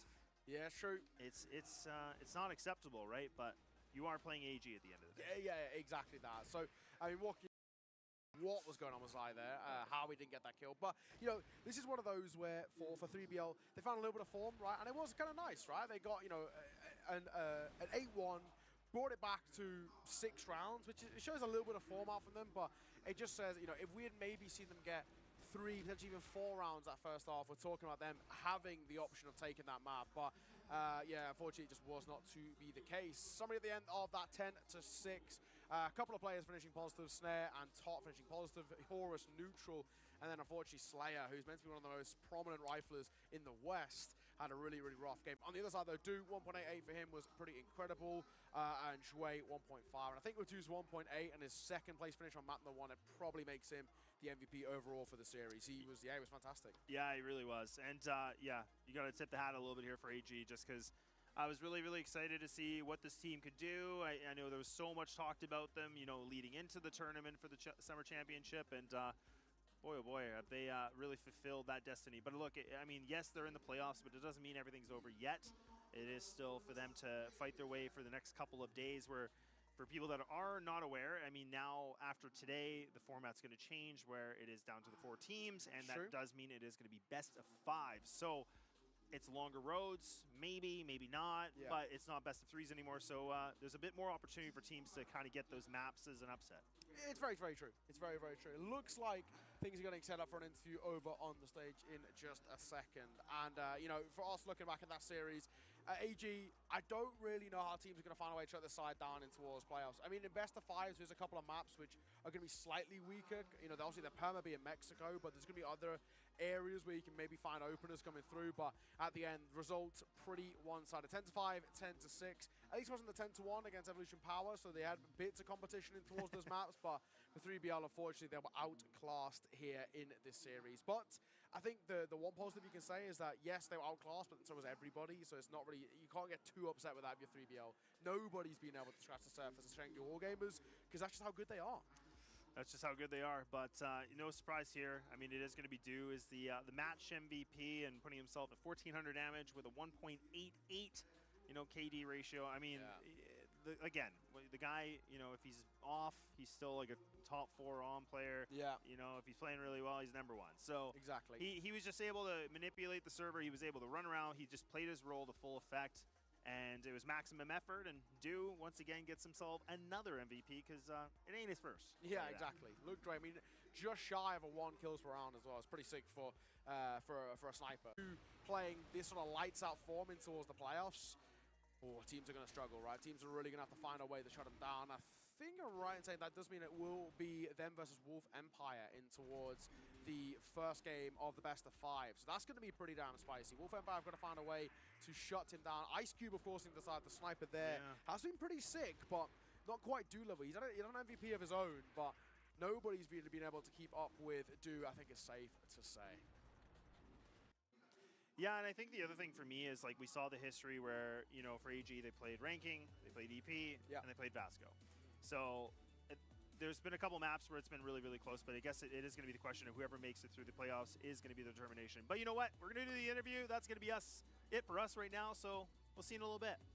Take care. Bye-bye. Dưới tôi là MVP của trận đấu, Du. Và Du, có một vài câu hỏi mình muốn Du chia sẻ về quãng thời gian khó khăn của mùa thi đấu thứ 23 được không? Làm cách nào để All Gamer có thể vượt qua được cái giai đoạn mùa thứ 23 đầy khó khăn như vậy? 23年到现在有了些什么改变？现在有这么强大的战队，是有些什么改变？你可以分享一下吗？最大的改变就是我们队伍退伍了2个人嘛，然后加入了2个新人，可能更加有新鲜血一点，就是更加有冲劲嘛。 Đội bọn mình thì có một cái thay đổi lớn nhất, đó chính là đã bỏ đi 2 người và thêm vào 2 người mới. Thì điều này cũng phần nào đã giúp cho đội hình của mình mạnh hơn và mình cũng rất tin tưởng vào khả năng của đội mình. Vâng, và với việc là All Gamer đã vào được playoff thì Du muốn gặp đối thủ nào nhất trong vòng playoff? Playoff 比赛你最想跟哪个战队比赛的？ Wolf 吧。 Đội mình vào vòng playoff thì bọn mình muốn nhất chính là đấu với đội Wolf của Việt Nam. Vâng, Wolf Empire. Vậy thì câu hỏi cuối cùng, Du có muốn nói một lời tuyên chiến nào trước đối thủ Wolf Empire không? 你对越南 Wolf Empire 有什么宣战吗？没什么说的，就赛场上见吧。 Hiện tại thì bọn mình chưa có gì để nói nhưng mà mình muốn nói rằng là đợi lên sàn gặp nhé. Vâng, xin cảm ơn Du về những cái màn phỏng vấn vừa rồi. Trận đấu thứ 2 của chúng ta đã kết thúc và xin quý vị các bạn đừng đi đâu cả vì trận đấu thứ 3 sẽ được bắt đầu trong ít phút tới thôi.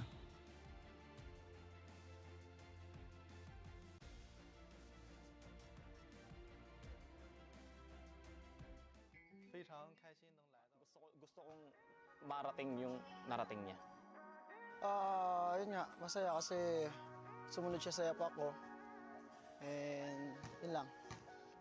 Nakaka-proud kasi yung dalawa kami nagkukumpit at nakikipaglaban sa international.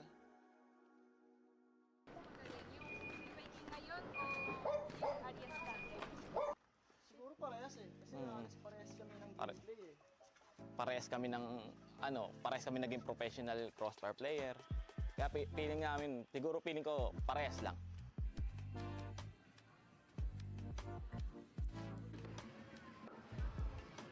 Reason kaya gusto kong maging professional gamer kasi gusto kong ipagmalaki ako ng mga kaibigan ko, pamilya ko na may kilala silang professional gamer sa Crossfire.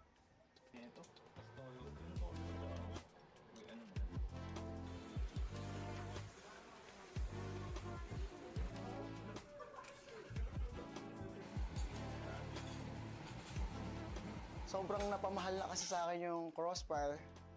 And ayun nga, ang hirap iwan ng isang bagay lalo na kapag napamahal na sa'yo eh. And gusto ko rin kasi talagang matulungan yung ibang mga kapwa ko Crossfire player na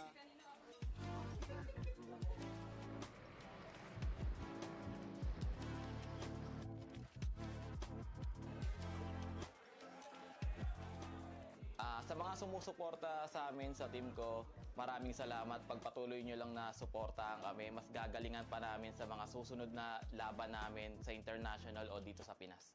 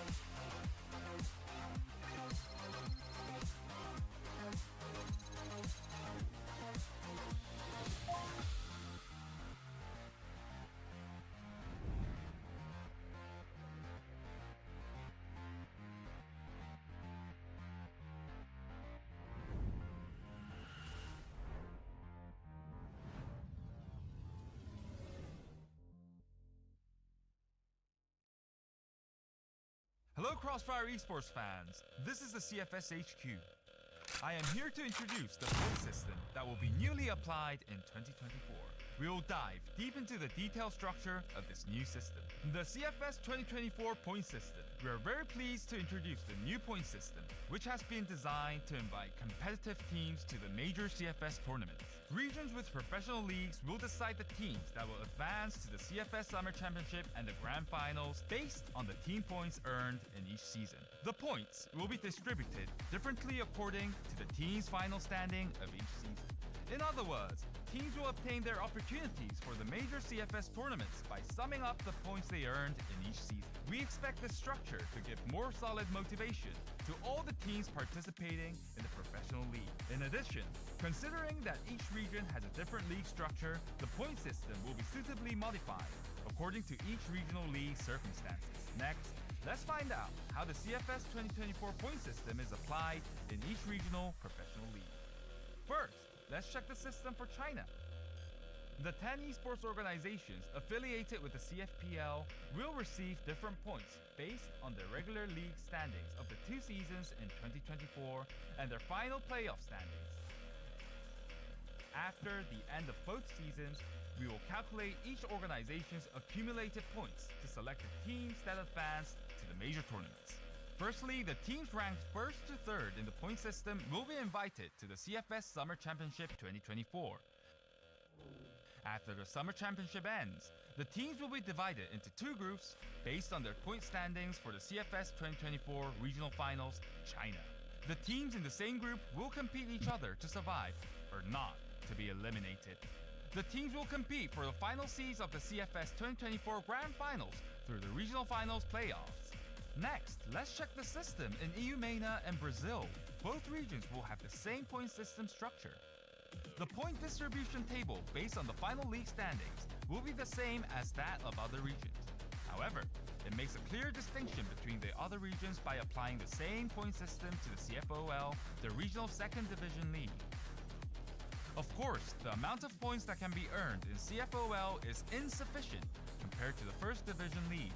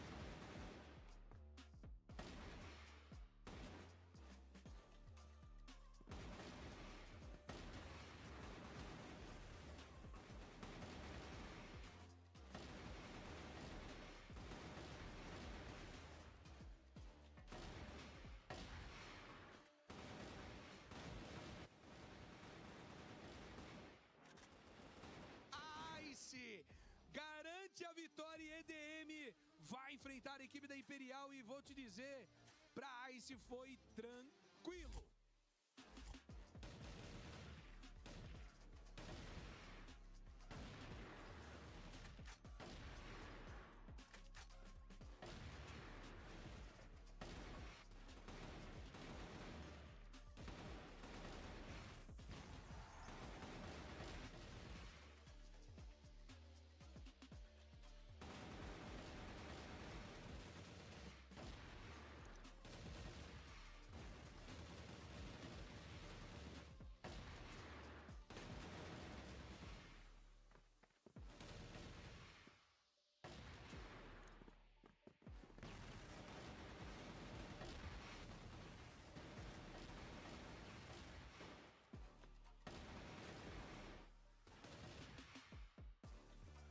Animal finalize com isso, garante um ponto e a vitória, 2-0 na série para o time da Imperial que está na grande final. Hello, welcome back. Oh my goodness, my headset's very, very loud. That's exciting, isn't it? As we get ready to go into game number 3 of the day of the CFS Summer Championship 2024.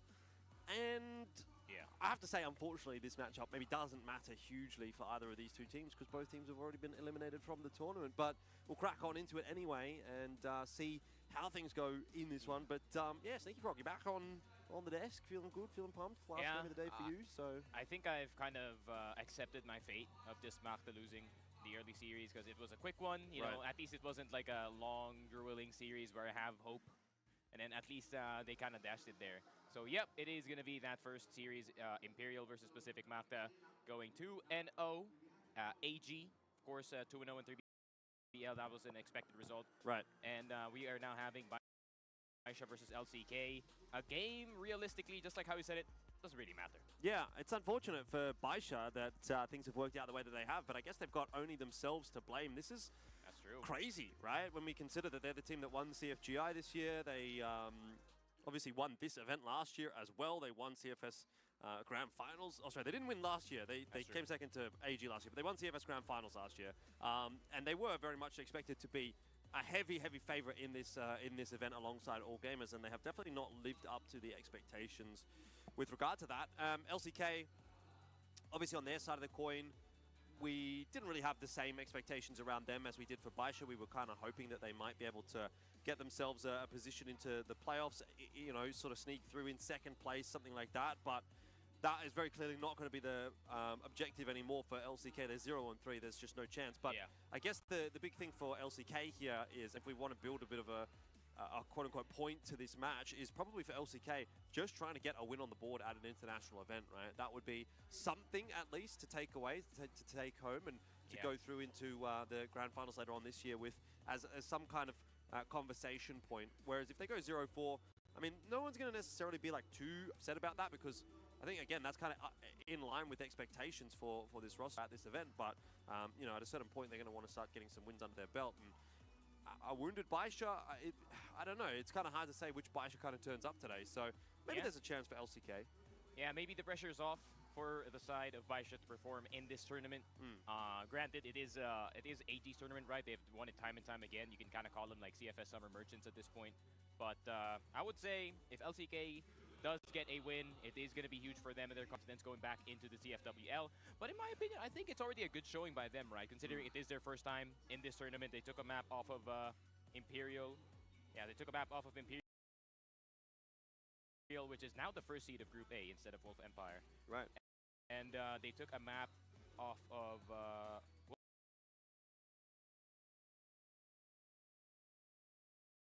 Empire as well. So, in my opinion, I think it's a good showing for a first time here. Yeah, look, we've seen some good stuff, I thought, from LCK. The issue is obviously just they haven't been able to bring it consistently enough. That's true. You know, there's been very, very good maps in a lot of cases. Individuals have definitely stepped up. I thought Zane has been having a fantastic tournament individually as well. Feels like every single map that he plays, he's been doing really well in. So, you know, there's definitely some positives to kind of take away for LCK, but obviously on the other side of the coin, you know, you're still 0-3 in the group, so you kind of have to take that as it comes and recognize that maybe that's not a great result overall, but that may change today. Baisha have definitely been quite shaky. I don't think I've ever seen Baisha look this bad in the modern era of Crossfire. They would be very, very surprised to be in this position, to not be making it out of the group stage, and honestly, that kind of throws the playoffs into disarray, really. I'm not sure what to make of this tournament anymore. That's true. I think predictions-wise, you can throw it all out the window, because it feels like most games have been unexpected winners, if not massive upsets, and that seems to continue through the group stage, even into the final day today. Yeah, I even made a post about it, like, this could be one of the best CFS events in a while, considering there's only one Chinese team actually playing.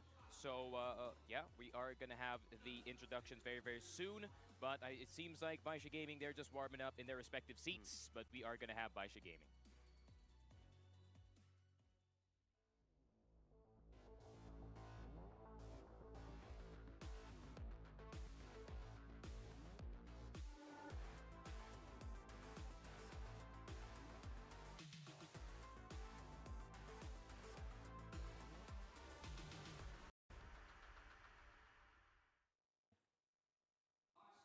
There it is, Baisha Gaming on our screens. Obviously a team that we expected to get out of this tournament in, I guess, more dominant fashion, but unfortunately they didn't show up to the plate. Even N9 actually made a post in Weibo, or I forgot, is it Weibo? Yeah, it is Weibo, that of all the 10 years in this tournament, this has got to be the worst that they actually played. And the 577 was kind of sharing the same sentiment as well. He was like, I could have hit more shots. Right. You know, I could have done this or I could have done that. You can see the regret on the side of Baisha, but hopefully it doesn't haunt them today, because yesterday's games, CZY was actually back in action. Problem is, the rest of them disappeared. Yeah, I don't know about you. Actually, this is my first time casting Baisha at this event, so I haven't really had much of a chance to actually comment on this roster all that much. But for me personally, and that's actually reflected in the statistics as well, I always look towards 9 and Xiao. I think 9, for me, you know, I know you were maybe saying you thought ZY was probably the top rifler in China. For me, I'm a bit more of a fan of 9. I think he does a lot for this team. I think he's a real superstar, and when he's on, in my opinion, he's the best player in the world. Xiao, you know, you can make your debates about who's the top AWPer in China, but he's definitely up there alongside Du. I'm a big fan of Xiao, so for me, those two are like the core of this team, and if they're having a decent day, you really only need one of like Baby, 577 or CZY to have a reasonable performance, and then that usually is enough to get Baisha over the line. But I don't know, it just seems like it's been a bit wishy-washy from Baisha at this event. I don't really know what to make of that. Everyone's allowed an off event, but I think when you're Baisha, when you're one of the best teams in the world, and when you're in a position to potentially just run away with an entire year of international events, this is really a disappointing performance. But either way, enough about Baisha, let's talk LCK.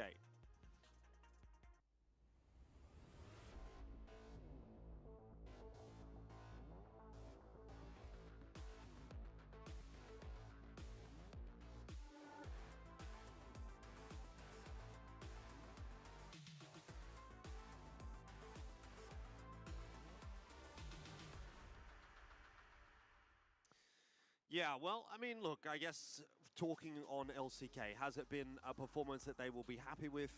I think it would be a resounding no. If you would ask these guys, have you been happy with how things have gone at this event, the answer would undoubtedly be no. But at the end of the day, there are going to be some takeaways that are going to be positive, and hopefully those can be translated into the CFS Grand Finals later on this year. I think there's no doubt, really, that LCK will be one of the heavy favorites from the West League to make it through there. Obviously, there's some qualification tournaments still to play in and get through, but at this point, LCK will be one of the front runners alongside 3BL, and so they, I would hope, are going to be able to take some learnings from this event and come back stronger later on in the year. Yeah, for sure. I think it wasn't the best showing from Lionclaw last time in their last game, in their last series, so maybe he could do a little bit of a bounce back. You know, if the pressure is off for the side of LCK, it's not even them possibly getting into the tournament. Maybe, you know, they're going to try stuff out against Baisha, see what sticks and see what doesn't. But yeah, we're going to see in the stats, of course, Design has been having a hell of a tournament despite the results that they did get. Spoxy is having a hell of a time as well. Raffin, Flex, and Lineclaw were kind of lagging behind. But yeah, I mean, if LCK, it's kind of like the polar opposite, right, of Baisha Gaming, where Baisha, when they lose, is a disappointment. LCK, you know, it's not much experience for them, so, you know, they kind of, any result at this point would be them overshooting here. But yeah, I mean, LCK, I'm already looking forward to what CFWL is going to look like after them just gaining experience here in Vietnam. If it's still going to be them in the semis and the finals and or quarters, because you know, Unknights can be quite the enemy because they can crawl into the playoffs at any time and surprise anyone. It's true. I think there's a couple of other teams there that could cause a little bit of a ruckus in the West League, but that's a conversation for another day. Now we have to touch on Baisha and LCK. Their map pools here looking, you know, somewhat similar in some senses, although Mexico maybe not going to be coming through there for Baisha, but map pool-wise, they seem to be relatively aligned, so it's unlikely that there's going to be a world where either team really walks away from this veto hugely disappointed. Yeah, I mean, most of the maps that Baisha plays, also LCK actually plays kind of, this is like similar to Magda, where they're kind of running into the same problem with Baisha, where every map that they play, they're also good at. But of course, we do have the key players. It is going to be N9 and Design. N9, of course, not the best showing yesterday when it comes to his games. He's had better series, is that for sure. But Design, man, I mean, despite all the losses, he's having a hell of a time in terms of the frag department. I guess, yeah. I mean, look, I think this is actually a really good graphic, right? You know, and it's going to be difficult to match up against 9 at the best of times, definitely. But actually, looking at the numbers, so far, it's looked a little better for Design in terms of his output at this event so far. I don't know that that's necessarily going to continue after this game, because I expect this is going to be a pretty tough one for LCK. But we'll see what the map pool is going to look like. I mean, if we get onto Compound, especially, that is a map where I think 9 really just takes over the game and kind of runs away with things. Like, for me, he's the guy that just can, for whatever reason, always pull out crazy, crazy numbers on that map. And I'd be expecting to see it actually from Baisha as well. It's unlikely to be one that will be banned from LCK, so they should be able to slide their way in on it. Yeah, I mean, before this event, I had this opinion actually with Subbase and Subbase and that port and Compound, where they have the best defense on that map actually. And yeah, I would say it is going to be a tough time if ever they do get on that Compound side, especially when you have to deal with that GR side. Look at the predictions, of course. It's all Sharks. I don't think we saw a one-sided prediction all event until today. AG getting all of the predictions over 3BL earlier, and then LCK not getting a single one here against Baisha. So that's, yeah, look, it's pretty telling, obviously, as to how we expect this match to go. But I don't know, again, we obviously have to reiterate that we did these predictions prior to the start of the event. And would there be maybe 1 or 2 people that would be keen to take a punt on LCK in this matchup, knowing that Baisha have been a little bit more wishy-washy so far? I don't know that it would necessarily convince me. I think I would still go into this one predicting Baisha, but if it were to ever happen, if it was ever going to be a world where LCK was going to beat Baisha in a series, it would be today. Like, this is the potential. This is the time for that to happen, right? So LCK gonna have to sort of take it and run with it and hope that they can manage to make that happen today. Yeah, for sure. I think it kind of depends on what version of Baisha you're gonna get today, right? I mean, if we get the yesterday's version of Baisha, I think they're still gonna struggle. You know, you have CZY who could probably 1v5 the entire map, but still, yeah, all signs are still pointing in towards the side of Baisha at the moment. However, LCK maybe they can pull some numbers here on some of the maps, but most likely no is the answer. But I mean, if the expectations are rock bottom, I mean, maybe they can prove us wrong.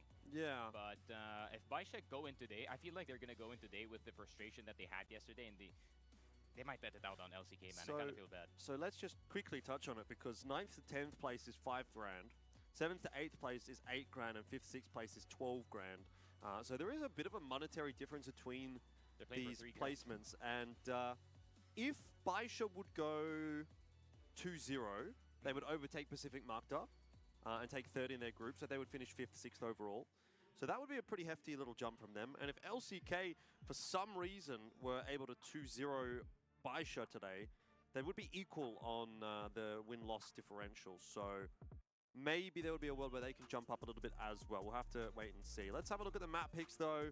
Ankara, the first ban, going to be going away. Eagle Eye, that's out of the picture as well. No surprises there. Baisha don't really want to go towards that one. Probably going to go port or compound map 1. There Compound, you go. I'd say map 2 here will be the pick from Baisha. They can go sub-base, honestly. True. I mean, that's another map that they have a really good compound there. They're going to play it safe. They're playing it safe, yeah. Subbase could be the decided map, though. I think both teams pretty happy to sort of lean into that one if necessary. You'd probably wanting to be avoiding a Black Widow against a Baisha, but it is going to be Baisha that will have the choice between Black Widow or Subbase, and I feel either of those maps is a pretty decent choice for them. They don't want to lose today. That's for sure. I mean, banning out the Black Widow, making sure that LCK does not have any comfort in map number 3. So just like how we said it here, Jordan, we are going to go into sub-base for map number 3. Port's going to be interesting, of course. You don't really see Baisha play this map a lot in the CFPL. I think it's more about the enemies just picking Port against them, but still it's a pretty high win rate from their side, in all honesty. So, yeah, let's see if those wins actually rubbed off on this team. To be specific, they're 4 wins and 1 loss in between Season 23 and Season 24 of this map. So win rate like 63% on GR. That is crazy. And then this is what I was talking about, man. I mean, as much as it hasn't been the best event for the side of Baisha, you still have the expectation of them having the best defense in the world. Right. And hopefully LCK can hang on, because there's a lot of fans watching from their side. Yep, that's for sure. I mean, hopefully for Baisha that they can hang on as well. I think when you talk about the fans hanging on and watching, there's probably going to be quite a few unruly Baisha fans after their performances at this event so far. But either way, whether they win this or not, I'm not sure that that's really going to make amends in the eyes of the fans. But let's jump into it and see how Port goes here. Baisha will be kicking things off on the GR side, and immediately LCK straight into mid, looking to work towards A. Yeah, just a very basic A execute. Most of them are going to come from Catwalk A. And we already know when you get Catwalk A, that is where most of the setups is going to come from, especially when it comes to the top A side. And Raffin already taking a chunk of damage because of that HE coming in from Xiao. And Xiao, let's testing out, man. Xiao, what version are we going to get today? Spoxy getting the better of him for now, but still there is 577 coming in from the sideline claw with the headshot. CZY somehow tanks 3. Okay. How does he do that? Well, that's the CCY that you were talking about we were getting yesterday, and it seems like he's had his breakfast again today. This should be a pretty easy cleanup. Spoxy stuck behind the box. There's nothing you can really do there with an Orm. And it was looking a bit shaky for a moment there for Baisha, but in the end, it will be wrapped up quite nicely. Pretty fast round out the gates. LCK not messing around, or at least they're not trying to mess around, but... He looked like 7-7 for a second there. The man that's getting shot by 3 people, and he still doesn't die. I mean, I guess he's the tank of the team. Maybe he wants to take the brunt of the damage first, but it seems like it is just going to be a bit of a different default from the side of LCK. Instead of focusing on towards the mid side, they're going to try to catch anyone pushing through the smoke. And N9 going to get pelted at the start of this round. And he actually got hit by the AWM, so he's already down all the way to 20 HP. Bit of a calm round, honestly. Yep. For LCK compared to earlier. I think they tried to catch him off guard, but I mean, Baisha, like 3 members were caught off guard until CZY came. That's right. I mean, this is the danger of Baisha. I mean, traditionally they're a team that you can kind of look to any of the members to really have a big game, big moment. It hasn't necessarily been the case at this event thus far, but there's still a lot more that they can show us, I dare say. 9 pushing forward on long and putting a lot of faith in Xiao's Orm, especially considering he's quite low on HP here, but no push in that direction from LCK just yet. 1 minute left on the clock or so. And they're going to have to get a bit of a wriggle on. They don't have any warehouse control, so to clear that out first, and it's going to cost them some time. It's going to cost them maybe some bodies as well if CZY is going to face. He's opted not to. That's a good angle. That's a good angle. Unless someone sticks to the wall